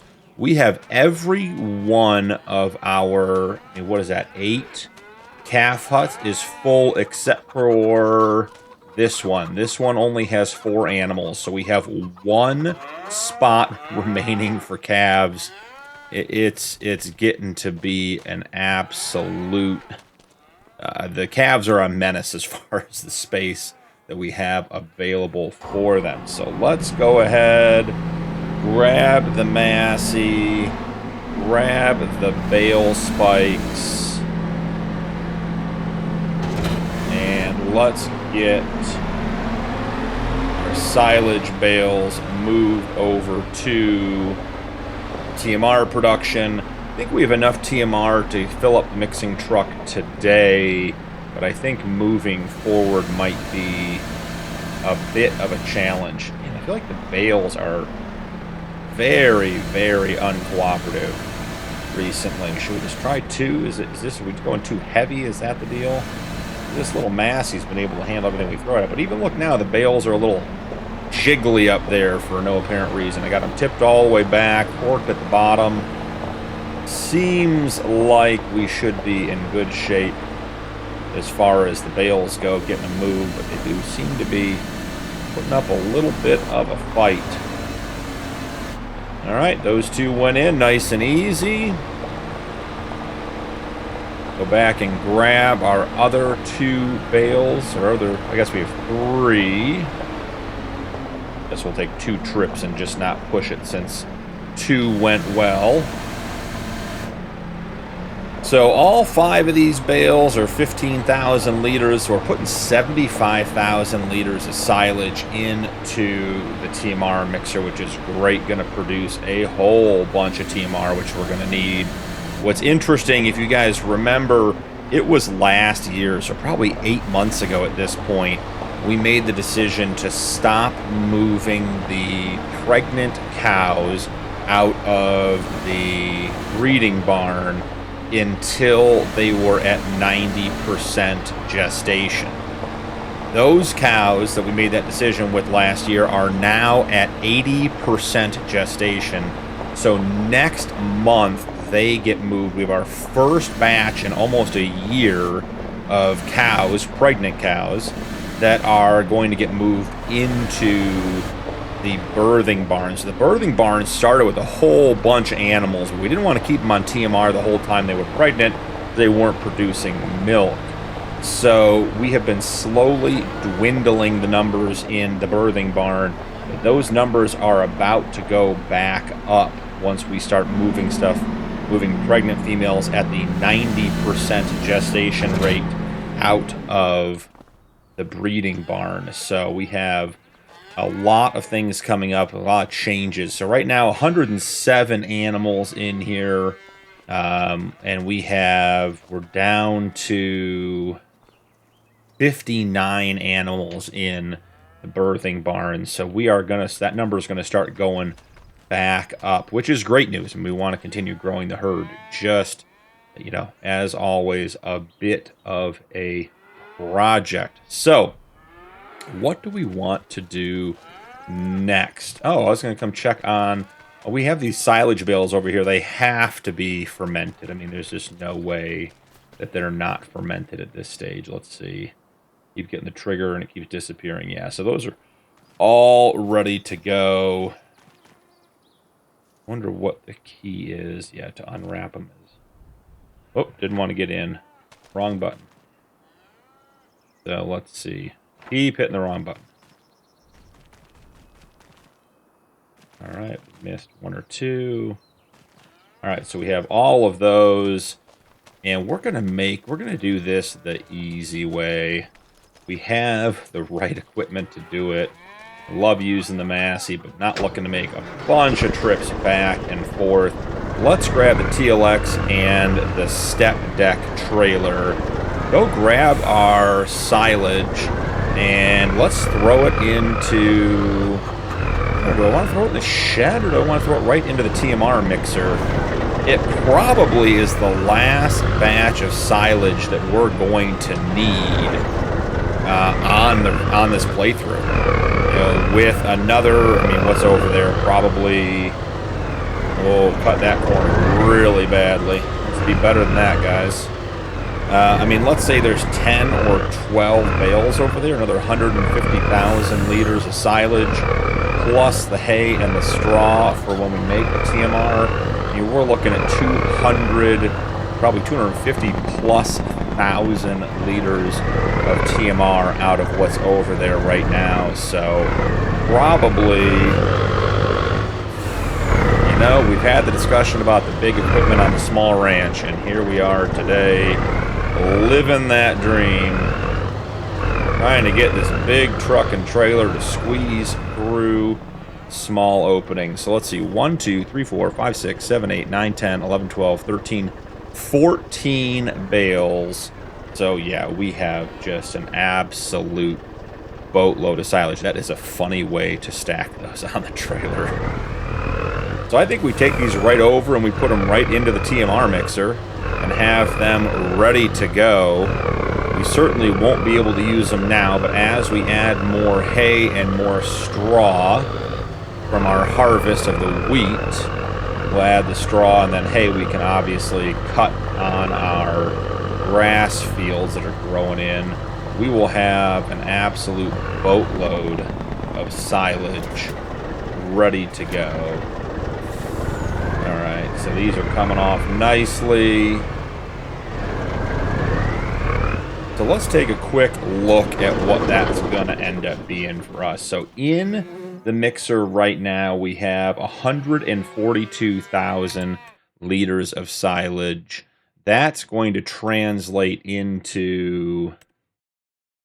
So it's 400 silage, so it more than doubles it.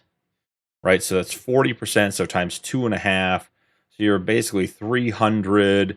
I mean, we're looking at 350,000 liters of TMR out of what we have there. So I suspect that is the last bit of silage we're going to need to reach our goals on the ranch. We certainly can make some more, wouldn't be a problem, but it is nice to feel like we've got ourselves set up for success as we're heading into what I would consider to be sort of the third and final chapter of this playthrough. So, jump in here, disconnect that. I think we're done with the TLX unless we want to run up to the BGA, which we've done a bunch of times.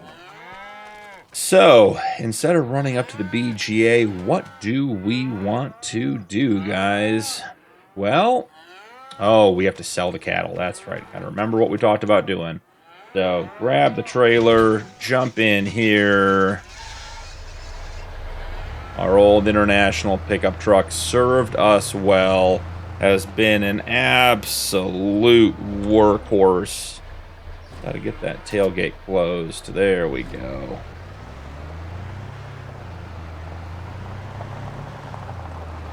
This was the truck we drove in with the very first day with nothing.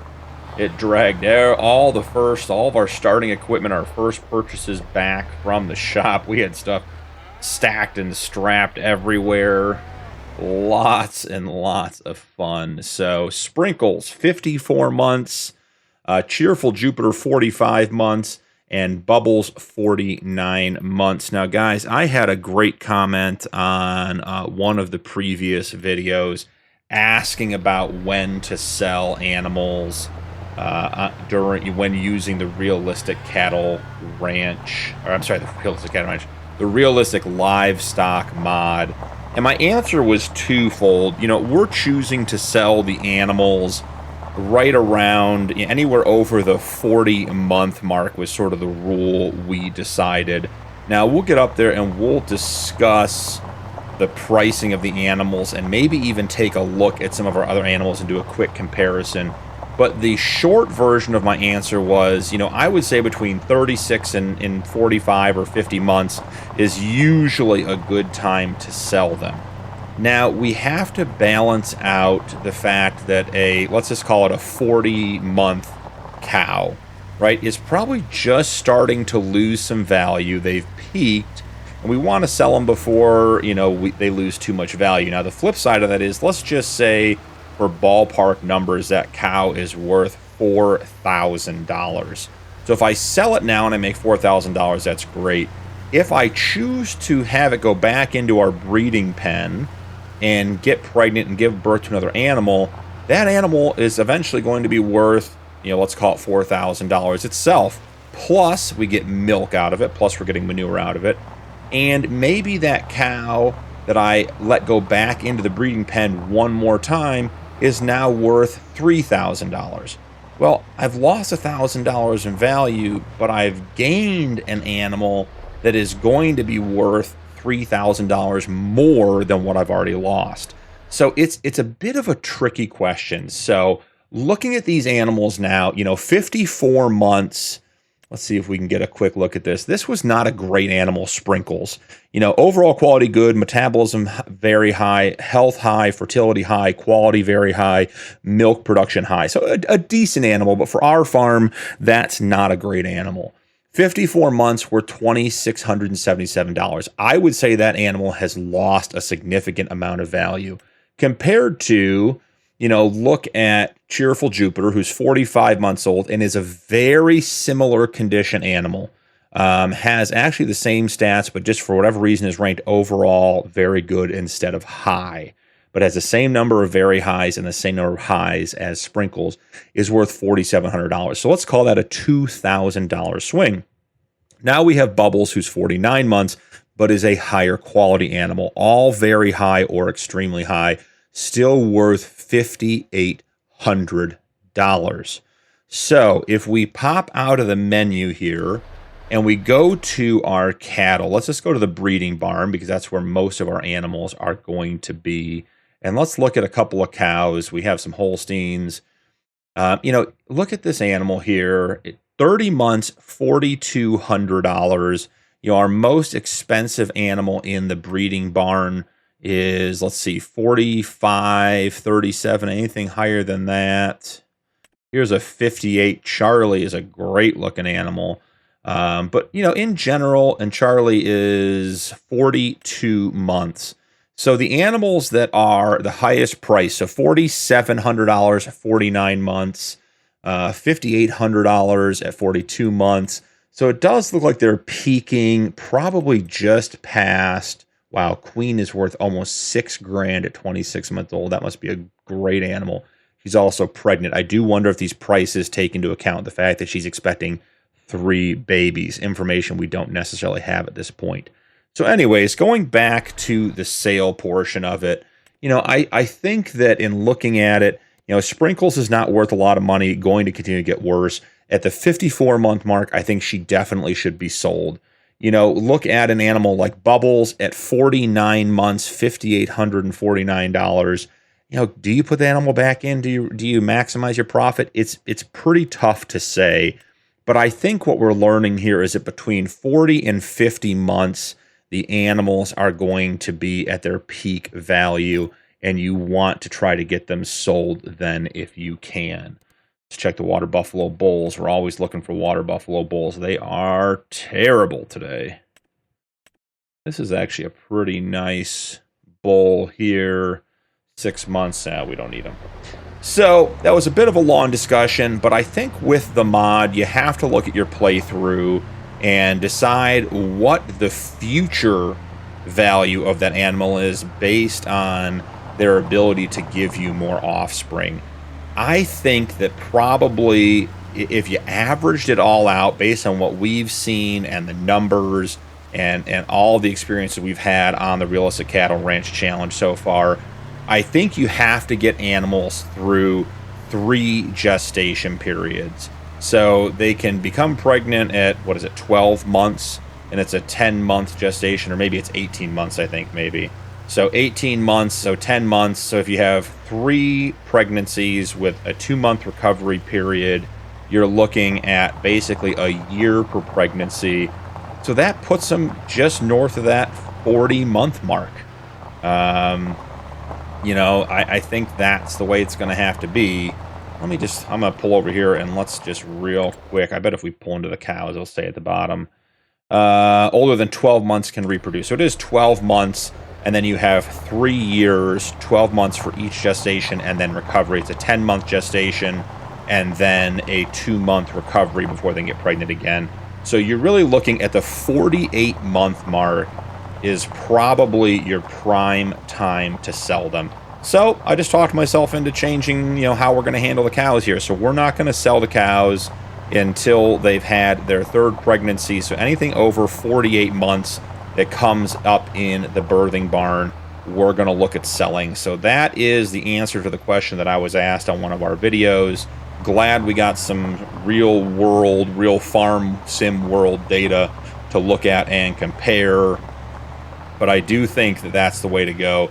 You certainly could stretch it a little bit further and get one more pregnancy out of them. And if you get a really high quality animal that could be worth $5,000 or $6,000 itself, you know, then maybe you've made some money. The risk is, as always, you could lose an animal to an accident or age or death, or you could just end up with, you know, a very old animal that isn't worth very much. And I guess the other piece of the conversation we didn't really get into is, you know, what if the animal has 2 or 3 babies instead of 1? It does really affect the future value of that animal. So at the end of the day, I think if you're running high quality animals, you know, after that 3rd pregnancy at the 48 to 51 month mark, you should be looking at selling them.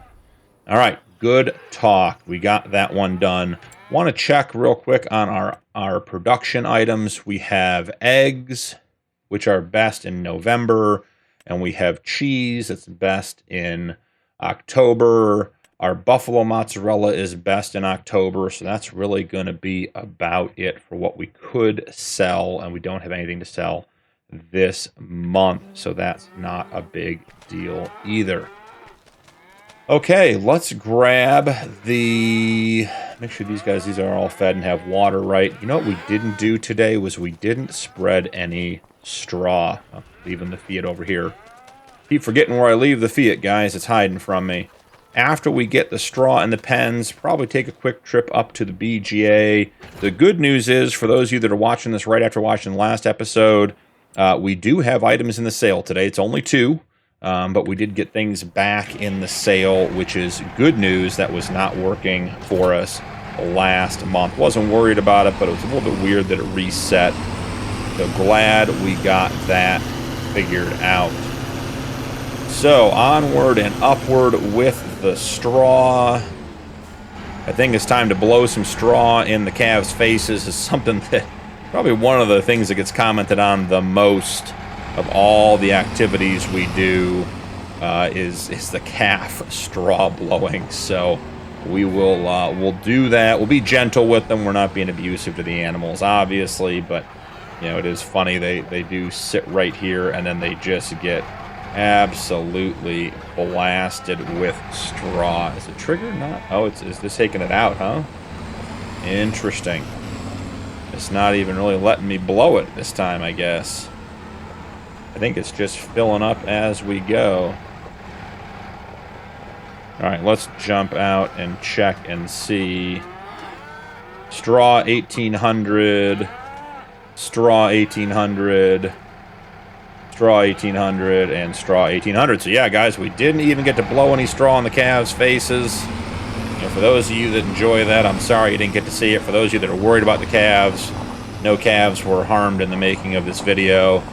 They're all very well treated. They're in their special huts. They get food and water every day, and they enjoy it. You can see the straw plane, plumping up there, filling up for us. And that one's all filled up. Excellent. Head into the big barn here. Let's get some straw spread. It is funny to me that the food plane on this barn goes down every day. You notice there's no food on the food plane for the cows to eat. But if we come in here and we look at the breeding barn, which is where we are, they have 193,754 liters of hay. So they have more hay than they know what to do with. They are not hungry by any means, but it is funny that it doesn't show up. If I throw a bale in here in the morning, the plane refills, but otherwise it just hangs out with nothing showing. So we'll get a bale, we'll get a couple more bales, we'll run through the birthing barn, and we'll throw some into Teen Town as well.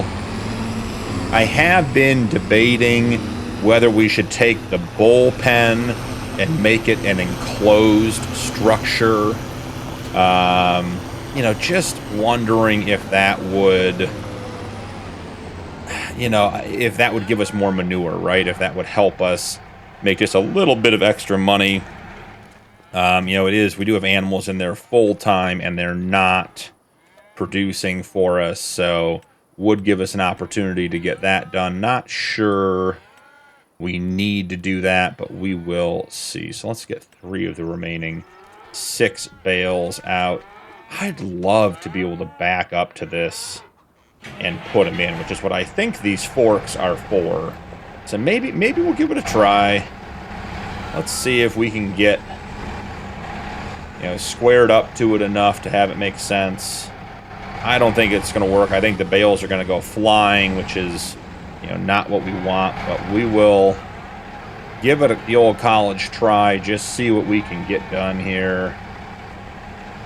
Okay, so those are theoretically... Okay, great, and okay, all 3 of them went right back into the shed. All right, guys, guess what? We gave it a try, didn't work, we're moving on. We're going to pull them out, we'll get the mass. Yeah, actually, I'll probably just load them by hand at this point, keep things moving. We don't want hay, we want straw. Back to 3 bales. All right, let's grab our 3 bales. We maybe put 1 in this way, which is probably the way it's supposed to go in there. And then we put the other 2 across the top, front to back, being held in by the forks at the back. And then we'll have enough to get both Teen Town and the birthing barn done. So, forks up, holding stuff in, perfect. Teen Town, here's a little bit of straw for you. Get them all topped off, keep them producing. They don't produce a lot of manure in this barn. It feels like this barn may not produce as much manure as the rest of them. There are many fewer animals in it, but, you know, who knows? So they are all topped off. Didn't even take a full bale there. Run down to the birthing barn. We're going to have to get the mixer truck out of the way before we can pull down and hit the trigger. While we're dumping the straw, we can get the mixing wagon refilled at the TMR station. Really happy with this setup, the way this TMR station tucked in right along the side of the barn. Alright, they are all set. And let's take the Fiat down here and into the barn.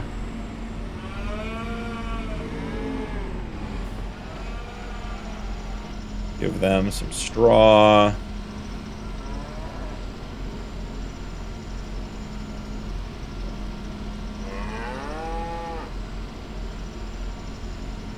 They may be getting closer to full, too. Oh, their straw plane's still pretty low, I guess.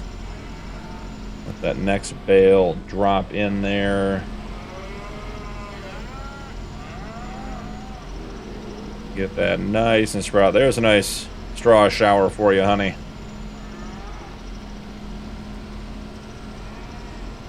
Animals don't seem to mind at all. Oh. We won't blast those calves. They are brand new. Wow, didn't even get to finish it all. That is a bit surprising. And look at that big pile of manure. It needs to go up to the BGA and be turned into methane and electricity for us and make us some money. So let's just dump the rest of this bale into the birthing barn. Get rid of it for now.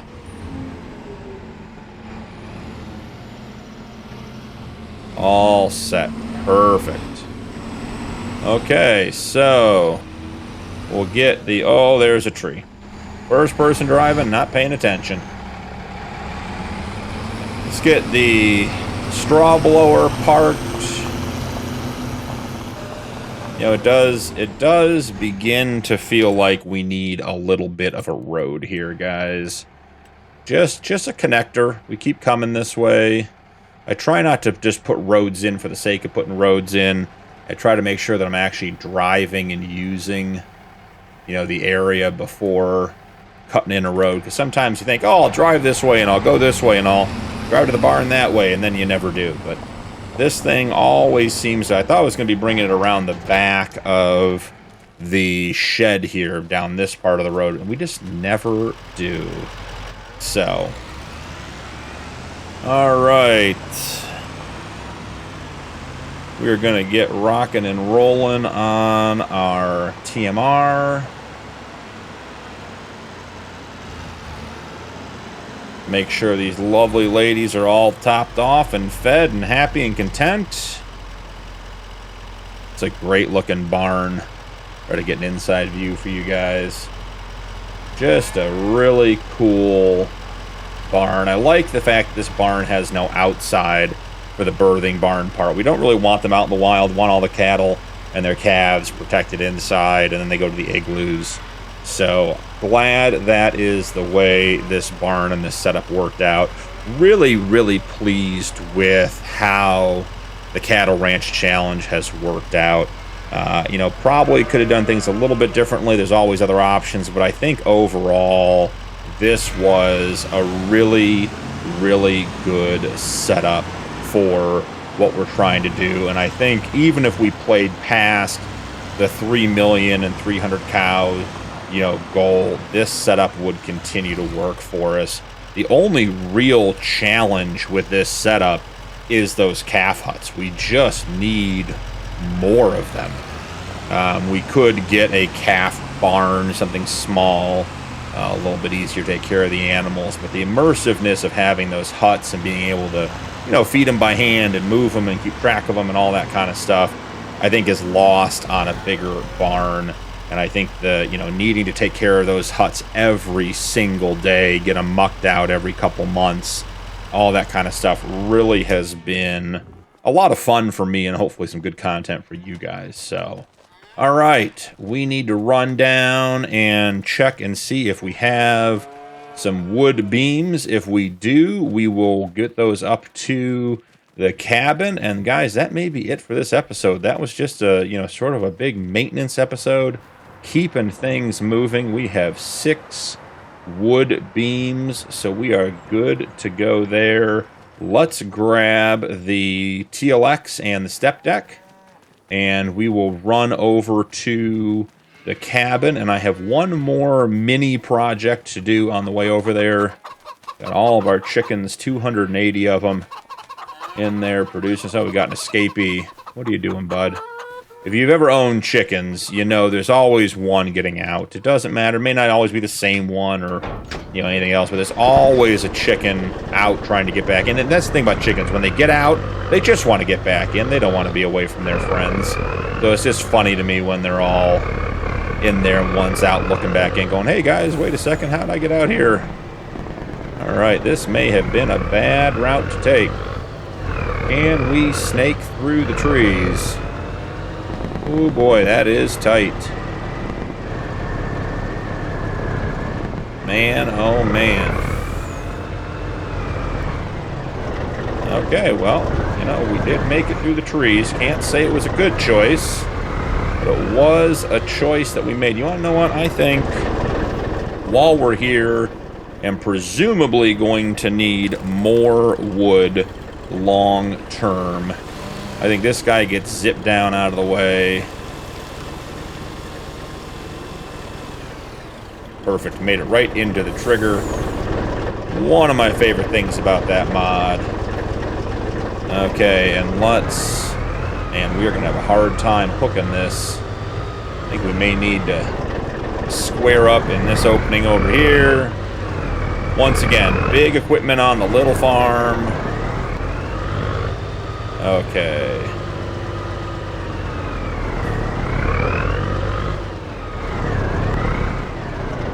Let's just grab all of it for now. Did forget to slow time down there. Ooh, it got dark on us fast. Let's get some headlights on. Okay. Let's head up to the cabin and get this stuff dropped off. The one little project I want to do is going to be a bit tough with the low light, but we'll get it figured out. I was eyeballing a spot for a driveway running back to the cabin from behind the birthing barn, so we stopped driving along the edge of the grass field, and I think there's a nice spot back there for us to sneak one in. So come through here.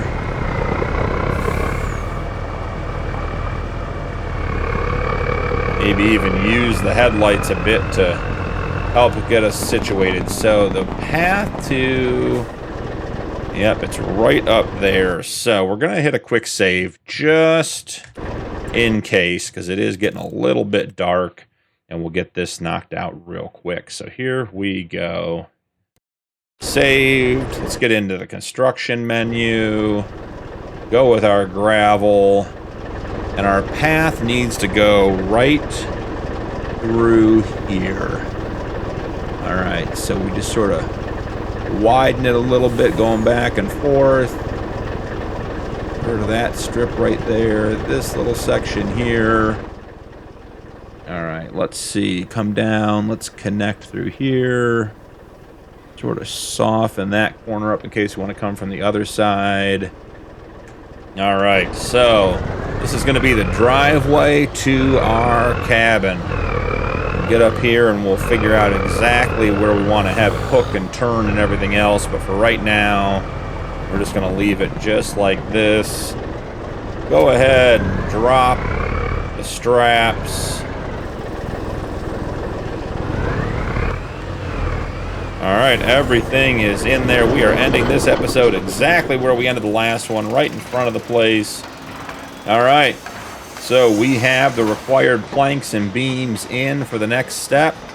We are in front of our cabin, ready to go. I am excited for this. And, you know, just a good episode of running around, getting stuff done. Glad we got the sort of selling the cow thing figured out and some good timing and money on that. So hopefully you guys found that useful. Thank you so much for joining me today. Don't forget to drop a like and turn on notifications for more videos. Channel memberships are available if you'd like to support my content further, and members do get early access to upcoming videos. That's all for today, and I'll see you in the next one.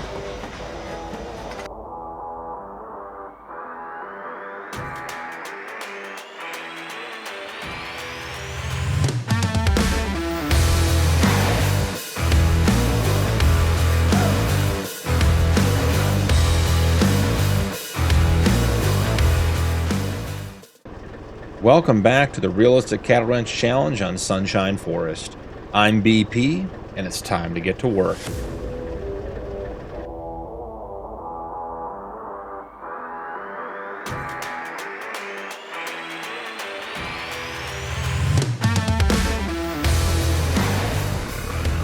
It's a sunny day in May, guys. I am running around collecting the slurry, and eventually we'll get the trailer hooked up and get a load of manure that's eventually going to have to end up going up to the BGA. But just want to get all this stuff collected first thing in the morning, get that all set up. I did get the cows all fed and watered and taken care of, but I did not do the shift because if you remember from last episode, this is the first shift in almost a year that we're going to have cows coming out of the breeding barn. So I wanted to bring you guys along for the shift today and just get the entire process out in the episode so we could all be part of it and just sort of see how it works now. And you know, what we're up to and everything else. Man, this trailer is proving hard to back up. Let's be better. How about that, huh? So there we go. That'll work. All right, connect it up to the dump trailer as well. I think we're going to go get manure from the manure heap behind the birthing barn. We really have enough in about all of our manure heaps to fill up. It doesn't really matter which one we use. I just try to alternate so they don't get too full. They have a huge capacity, each manure heap, so it's not like it's going to go anywhere or we're going to run out or anything, but just like to try to keep it balanced whenever possible. So there we go. Got our 45,000 liters of manure. We're up to 33,000 liters of slurry, and we still have to hit Teen Town, which doesn't usually produce a whole lot, which isn't a big deal, but still collect it all the same. So let's swing in here. Yep, just 2,000 liters basically. And we will get the TLX parked up over on the road out of the farm, out the drive, so we can take that up at a later time. I did already collect the milk for the day. We got just under 15,000 liters, which was really, I think it's the most we've ever gotten. So a great milk pickup for us. Continue to get more and more every day. And as you guys see, $299,960 starting the month of May. So we are starting to make some real money here. We're going to have a wheat harvest coming up. We're going to have cheese and buffalo mozzarella to sell. We are going to be in good shape. So the shift, this is how I do it. I start over in the birthing barn because that's where I pull the cows and the calves out of first, because everywhere else we go, we potentially have to drop off some animals. So I start out, and as we discussed a couple episodes ago, we don't move calves until they're 2 months old. Now, what I have figured out is that everything, the calves are in age order. So once you get one that's 2 months, everything after it is 2 months. So that's a little trick if you're moving a bunch of animals, because the animal management is a huge part of the realistic livestock mod. All right, we do have one cow with no suitable animal, 0 and 0 months on the bulls, no big deal. 1 month, 1 month, 1 month, and we're back into animals. So recovering, no suitable animal, no suitable animal, no suitable animal. All right, so going down to the bulls, we expect to have some bulls because we didn't have any cows. Oh, we didn't. It is surprising. Didn't have any calves, female calves to move, but that's not a big deal. Recovering, no suitable animal, no suitable animal. Now, what's interesting is not all the cows that need to be moved over to the breeding pen because they need a suitable male are in order in the list here. So you have to go through each one of those individually to make sure you're getting all of the correct animals. So 2 months, so we know what both of those are going to be. No suitable animal, no suitable animal. Perfect. Water buffalo. Okay. Couple more. Wow, got a lot of water buffalo to move. That is good news. Covering 1 month, and then we have a couple with 2 months. So, C for move selected. 25 animals were moving out of the birthing barn today, so that is crazy. We're down to 50 animals in here. Let's just take a peek. Yep, there. Let's see if we put this down. Do we get the notification? There we go. Yeah, so we're out of 50 out of 100, which is good. Part of the reason we opted to keep the pregnant cows over in the breeding barn until they were 9 months was specifically so that we weren't filling up that barn. So, sorry, I got distracted there. From here, we go over to the calf igloos, and today, guys, I got to tell you, we are probably going to have a problem at the igloos because I don't think we're going to have enough space. I think we are going to be short on space for these, because all these calves, none of these are ready to move. I think we picked up 6 or 7 calves pretty easily out of the birthing barns. So let's see again, no adolescent animals ready to move. We'll check again here. Nope, none there. And we know from last episode we have one spot left over here. So if there aren't any to move, we may be stuck. Oh, look at this. 1, 2, 3, 4, 5. Sometimes it's better to be lucky than good, guys. We got 5 animals out of that pen, which is excellent news. And we can put 1, 2, 3, 4, 5 animals right in there. You know, this might, sometimes it just works out. We'll have to see. Not sure that's going to be the case today, but we got 1 out of here. Move selected. When we do get full like this, what I do is I move some bowls straight to the bowl pen. So we'll move 1 in here. That should put us back up at 5. It does. All right, anything over here that is ready to be moved? Nothing. Absolutely nothing. How about any animals in here ready to move? Nope, but we do have 1 open spot. So if we come down here, we'll skip the bull, we'll skip the bull. We'll get this guy moved over. All right, and that leaves us with the 1 water buffalo calf. Yes, we have 1. So are there any bulls in here? Yeah, so there are 2 water buffalo bulls. We'll pull those out, as the bulls can go directly into the bullpen. Like to have them here for a little bit if we can, just to let them get a little bigger in size before they go in with the rest of the bulls. But, you know, desperate times call for desperate measures, and we are there in regards to getting these animals where they need to be. So, heading over to Teen Town, we jump in here and we look for any adult animals. 1, 2, 3, 4, 5, 6, 7, 8, 9, 10, 11, 12, 13. 13 animals, guys, that are ready to come out of Teen Town. That is very, very cool. Now, animals going into Teen Town.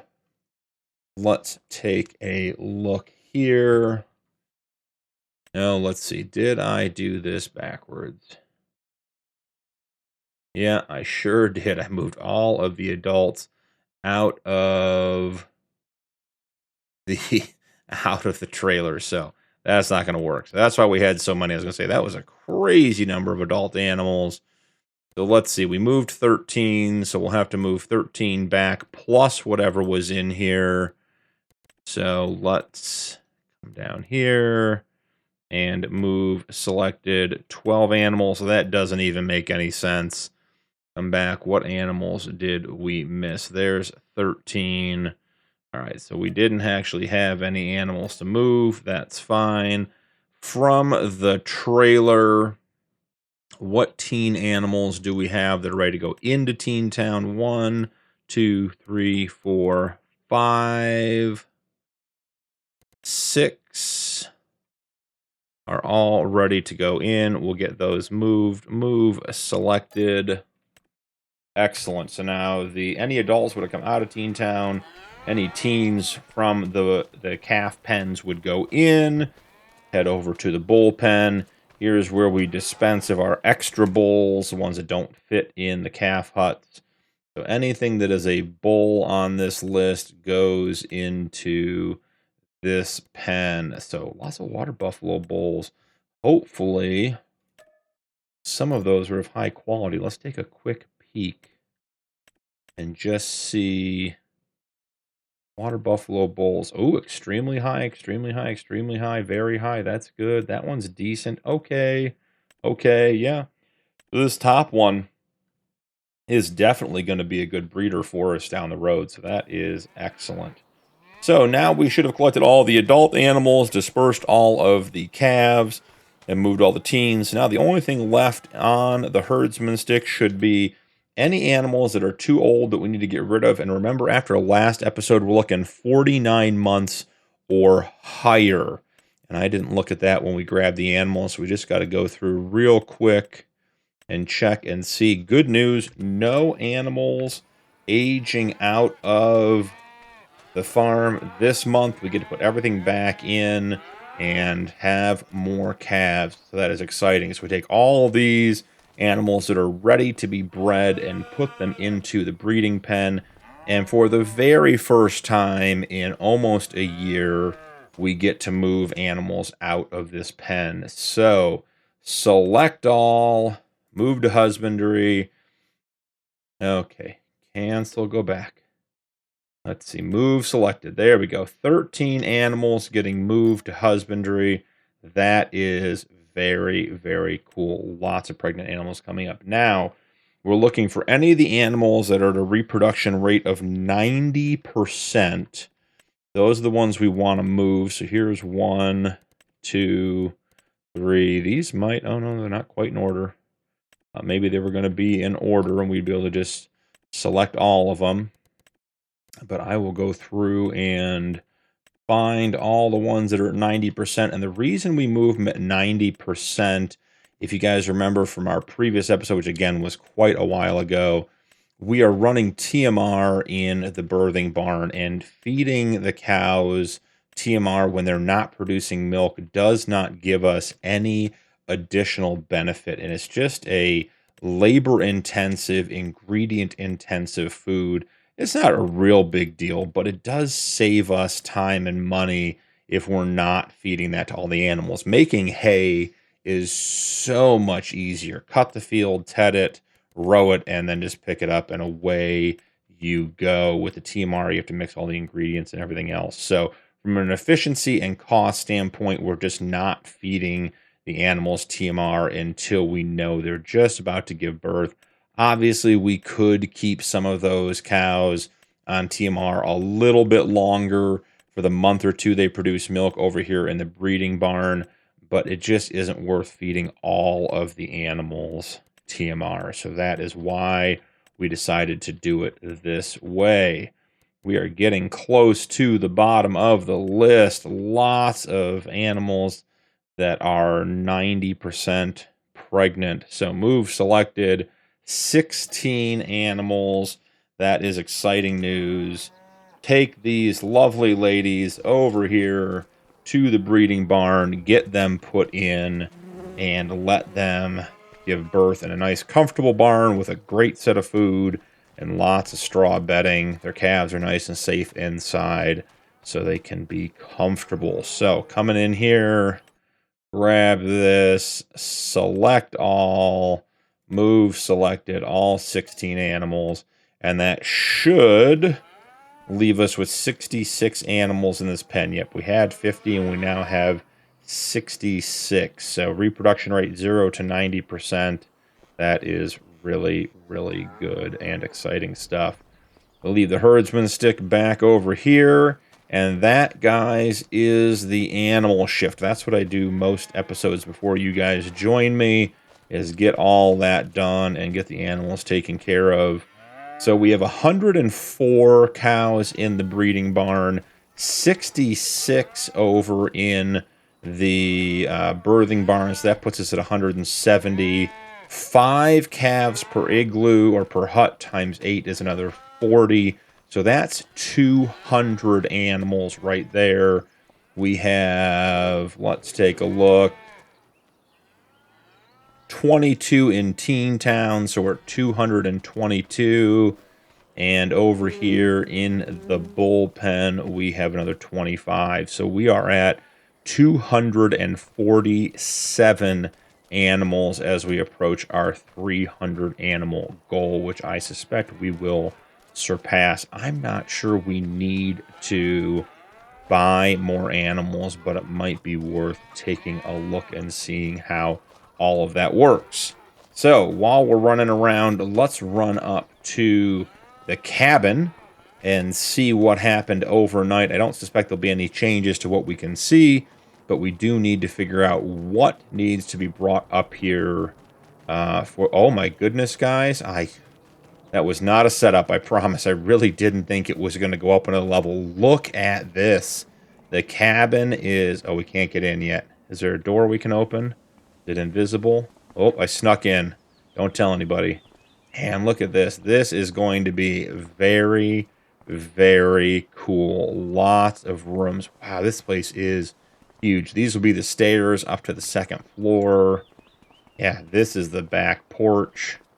Question is, can we get out now that we got in? Let's take a quick peek and see if we can't sneak out. May have to jump out and figure all that out. Let's see. Nope, nope, jumping's not working. We may be stuck on the second floor. This may have been a great idea that turned into not such a great idea. Let's see. See if we can make it work. Oh, oh, no, no. Okay, back through here. How about over? I'd love to get over that. All right, well, we got ourselves stuck, but what we need is 3 wood beams. So let's, there we go, we cheated our way out. Run over to the sawmill, check out what we need for 3 wood beams. I don't think I left the sawmill running last episode after we got what we needed out of it. So let me, oh, 6 wood beams. Okay, well, that, you know, that is adequate for what we need. I agree that will work. So let's run up to the BGA real quick and get the slurry and manure dropped off. I have a couple of projects around the farm I want to work on today. And then really it's about it. The grass is not ready to grow yet. The pH on this field, I didn't bother putting lime down on this one. It was pretty close. I did lime the big grass field, the JCB. Again, that tractor just absolutely eats up field work like it was meant to do it, which it was. So super pleased with that purchase and that addition to the farm. But while we're up here, I wonder if we should find some sort of small trailer to run equipment up to the cabin, because using the TLX and the step deck is a huge piece of equipment and just not really the right size to be running small loads of equipment up there. I haven't looked in the sale yet today, so we'll have to see if something popped up there. Did find a roller I'm interested in, so don't need to buy that today per se. We could if it's in the sale, but I found something I liked. Looks nice, a little different than some of the rollers I'm used to using. And if it doesn't come up in the sale between now and when the wheat gets harvested and replanted, we will just buy it then, because obviously we're starting to accumulate some money and a roller will not be beyond our financial means. So beyond that, I don't know what other equipment we really need on the farm. I do debate getting a bigger mower, just to make shorter work of the grass fields. The Bednar Batwing really works well. Don't have any complaints about it, so I'm not sure it's really worth replacing. But, you know, if Krone Big X came up for sale and, you know, we're just big-time ranchers doing a lot of hay and grass work, you know, maybe. We'll see what happens there, but I don't really think there's a whole lot else that I want to buy for this ranch. The equipment we have is working well. I guess, as I mentioned last episode, we could look at a bigger, better, higher capacity trailer for the manure, because technically we could be selling, or I'm sorry, we could be dropping off, you know, 100,000 liters of manure every month, because that's the capacity of the BGA, and right now we're not even filling up half of the manure. And we don't seem to be running out of manure at the farm, so I don't think that's going to be a big deal. So we could look at that, but I really like the bumper pole trailer because it hooks to the back of our tanker and we can bring everything up in one trip. Could obviously get a semi-truck with a dolly or a semi-trailer with a dolly. Just one more thing to hook up, one more pivot point. Can't back up really at all with that kind of setup. Really like the setup we have minus the capacity. I did check, this trailer does not have a hitch on the back. I debated just actually buying a second trailer like this and hooking it right to the back, but that's not going to be an option. So, heading over, let's check out the sale, just see what we're going to end up with over here. Okay, did we get anything in the sale overnight? 2 more items. The Land Roller and the 50-foot 50-foot deck, spray deck trailer. I think this is essentially the trailer we already have, but with a bunch of other attachments on it, so that is not of much interest. The Land Roller, I mean, that's a great price on it, but that thing is 27.7 meters, or 275 horsepower. We don't need anything that big. That is just silliness. So let's come down and look at flatbed trailers, see if there's anything. You know what we could use, guys? I bet we could use our bale trailer. Let's just look and see what else we have, but I'm thinking the bale trailer is going to be the best option. This actually, what the Load King flatbed trailer. Oh, that's from the Peat Moss. Look at the deck on that thing, guys. Holy goodness. I don't even know what that's for. It's amazing. Would not fit on any normal road and farm sim. That is absolute craziness. Oh yeah, because the little connector, look, design 1, design 2, not having that, but having these huge flaps on either side, that's what's going to make the difference. That's absolute craziness. I do sort of like this lizard low bed trailer to pull with our international. This could be quite the little trailer. I mean, this might be a nice stretcher poles. Guess that's for logging. Definitely don't want that. Front wall. No, I don't dislike that. Ladder. That little tiny ladder on the front corner of this thing is $300. I mean, guys, that doesn't reach anywhere. That doesn't even make any sense. Toolbox. You know, $200. Don't need that. Warning signs. We live in a rural area. People will figure it out. Design.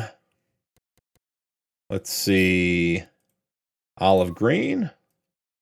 Not bad looking, but too much of it is metal. Maybe like a light blue. Yeah, not a big fan of that either. Orange? Orange is not a bad color. We all know what's going to happen with the rim color. There's only really one set of rim colors. I don't really mind the orange at all. It's not a bad looking color. Do have cream. That's actually a clean looking trailer because that matches with the wood. It's a nice blend. Yeah, I sort of like that. So, okay. So we have $400 for the front wall. I think that's worth it. I like the look. And then we have, $150 for the rim color. That's, okay. Not a big deal. We'll live with that. Okay, so I think maybe we grab this and try to use this to take our equipment up to the barn. Help get that done. I did not figure out what happened to the shop, I guess I should say. Didn't figure out what happened to the forklift, the pallet fork that was here for the telehandler. So, maybe give me 1 second and we'll get that problem resolved. I'll go talk to the guys at the shop real quick. I'll be right back.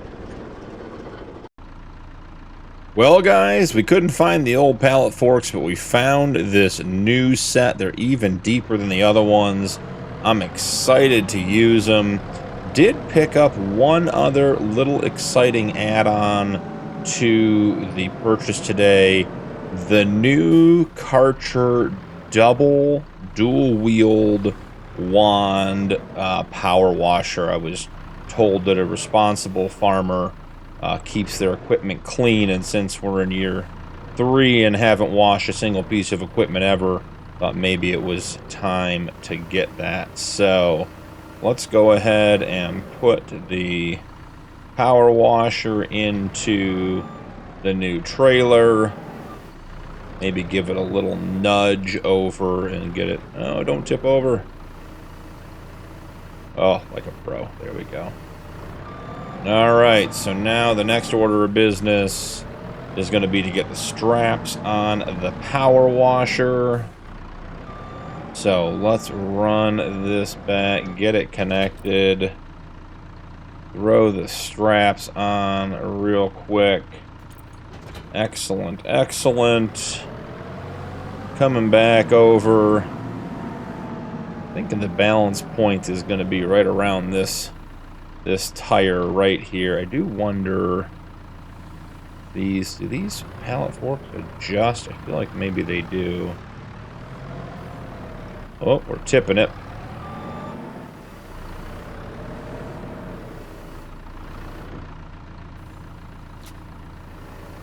Alright.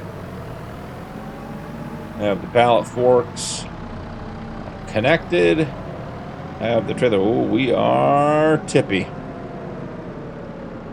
Trying to get it so it is at least a little bit easy to unload back at the farm. Try to get it nose out. Alright, let's see how this... Oh, we can go a little further on this way.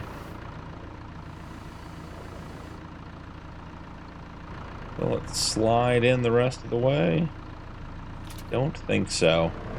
Well, I believe I made the comment last episode about, you know, the right trailer for the right job, and today we have the wrong trailer for the wrong job, but as usual, it fits, it ships, we'll get it home. So glad we have a new set of pallet forks for our shop. Telehandler here. Don't want anyone criticizing me for leaving that with the tines up where someone could, you know, casually walk by and impale themselves. We don't want that for sure. So, straps, I mean, yeah, seems like those are grabbed on. Not a big deal either way. Run this stuff back. We got a couple of small projects to do back at the farm. Want to get a couple of things set up, so we'll get that done, get this stuff unloaded, and that'll probably be about it for May. June will be an interesting month. We'll have grass to cut, so we'll be making a little bit more silage, probably some more hay, just keeping the farm moving. You know, now that we are expecting to have cattle from the breeding barn making their way back into the birthing barn, we'll have to manage the cattle population in that barn with only 150 cattle or 150 head capacity on the birthing barn. We could potentially get that thing filled up if we're moving, you know, 15 to 20 animals a month in there, plus they're giving birth, and you know, that would be, so if you put 15 in, they have at least 15 babies. Some have 2 babies, maybe even 3. So you could have 15 to 20 animals added to that, and that would add up to 150 fairly quick. So we'll have to just keep an eye on our animal population, not to mention that our calf huts are already at their capacity. So have to keep track of all of that as well. So let's see here real quick. If we release the straps on the dump trailer, which for some reason is now related to the tarp being closed. I'm not sure that the hitch for the International is going to be quite that high. It may take a little coercion to get it out of there. But we can certainly give it a chance. See if it'll come out the easy way. Oh, I forgot this is... Okay, there we go. Now let's get rid of the trailer. There we go. Get that done. Get the door closed. I had forgotten the International has some unique IC controls or door controls. So is our hitch high enough to catch this if we back up? I'm gonna go with no, guys. That is just a bit too high. So we have a couple of options. Option one, the easiest, fastest option is to see if we drive away with the TLX, if we can get that to disconnect. The other option, you know what? I have a creative solution. Let's see what we can do here. So let's, give me just 1 second. All right, let's dump the trailer. We'll be right back for it, I promise. We'll take the tanker back to its home because we just got to get that out of the way. It's too much going on with the tanker still attached, trying to get the trailer out of the trailer. So, here we go. Drop that off. Run back and grab the triaxle. And I was going to try to just drive away and have it fall out, but I have what I think is potentially an even better idea. So, swing through here, stay out of our wheat field. The last thing we want to do is drive in our wheat field and take out some of our crop, because we are definitely getting later in the seasons here and could definitely do some crop destruction. So, squeezing through here. I don't think we can make that turn. We'll have to swing in this way. I think we'll use our ramp again, guys. We've had quite a bit of use on this ramp. I threw it in as sort of a ploy. It was fun, but didn't think we'd get a ton out of it. But it has proven to be an absolute necessity for several of these projects. All right, let's get straightened out here now that we're in a better angle. Kick our trailer over. Gotta work through the trees here just a little bit. Here we go. Okay. So, does the ramp come to save the day? These are the fun little things you get to do in Farm Sim.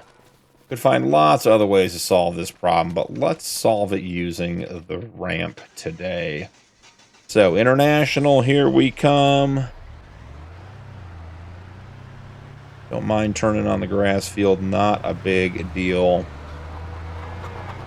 Okay, so, snaking up through here. Like I said, we may have to put a little access gravel road into our ramp if we're going to be using this much. Does this get the hitch high enough? It does. Man, oh man, guys. Plan is coming together. Alright, so now our Karcher dual wand cleaning power machine of destiny is here.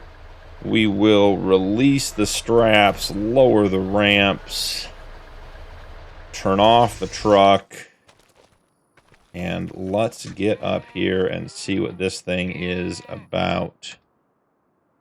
Okay. Ooh, it moves quickly. Man, that is nice. Now, you may notice it has some weird attachments on the side. I got the one that has the 3-point attachment. So you can put this on a tractor, and you can use it. You can move it around with the tractor. So let's go ahead and disconnect there. What is the first thing we should wash? I'm guessing it's probably the International. We haven't washed this truck since we got it, so it's probably reasonable to give this thing a quick wash. So let's check out the dual wand Karcher power washer cleaning machine. And let's see, I'm not even sure how all this works. I assume at a minimum we need to have it turned on. Let's turn on the old help menu. Alright, so we disconnect, come over here. Take the lances, look at that, dual wielding, guys. Spray will use X. And it says in the manual, cleans twice as fast as a standard single wand cleaning machine, which obviously no one would ever want to buy ever again after having access to a dual wand. Look at this thing go. Can't say the International looks that much better. Certainly a little bit less dirt, but the patina is still there. What is the range on this thing? And the range is incredible, guys.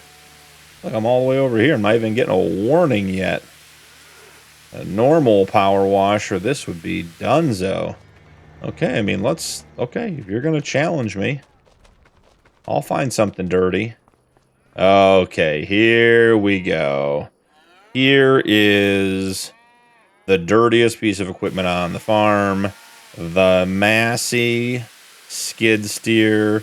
Man, did that thing clean. It cleaned up fast, too, guys. That was insane how fast this thing cleans.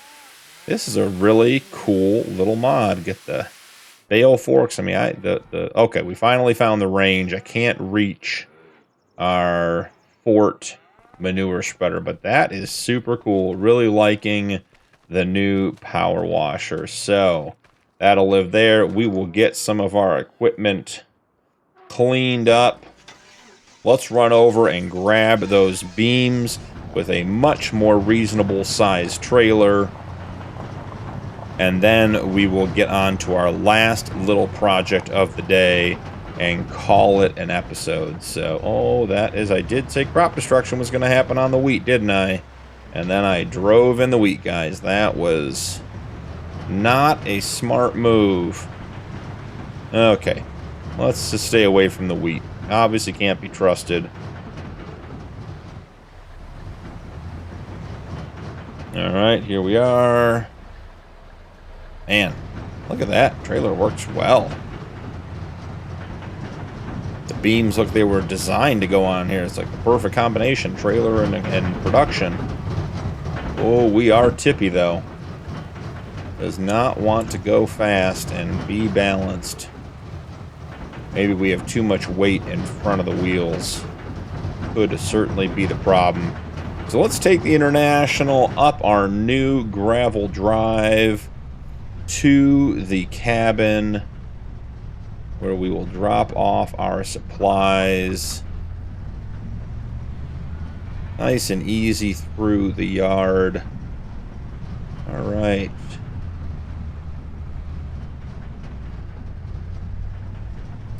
So, coming up this way, this is the way I wanted to drive to. We want to go right through the trees.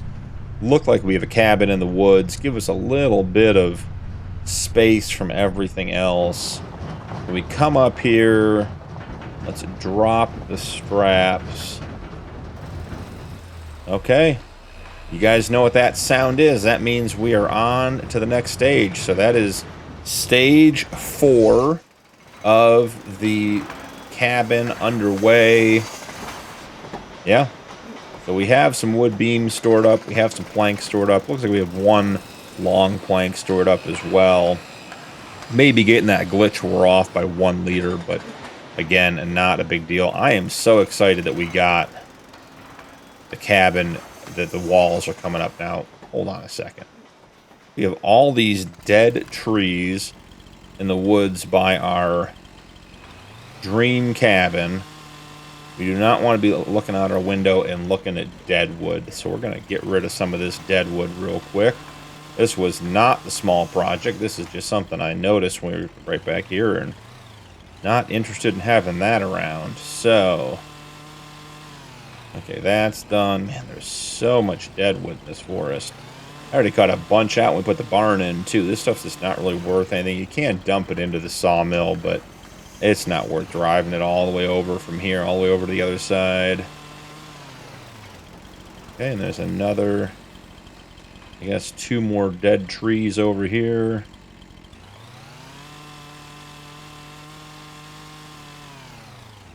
And here we are. Okay. Oh, and okay. 1 more touching the cabin. Maybe 2. Don't look too hard, guys. You'll find dead wood everywhere in this forest. We'll spend the rest of the episode just doing this. This will be the last one, then we won't even look at it anymore. If we see any more, we'll ignore them till next time. So there we go. Can't ignore this one. This was the original one that was a problem. Okay, we're good. We're good. We're good. Yeah. They all have branches on them. That's what we want. Okay, let's take the International back down. Wrap up with 1 more little farmyard project here before we head into June, where we got a bunch of mowing to do, prepping for the wheat harvest. We still have not used our New Holland harvester with the case header yet, so have to get that out in the field here soon. Excited for that as an addition to the farm. So here we are. We're down here. The little project here is twofold. I think we're going to extend this little shed here. So let's get our lime spreader pulled out of the way. And let's get the rock picker out of the way. I like this shed, works really well. It's pretty deep, which I like. A lot of the sort of just coverall sheds like this are just not very deep. And for some of the longer equipment like the tedders and the windrowers, that can be a bit of a problem. So first and foremost, hit this with a quick save so we're not having any issues later. Okay, just hit the right button. There we go. All right, step one is we want to put another shed in there. I think we really want to start with making sure the ground is level all the way across. So let's just come across here. Let's just extend this all the way out. Make sure we're not getting any lumps or bumps. I had a comment about just free mode placing stuff on this map, but as you can see, even right in here, right there, everything is on a slight hill. It's very slight. Love the terrain. Great for just enjoying the map and not having a flat map, which is fun but can get boring. But placing things, it is just tough to make that happen. So this one is it this shed? Is this the same? I think it is. No, that is way smaller. Not that one. Not that one. Okay. Those are all way too small. Looks similar, but clearly not the same shed. Got all of our little awnings. That is a pitched roof. Hey, here we go. I like to place everything with grid snapping, so if we want to do 2 of these, we can. Yeah, that's great. That doesn't really require any additional landscape money. Looks good. Cool. I like that. That was not the project we were doing. That was just sort of step 1 in making this whole area better. So let's go ahead and get all that cleaned up. Get that with a quick gravel patch. So we'll just come down here. And then I believe what we're going to need to do, and we'll do a little more landscaping here with the next step, but I think we need to just bring that through here. Okay, excellent. So the real project we're down here to do is to put a workshop in so that we can have our vehicles repaired. And guys, it is, along with having our vehicles cleaned, I think having a workshop is going to be fairly critically important. So I think we want to sort of put it just off over here where we have good access to it. We could put it on the end, but then you got to come all the way around. I think I'm like right in here. Okay, so we'll hit that with a quick soften all the way around. Increase the brush size. Go back and grab some gravel again. And let's get this graveled in. And I think we want to have a little bit better access coming down here. So maybe clean this edge up. All right, not bad. We got a little bit of room to turn around down here. Very, very cool. I am excited about that. One last just big soften all the way around, get all of this stuff cleaned up. I like that we still have a spot for our baler over there. So let's grab the JCB, and as a prime example, we'll run over there and we'll do a quick repair on the JCB and the stone picker before we get them parked up. And then that, guys, is where we're going to call the episode. So let's see. Coming in here, I imagine the trigger's got to be right in front of this little workshop. Look at this thing. This thing is so cool. Is it over here at the workbench table? Okay, let's get the Triggers turned on, so we're not guessing.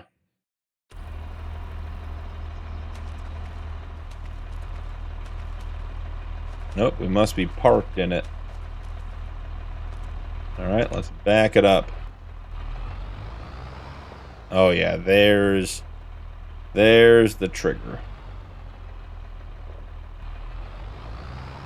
Is it over here? Like maybe we need to be like right here. Okay, cool. Okay, and then we come here.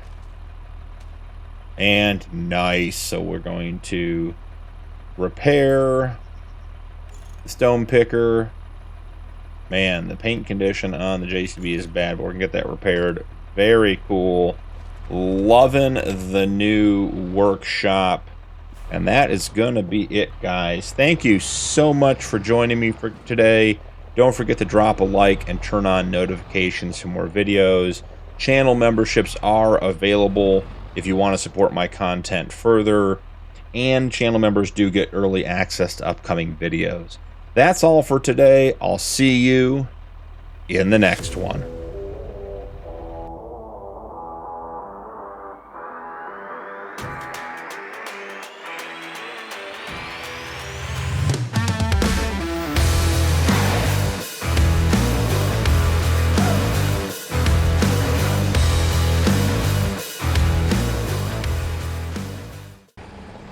Welcome back to the Realistic Cattle Ranch Challenge on Sunshine Forest.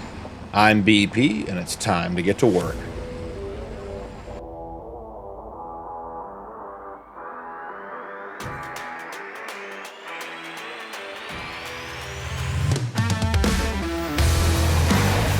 We have a lot of grass work to do this morning, guys. I've been working on it off camera, trying to get ready for you. So far, we have the small grass field cut and baled, just grass bales, because those are going to go into our silage wrapper. And then we're going to have our large field. Man, that trigger is moving on that trailer on me. Our large field, we mowed, we tedded, and now we're windrowing, and then we're going to bale up for hay. Let's see if we can get there. We go. Got the trailer connected finally.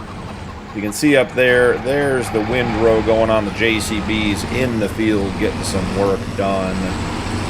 Run over here and grab these bales. Interestingly, when we got the last round of silage out of the wrapper, we had 14 bales. And we have the same number today. Let's see what we got to do to get this up and running. Park. What about bale mode? Operating position B. All right, transporting position. We got to do some unloading here, get this thing reset. Okay, so... operating position back to B. Great. Now we got all the bales set and ready to go. So anyways, I was saying we got 14 bales out of the wrapper for silage last time, and we still made 14 bales today, even after plowing the field, getting the rocks and rolling. So a little bit of an increased yield is what we should have expected. I don't know that 2.5% for rolling was going to be a big deal to begin with on this size field. Plus, you know, the rocks were removed because they were wearing on the equipment, and we don't want to have more damage to our equipment than necessary, just costing us money. So a small improvement on this field, maybe, you know, really more just for doing it the right way than anything else. A good looking setup there with that bale trailer and the Fiat. So let's drive over here. Get these bales unloaded. We'll grab the Massey and we'll stuff the what am I looking for? Bale wrapper. So let's see. I think we want to put them right about, I mean, right in here, I would think, right? Or do we want to turn them a little bit? Have them more perpendicular to the direction we want to pick them up. Load them. All right, so let's see. Put those right there. Excellent. That's done. There's the JCB working on our final pass. I had the JCB work the center of the field first for windrowing, and then it goes around the outside and cleans it up. I did go around the outside of the field once with the windrower manually, just because when you ted the grass, it tends to fly a little bit beyond the edge of the field, and it doesn't get picked up, and we didn't want to lose any material. And we are tight in here. What is going on here? Why does this trailer get all crazy? Okay, we got a mess in the shed. We got to get cleaned up. Everything's getting bumped and turned and going the wrong way. So let's go ahead and get connected up. Get this pulled forward. Hey, you can even see the step deck is crooked. I wonder if they were wandering when I was between episodes. Sometimes trailers have a habit of doing that, where they sort of get a mind of their own and move a little bit. That step deck should be definitely squared up. That front end is sticking out quite a bit. Maybe that's why. There we go. Get that pushed back over, maybe a little bit aggressively, but not a big deal. And then we'll come in here, detach this trailer, jump on out, get back over to, I think we're caught at this point. Get back over to our bale trailer, and let's see if we can't get this in here nice and smooth and buttery. Perfect. All right. So we'll park this over here. I am going to set the JCB off on a worker to try to get a lot of the baling done. We'll have to go back and do some cleanup. There's just no doubt about it, but at least get a big chunk of the baling done. You guys can see our cabin. We've got some roof joists going in. We've got the structure for the roof here, which looks really good. We have our porch over here. The cabin is coming along nicely. It does require 3 bags of cement, which we don't have. I've already, in getting in this morning, gotten the cement bag production up and running. So that is good news for us. So we should have that by the end of the episode. So as usual, we can progress the cabin 1 stage every episode at least. That is the goal. So let's come down here with the JCB. Let's throw the windrower back into the shed, and then we'll grab the baler and send that out there. Like I said, it's probably, if it gets 80% of the grass, I'll be pretty happy. We just can't expect it to do a tremendous job. We don't have a windrower or a wide capture mower, but we can at least get the majority of it picked up, which will be helpful, and then I'll run back and get it all manually when we're done. But that'll give us an opportunity to go get the bale wrapper fired up and the Massey running and get that stuff in there. We did discuss, I think it was a couple episodes ago, that we probably at this stage don't need to make a whole lot more TMR, but we are a cattle ranch, and you know, we have to have TMR, so we have the fields. Worst case scenario, if we end up with just a bunch of extra silage, I think we just sell it. I don't think that's going to be a big deal either way, but I do think it's worth keeping things moving. So there we go, getting on the first row, looking good. Let that guy work, and we will go do other things. So time to get the Massey and get loaded up on the bales. Now this guy, I feel like we need to move him down, don't we? I feel like he starts down here and we load him, and after the first couple of bales he like starts working his way down towards us, you know what I mean? I feel like we need to get him sort of squared up along the edge of the building. Okay, I mean, I think that's That's going to be as good as it's going to be. Leave that running, ready to go for us. Go grab the Massey. Might even still have the bale spikes on it from last time. Look how clean it is after we cleaned it up with our dual-wheeled Karcher power washer.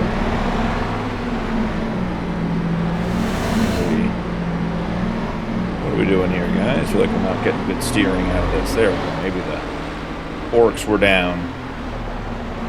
All right. Got to remember, cannot steer at all at low speed. Turns on a dime. So we should have 14 bales. We'll get those loaded up and tossed into the wrapper. Not sure I put these where I wanted them as far as direction, but you know, we'll make it work. I think from the last time we did this, we can do 2 if I'm careful. And being careful is, you know, not always the case. So we'll see how this goes. Got the jiggle bales again. Not sure why our bales are so wild, but they are. So now we come over here, we drop this one and pull it off. Okay, that one went really well. There we go. We're wrapping, things are going as planned. A little bit further forward. Pull that one off. Excellent. First 2. Like we knew what we were doing here, guys. Don't tell anybody we don't know what we're doing, but we'll keep acting like it until someone figures us out.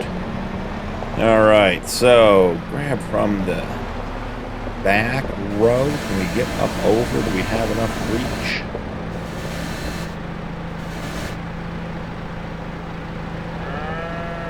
I think we're going to have enough reach.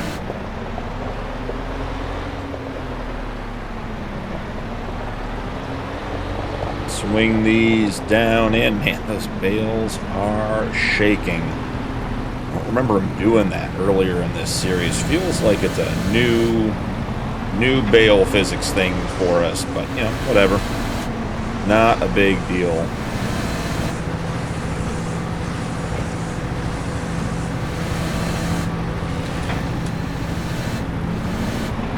Cool. 4 of the 14 in, 10 to go. Process seems to be working well for us. Grab some off the bottom row next.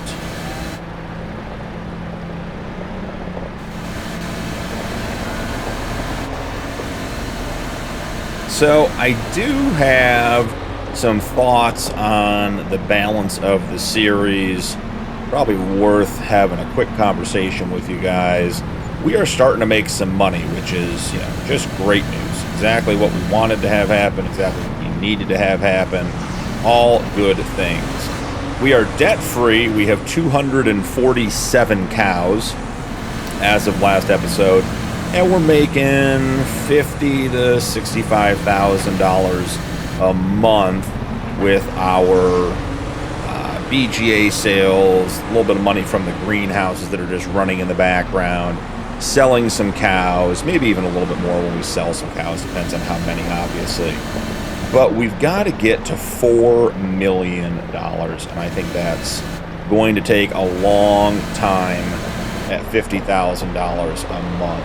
So looking at ways to increase the profitability of our cattle ranch, and I've considered a lot of different things, and I don't want to just get into productions or other things to make money. I want to still stay cattle focused. So I think what we really should end up doing here is making a big push on cattle. Just getting a lot more cattle. And that may require us to change our setup a little bit. I like our setup with the igloos, the birthing barn, the breeding barn, the bullpen. We've got sort of the what I call the recycle bin now for the cows that we're selling. You know, we have a good setup. Teen Town, I guess I missed in there as well. And we may have to change that if we go to a lot more cows. If we get to 500, 750 cows, you know, I'm not sure that calf huts are going to be a viable option at that level. It would be just lots and lots of work. But I think we need to push to do it. I think if we get to the point where we're selling more cattle every day, we're getting more products from the cattle, the milk, the buffalo milk, we're turning into cheese and buffalo mozzarella. You know, I think that's what's going to push us. The BGA is great. Certainly more, you know, more slurry, more manure is not going to hurt us.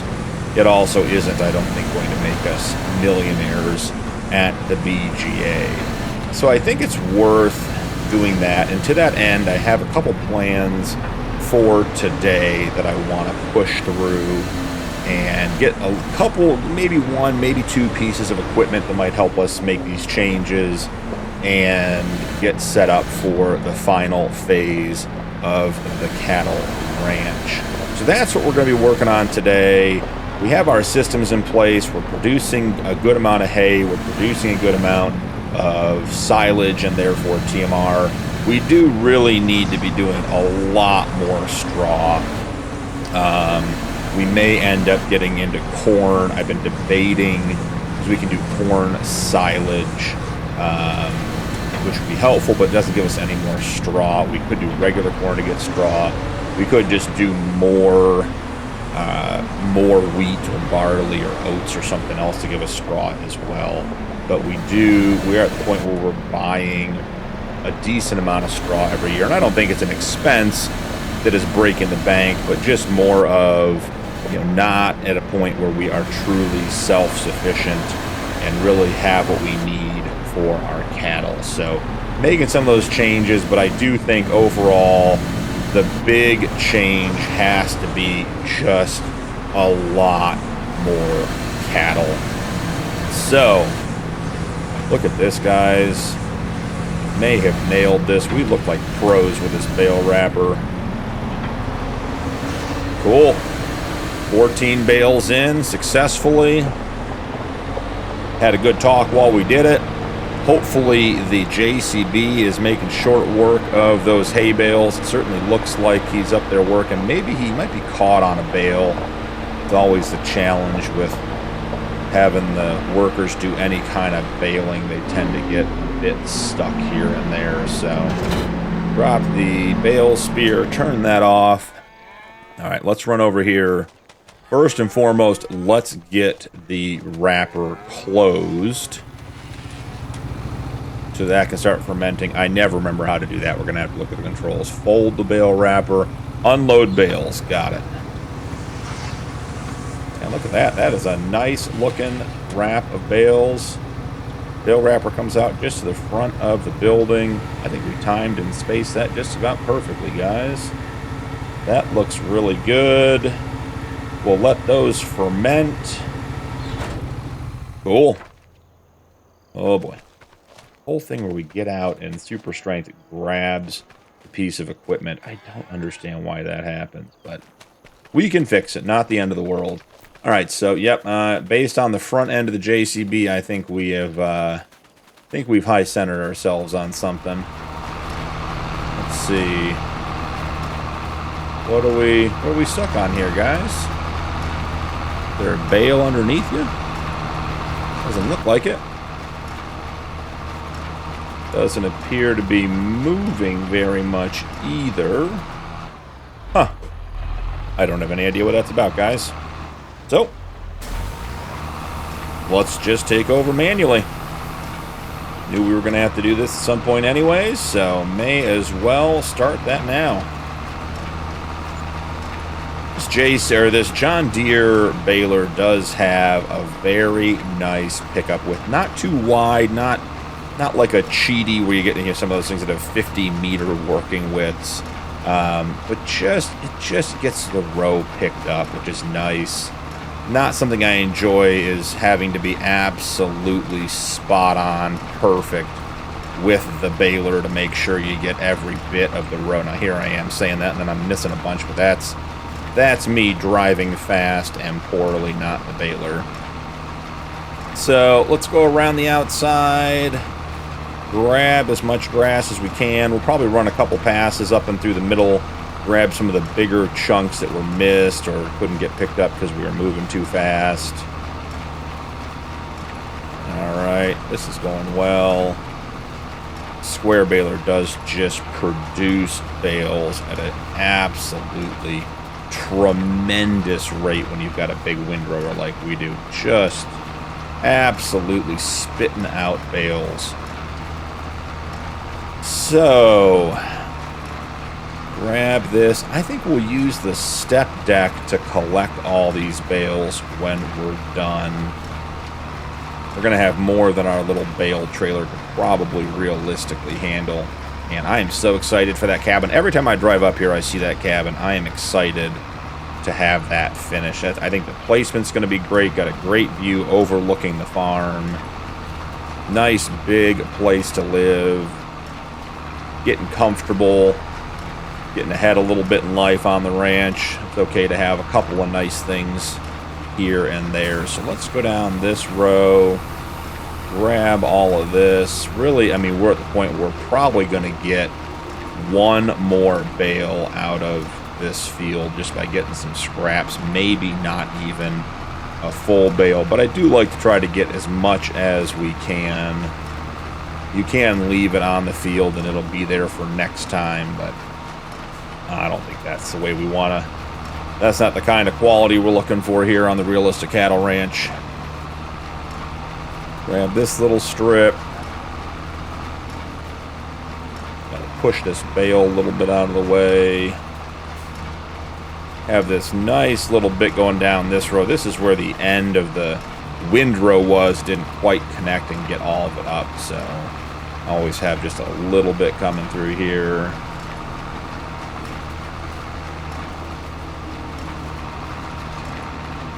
This is a pretty significant strip. That's worth picking up. And guys, I don't even think we got a full bale out of this. We'll hit the top of the field real quick. I missed that spot twice. We're going to have to get it this time. It keeps popping up right when I'm on top of it, so I can't see it coming in. There we go. Yeah, we're at 84% of a bale. I don't see us getting another 16%. Just trying to cruise through here. I mean, really, honestly, the JCB did a really good job. Got the ups and the downs. Can't really complain about that. Go ahead and unload all of our bales. Get folded up. Come on, little bale, jump out. Okay. And then, of course, I run over one not paying attention. So that was a good baling session. We've got silage going. We've got a bunch of hay. I will grab the TLX and get the step deck and get all these bales picked up. And I will come back with you guys when that's done and give you a full report on how many bales we got out of here and what we're putting in the shed. So I will see you guys in a minute. Grabbing the last couple of bales, guys. We had 31 bales on the first load, and we are almost done snagging these. So let's see, 4 on the front, 3, 6, 9, 12, 15, 16, 20 total bales on this load. So we are at 51 bales off this field. That is, I mean, we're going to go through a lot of hay, but that is a lot of hay to get off that field. I am so pleased with the size of that field for what we're doing right now. So, heading on over. Let's check our supply while we're here. We have, let's see, 69 square hay bales. We've got at least 1 or 2 in there that are partial bales, no big deal, but 69 full bales that are each 8,000 liters. So that is a ton of hay. So let's see, that's going to be like 550,000 liters of hay, ballpark, a little about 500,000 liters of hay. So that is really good news. You can see That manure pit over there is fairly empty. I did run 2 rounds up to the BGA. We only had enough slurry for 1 round, but had quite a bit of manure on the property, so took a second round up there. We put 90,000 liters of manure into the BGA this morning. There is no way we make this corner. We cut that way too sharp. Let's see about getting swung out here now. And now we've made a mess of it. Hit the other trailer, stuck in the corner. Alright. We talked about this before. Big equipment, little ranch. Can be a bit of a challenge, but we'll get it in there. Just got to set ourselves up better when we go to back this stuff in. So here we go. Okay. Squeezing the step deck in along the side. Done and done. Good news. So, next step. We talked while we were wrapping the bales about getting back into purchasing cattle. I think, as we discussed, I think we'll have enough cattle by the time we get the money. I don't think that'll be a problem. But I think cattle are going to be our main way to get the money, so we need to make that a priority. So in that vein, did a little bit of internet shopping last night, looked around and got with the dealer, and they have a new cattle trailer that I think is going to be a much better fit for what we're going to try to be doing than what we currently have. Like the current trailer we have has served us well. The International pulls it well, but 9 cattle, as someone pointed out in one of the comments, is the capacity. And that's fine for that trailer, but it's not enough for what we're trying to do here on the ranch and trying to get into some big money. So we're going to spend a little bit of money today with the intention of it making us more money in the future. So let's get pulled into the shop here and get going. I do wonder... Oh, I cut through the BG out of habit, guys. Just took the left there, didn't even think about it. I did do some more research on what's going on with the sale, and I have it fixed. I'm just not sure if it kicked over yet. Now, so the sale stuff hasn't kicked over yet, but it will. Tomorrow it will be fixed, and it will be fine. So heading down to the animal transport category. Guys, we are looking at the EBY 40-foot punch tri-axle trailer here. This thing, as you can see, we'll go back out and look at it. 32 cows it'll hold. It is a big boy trailer. Look at the tire options real quick. Liking the silver. Farm tags, that's license plate. Porch light. We got a couple of options here. There we go. Sort of liking this cattle one here on the front. Yes to chicken lights. Definitely want the dirty realistic floor on it. This is a cool looking trailer. $55,000. That is coming with us. We're going to go grab that and get our first load of cattle under our new plan and head back to the farm. My plan is to buy 15 to 20 cattle a day. We do have to run back up here and get some cattle sold. So that'll certainly help fund this a little bit. And we'll be able to sell the old trailer. I don't think it's only worth 15 or 20,000, but... Ooh, hold on. We have the TLX here, so we have... There we go. I was going to say, we can hook up all over the place, but we want to hook that up on the back, not on the bumper. So coming in here, let's take a look-see and see what kind of cattle we are looking at here. So we need high-quality animals. The ideal animal would be like 10 or 11 months old of high quality and able to be... We can put it into the breeding pen fairly quickly. Here we go. I mean, this one's good. 11 months. It'll be ready next month. And not very many good animals here. Okay, 17 months. That one can go right in.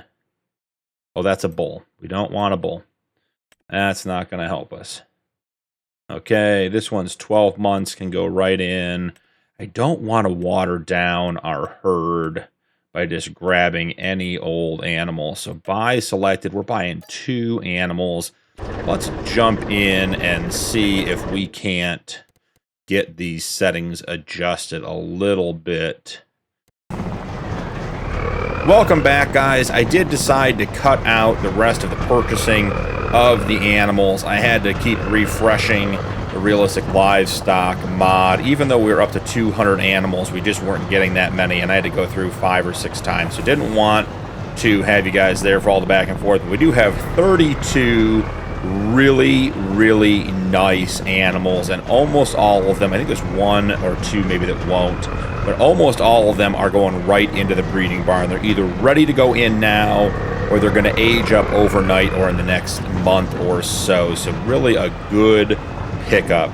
It is going to be an investment. We did spend about $50,000 getting these animals, and we're not going to see that money back right away. It's definitely going to be a bit of a lag before we see the investment returned to us in the form of calves and milk. Certainly we'll get some slurry and some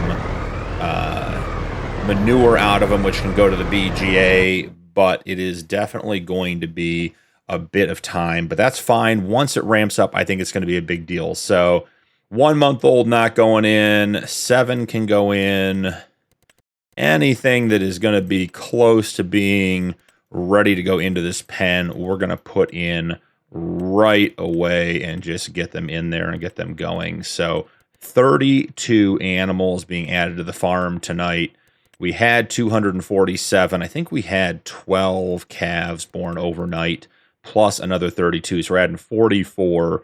So we're at like 291 animals, which is great news. I did also notice on our way back from the store that our cement bags are ready for the cabins. So once we get these 3 put into a pen, we will run up there with the International and grab that stuff. I'm not sure which pen we're gonna have space for. 5, 5, 5, 5. Oh boy.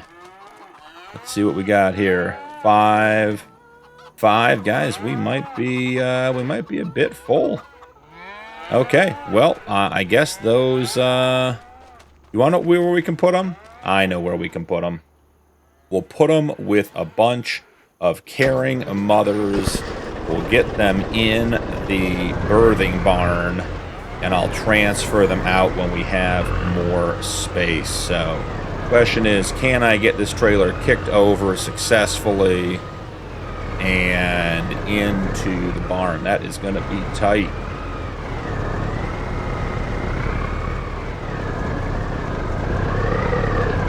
Okay, let's get squared up a little bit here.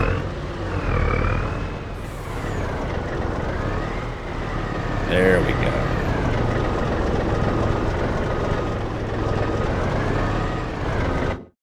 Perfect. You guys can go in with a bunch of moms that'll help take care of you. So they are in there and good to go. So 32 cows, calves added to the farm today. Super excited. Gonna start ramping up our productions and our cow-related stuff. Getting this herd we have maxed out. I think we're probably gonna end up pushing 500-ish animals before we get where we need to be with the money-making portion of all this. So let's hop out here, run and grab the International. While we're doing that, let's get this trailer sold here, guys. So we'll head in here. Nope, it's not even connected. So take a step back, get it repaired, get it repainted, throw it up on Facebook Marketplace. Someone will give us $15,000 for it. And that is, we'll consider that gone and done. So from here, let's head over and grab our little new trailer. We will run up to the cement factory where we have some cement bags waiting for us that need to go to the cabin tonight to keep us on track with getting a stage done every month. I don't have any idea how many stages there are, guys. We could be looking at, you know, a year worth of building, 6 months, I don't know, but we're just going to keep going. It seems like we have to be getting close because we have the roof structure going in. How did you end up hitting on the far side, guy? That seems like silliness. But it does seem like the cabin is going to be done sooner rather than later, making lots and lots of progress. So I'm going to run up to the shop. I'll grab the cement bags, and I will bring you guys back in when we have those back at the farm, and we're wrapping up the episode, dropping off the bags at the cabin. We are pulling back onto the farm with our 4 pallets of cement. We only needed 3, but the factory made 4, so I figured we'd grab them. We're not going to sell them or anything, so may as well put them up at the production if they're needed. Just going to snake through the back here. Since we have the small truck and the small trailer, we can make it through all of our little roadways in the back of the farm. That's why I wanted to pick up this trailer so we weren't driving the TLX and the step deck back here. Just way, way too big to be going back and forth. So, another episode wrapping up at the construction site.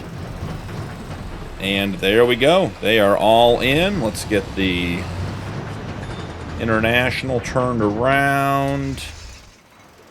All right, here we go. So, yep, everything is in there. They have all the things that they need, and they are working their way down.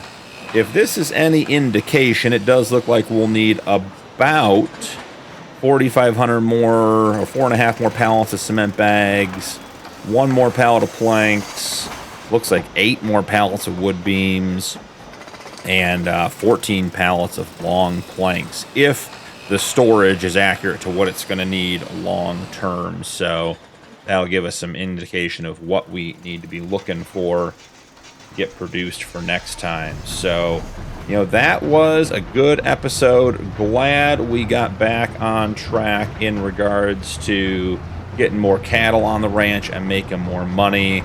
But really a fun little episode. I think that new trailer is going to be a lot of fun. Thank you so much for joining me today. Don't forget to drop a like and turn on notifications for more videos. Channel memberships are available if you'd like to support my content further, and channel members do get early access to upcoming videos. That's all for today, and I'll see you in the next one.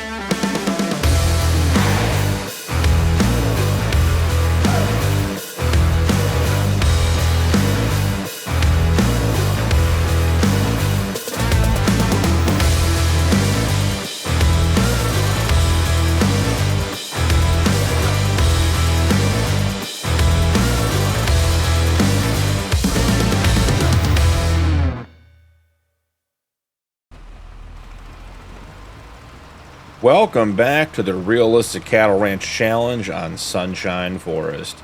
I'm BP, and it's time to get to work.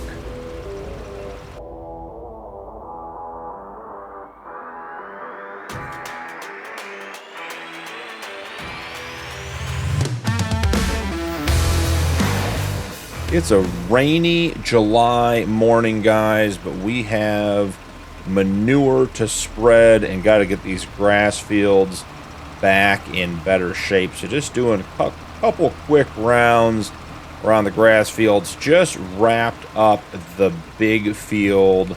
Got that one done early.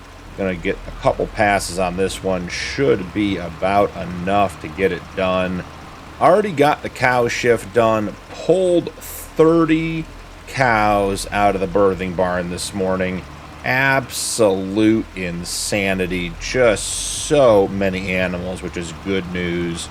I did have to make sort of the executive ranch decision that we are not going to be keeping bulls in the calf huts anymore. Just don't have the space. I think I pulled 12 bull calves out of the calf huts and out of the birthing barn and put them straight to the bull pens. They're going to go straight in there. Moving forward, we did have a small incident in the breeding barn last night. If you remember, we added, I think it was 29-ish animals to the breeding barn yesterday with our new trailer, which was exciting. I checked the food in the morning and basically anticipated the same number of cattle for the rest of the day when I calculated how much food we needed or if we need to add more, and we added a bunch of cattle. So we ran out of food in the birthing barn, which is disappointing because it means the animals were too unhealthy to get pregnant last night. So we're going to have an off month, 10 months from now, without many, if any, pregnant animals. So that was my mistake. I have since put 200,000 liters of hay in the breeding barn to make sure that won't be an issue again. So other than that, the only other thing that may become an issue right here, guys, this bullpen, we are at 56 of 57 spots in that pen, meaning 2 more bulls are born and we don't sell any today. We are out of space there, so I may have to create or build a bigger bullpen somewhere. Not sure exactly how we would make that work, but let's run around here and just see real quick. Yeah, 56 out of 57. That is craziness. Now, any of these bulls that are full grown, how much are they worth? Yeah, I mean, they're worth 12 months. It's probably worth selling all of these Angus bulls. This one's 13 months. I mean, we can keep feeding them, but we know we need the space. The water buffalo bull, not worth very much. Is that animal that's not a very good animal? It's okay. So I think we're going to pull all the mature 12-plus month bulls out of this pen. Get them sold. We need the space. And, you know, quite frankly, the money is going to be good too. So they're going to get sold eventually. Oh, we're on the bumper pull. I'm like, why is the trailer acting absolutely crazy? Okay, let's get it picked up to the kingpin there. There we go. Now things are acting a little more like we expect them to. Have a big month coming up as well. Have the wheat fields ready to go for next month. We're going to get a good wheat harvest off of all of that. Man, I really feel like I should be hitting that trigger. I feel like maybe the trigger on this trailer is further up, like towards the front. There we go. So any animal that is 12 months or older, we're just going to go ahead and grab and run up to the sale. Have a couple of cows that have aged out of our breeding barn or breeding rotation as well. So let's double check. Miss any full-grown animals? No, so that's better. We're at 46 out of 57. Got a few more spots for tomorrow, which will be good, or next month before we run out. Hoping that will be enough. I'm having a tough time with the trigger on this trailer. Is it at? It's like very close to the front, apparently. Let's jump in here. We are going to select all. Move selected. All these animals are ready to be sold. So certainly, you know, our Angus cow here, 50 months, worth 4,400. One of the more expensive, if not the most expensive cow we have. This one is 12 months, worth 34. I do think the bulls probably would be worth more if we let them sit, but it does eventually become a cost analysis with how much space they take up, needing to build another pen, and, you know, keeping them fed. Not that hay is particularly expensive, but there is a relative cost to having them in there and keeping them fed every month. So I think at this point, probably best just to sell the bulls when they get to full size. We're not going to be rotating them back into the pasture for the breeding pen, even if they're good quality stock. I think at this stage, we have such a strong breeding pool that most, if not all, of those animals are offspring of our existing cows and bulls. And so putting them back in there just means they have a very limited breeding pool because they're related to a lot of the animals in there. So we will be looking for new and replacement bulls as the time goes on. I was hoping if we got going fast, we'd get over the train tracks. We do not want to have an incident with a train here, guys. Doesn't even look like anything's catching anymore. We are free. I did take our usual trips up to the BGA this morning. Got that all filled and topped off. Got the greenhouses topped off. The animals fed and watered. As I already told you guys, got the shift done. So in pretty good shape for the month of July. I did check. We needed long planks at the cabin, so I cut down a couple of trees, threw them into the sawmill, well, fell them into the sawmill. So that is running in the background today while we're out doing stuff. So we'll have 3 long planks ready. Once again, guys, right to the BGA. I cannot stop driving to the BGA. I do it every morning. Just force a habit at this point. But did get the long planks started, so we'll have those. All right, so let's get all of these sold. Select all, sell selected, 48,294. So basically, hopefully that's going to pay, because the last time it was about 50 grand to get cows. I'm going to purchase some cows. I'm going to not have you guys sit through the back and forth in the menu, searching through the animal dealers' inventory of livestock to find the right animals. I will just connect with you guys when we are back at the farm getting ready to drop off some animals. So I'll see you guys in a minute.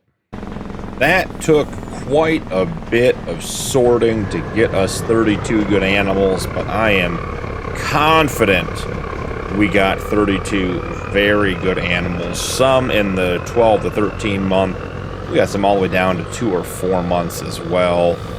But at this stage, I think the plan, for sake of ease, is going to be, well, first off, we got to get over the tracks here. We're going to get hit by a train at this rate.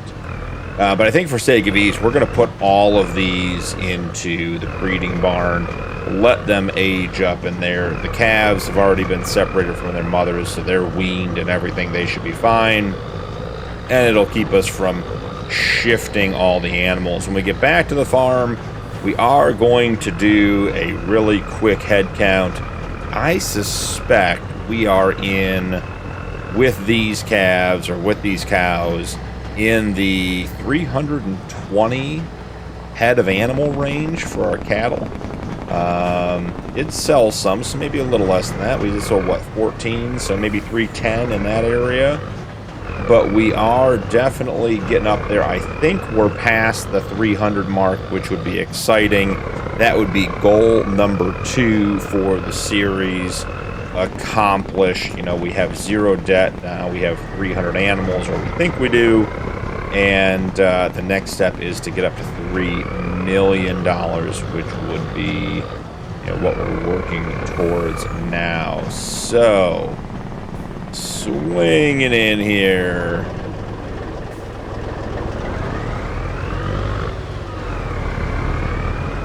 Really happy that we got a bigger trailer.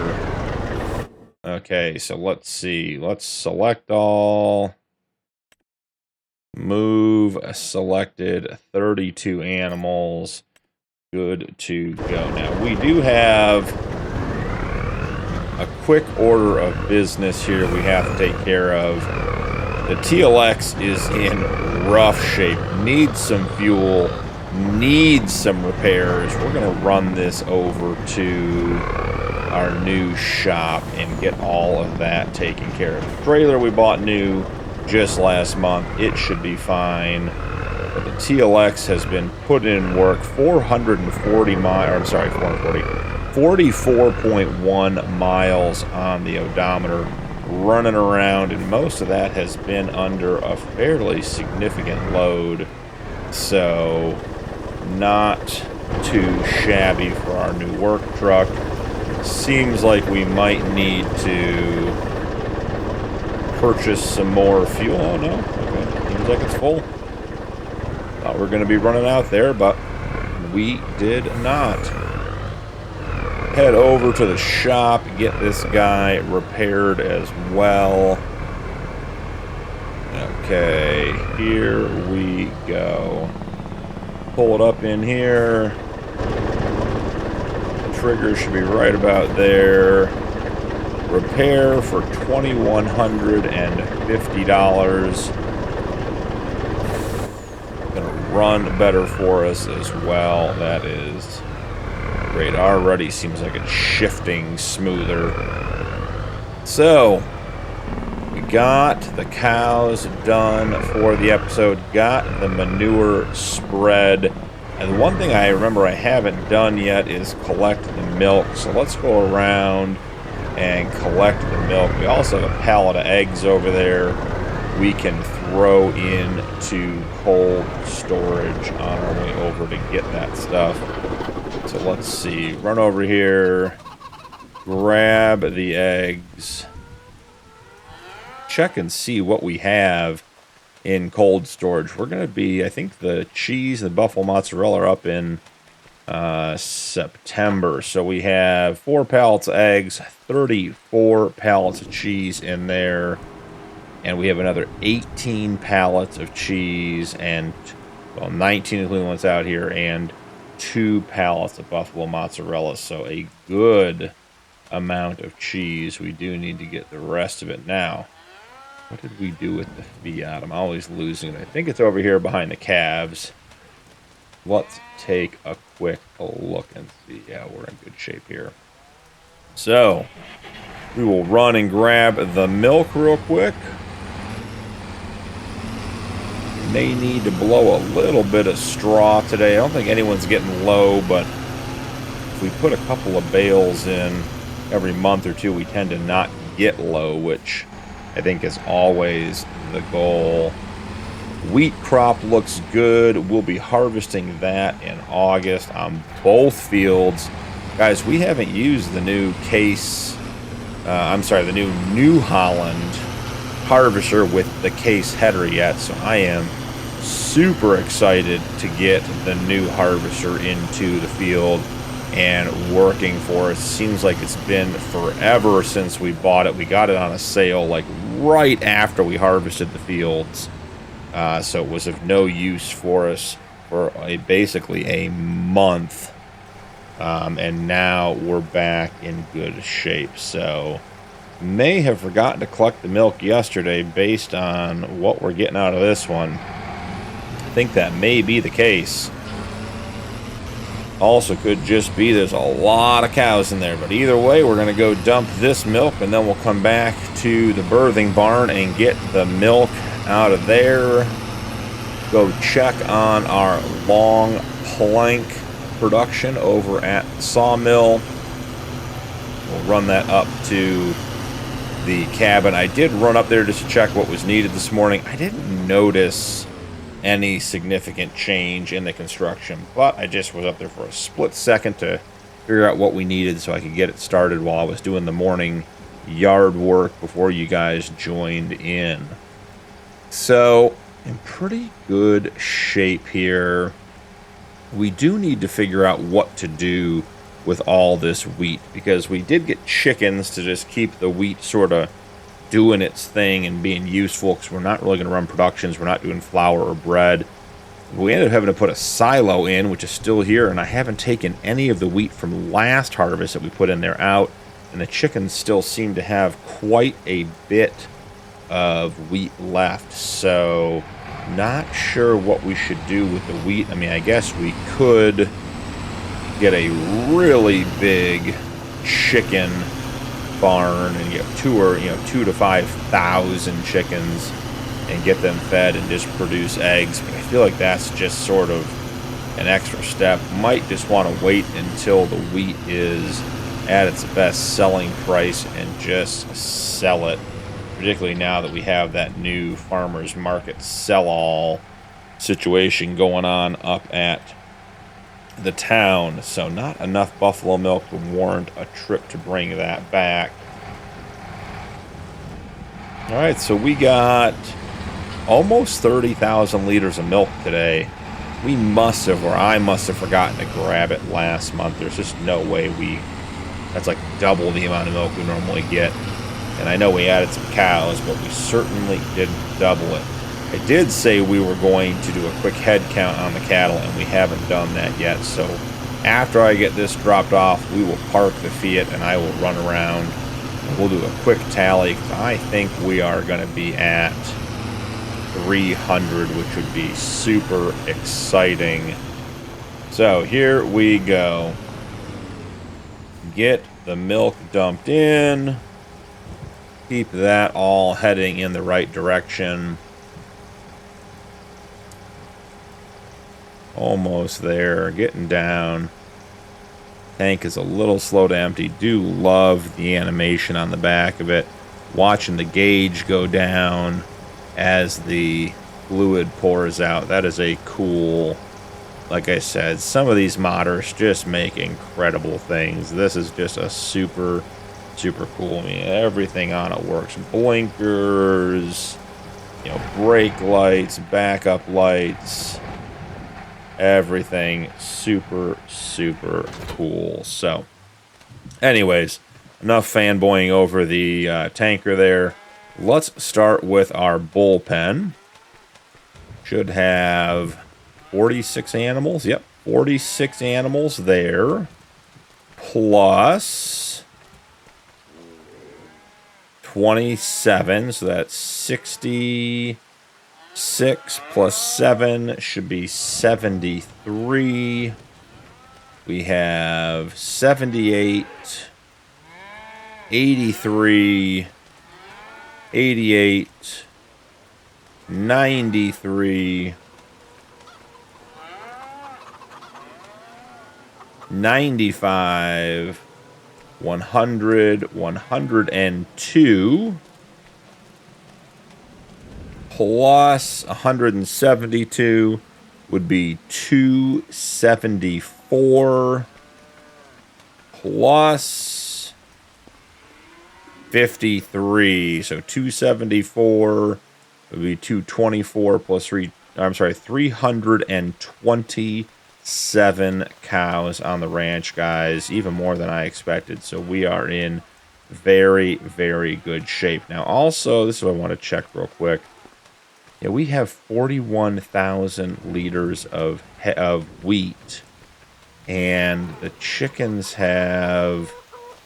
still have 89,000 out of 100,000 liters. They are just not eating a whole lot. 472 chickens out of 1,000, almost halfway there. So guys, I just we're going to have to sell some wheat or figure something else out. I don't know what we'll do with it exactly yet. We'll get it harvested, but we just don't have the use for it. Well, I'd say we got 3 long planks out of that production. That thing is, this sawmill just absolutely tears through wood. So, why don't we grab the International and the new trailer? You guys can sort of see all pop up here. We're starting to get a little bit of a bare area here around this, which is good. Got a couple of trees, probably pull this one, that one, these sort of 5 that you can see on screen, pull those out, and then start getting these out here too. We'll have to figure out where the property line is. But that would be a nice little field extension. You know, we could come up to like this row of trees right here. See, there's like this one and the 3 that are almost the same right behind it.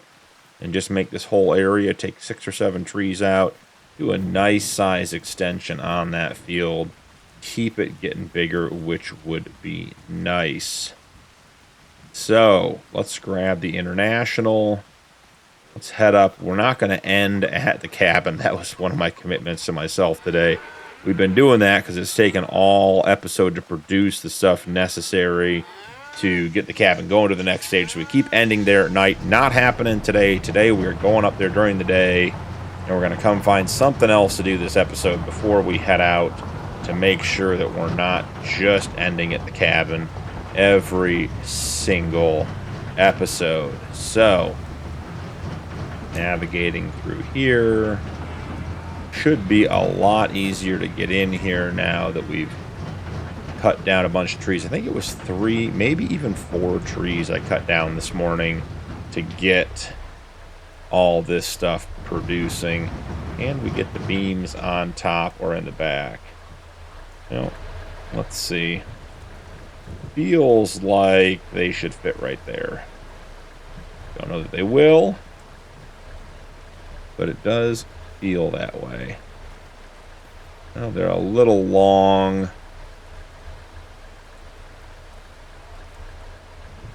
Okay, that'll work. Balanced across the back. Okay. A fairly heavy load for the case. These wood beams and planks are relatively heavy, but it pulls pretty well. This has been a very, very reliable truck for us. Very happy we had it for the series. Looks good, performs well. Hard to complain about that combination when it comes to a vehicle. Alrighty, heading up to the cabin. We'll get all of this stuff added to the cabin. Gotta go slow through here. This trailer is very, very tippy. I've had a couple of incidents with it recently that have been a bit challenging with it trying to tip over on me. What we can do, we should come back down and look at the TMR mixer and see what it needs. I bet it needs hay that has silage. It could need straw, which we'll get more tomorrow when we harvest. So guys, before we add anything, let's real quick take a look around. I don't think anything changed overnight. Were the chimneys that tall? I think they were. Seems like we have one little piece of roof over here. Don't know, like I said, I don't know that anything changed. That's okay, just, you know, keeping tabs on what's happening here. And the last bit of beams. We'll do our usual pull to the side, get out of the way, go check on the progress. Alright, yeah, it is working. We did get some more planks long, wood beams in there. As I said, if the storage is any indication, we're going to need more of everything still. Certainly getting closer. You know, it might just be worth going down there and cutting down some trees and getting planks and beams and long planks going because we know we'll need them. We also, there's no stone at the cement factory. Maybe we run up there and put in some stone and get some cement bags going since the building says it has inventory. I think, if I remember correctly, because I haven't done too many constructables, if the inventory is what it's going to need, it doesn't take extra items. You know, if it needs 10 of these, it doesn't take 12 is what my recollection is. And maybe leave me a comment in, or leave me a note in the comments down below to verify which is the case. So let's start over here. We'll knock down some trees. Probably should bring the Massey. We're getting to the point where they are getting to be a little bit far away from the trigger point on our sawmill. I think I hit the bar in the middle there. And if we need to move them, we'll grab the Massey with the log forks and just push them into the triggers. Had very good luck so far felling them into the trigger, which has been a blessing. But like I said, the last one I did, I was not sure was going to reach, and I got a really, really tall tree to make sure I had my best chance, and it did work out. But I don't want to keep counting on that. We know we're going to get one here eventually that's not going to fell where we want it to, so we will bring it up there to make sure we get everything in. Nice, easy, scenic ride in the Massey through the trees, right by the edge of the wheat field. Don't want to drive on any of the wheat. Alright, so I think it's this sort of grove of trees here. You know, these ones right here, we want to fell that way and be able to expand our field. So, got that one. Got that one in the trigger. Sometimes it's better to be lucky than good. This one.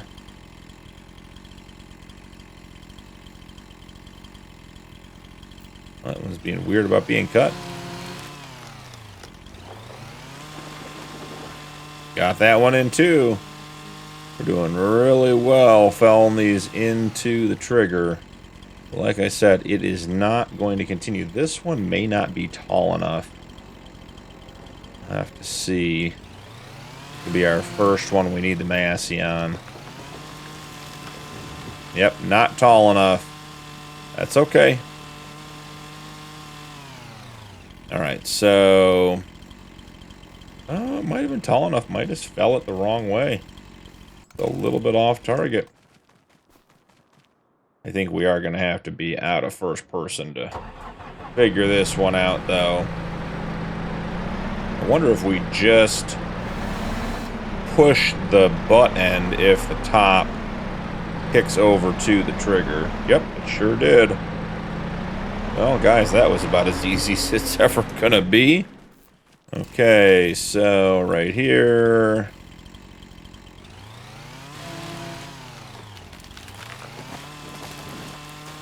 got that one in the trigger.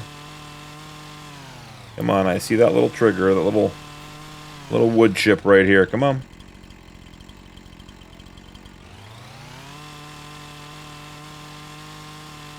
Got it.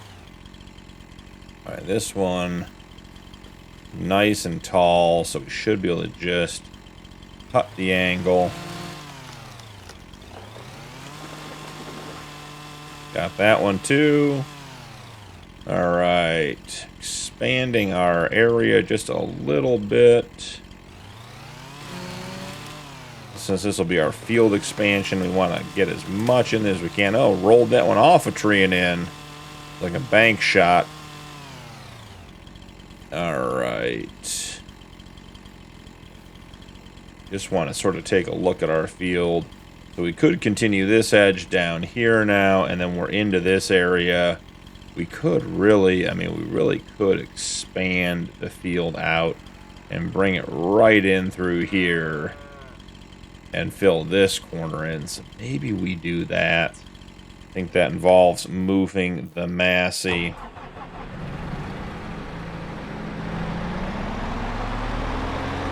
Don't want any trees falling on our little Massey. It has been an absolutely fabulous tool for us here on the farm.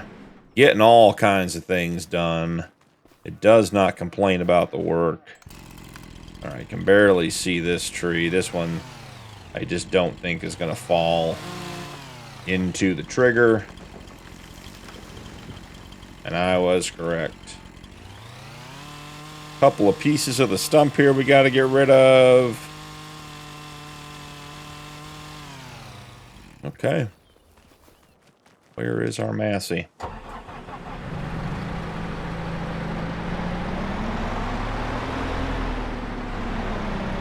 Well, this one may not have reached. It may have.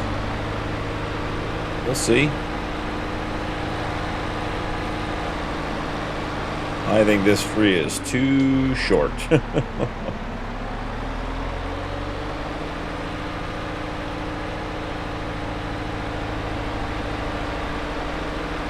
I think the first order of business, let's re-angle it.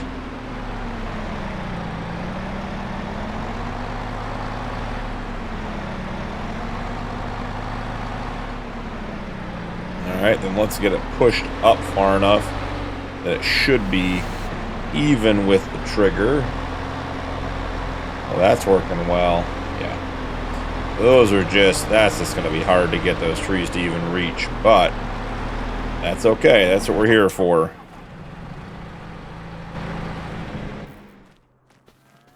Grab these two.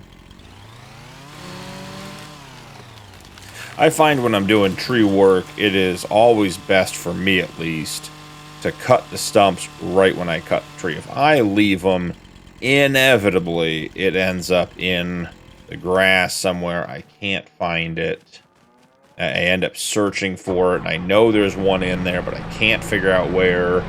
And then I go to put the field in or put a building down, and you find it that way, and that doesn't seem to be anywhere near as effective as just getting it done in the first place. So that's how I do it. Let me know in the comments down below if you guys do something different, have a different experience. It is nice with Lumberjack Mod not having to have a second piece of equipment to get rid of stumps. Gotta be a little careful. This one's pushing all kinds of crazy directions. Go up here and try to bring this guy back towards the trigger a little bit. There we are.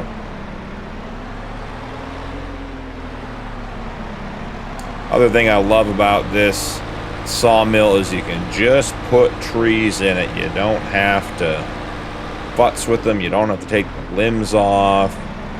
You just get the tree in the trigger and it says, yep, thank you, I can take care of the rest from here. Okay. I think one more tree. This is the last tree that really matters as far as the potential field expansion. We could certainly do more. I think we have so much wood in the sawmill now that we don't need any more. And definitely the last couple trees we did were for the space, not for the production value. So we'll get this one pushed in to the trigger.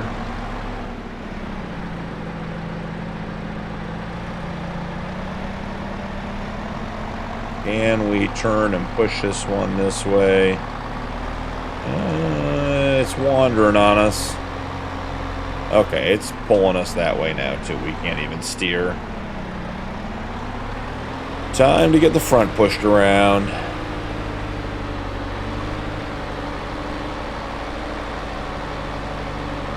Alright, that should be just about lined up.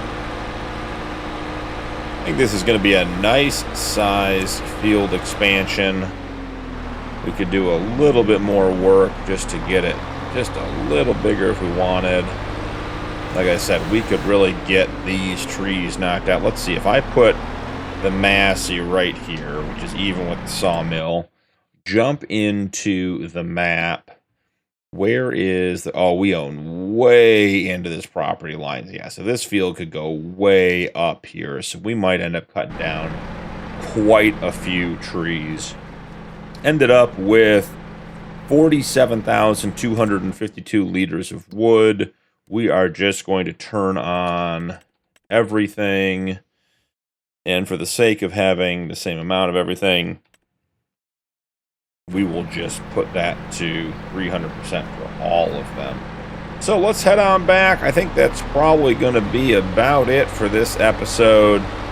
Got a lot done. Excited for our cattle herd. We keep adding 32 animals a day. I think the rewards from that are gonna start coming in quickly, but we do just need to remember that we are going through a lot more food than we think we are. So on that note, thank you so much for joining me for today. Don't forget to turn on notifications for more videos and drop a like.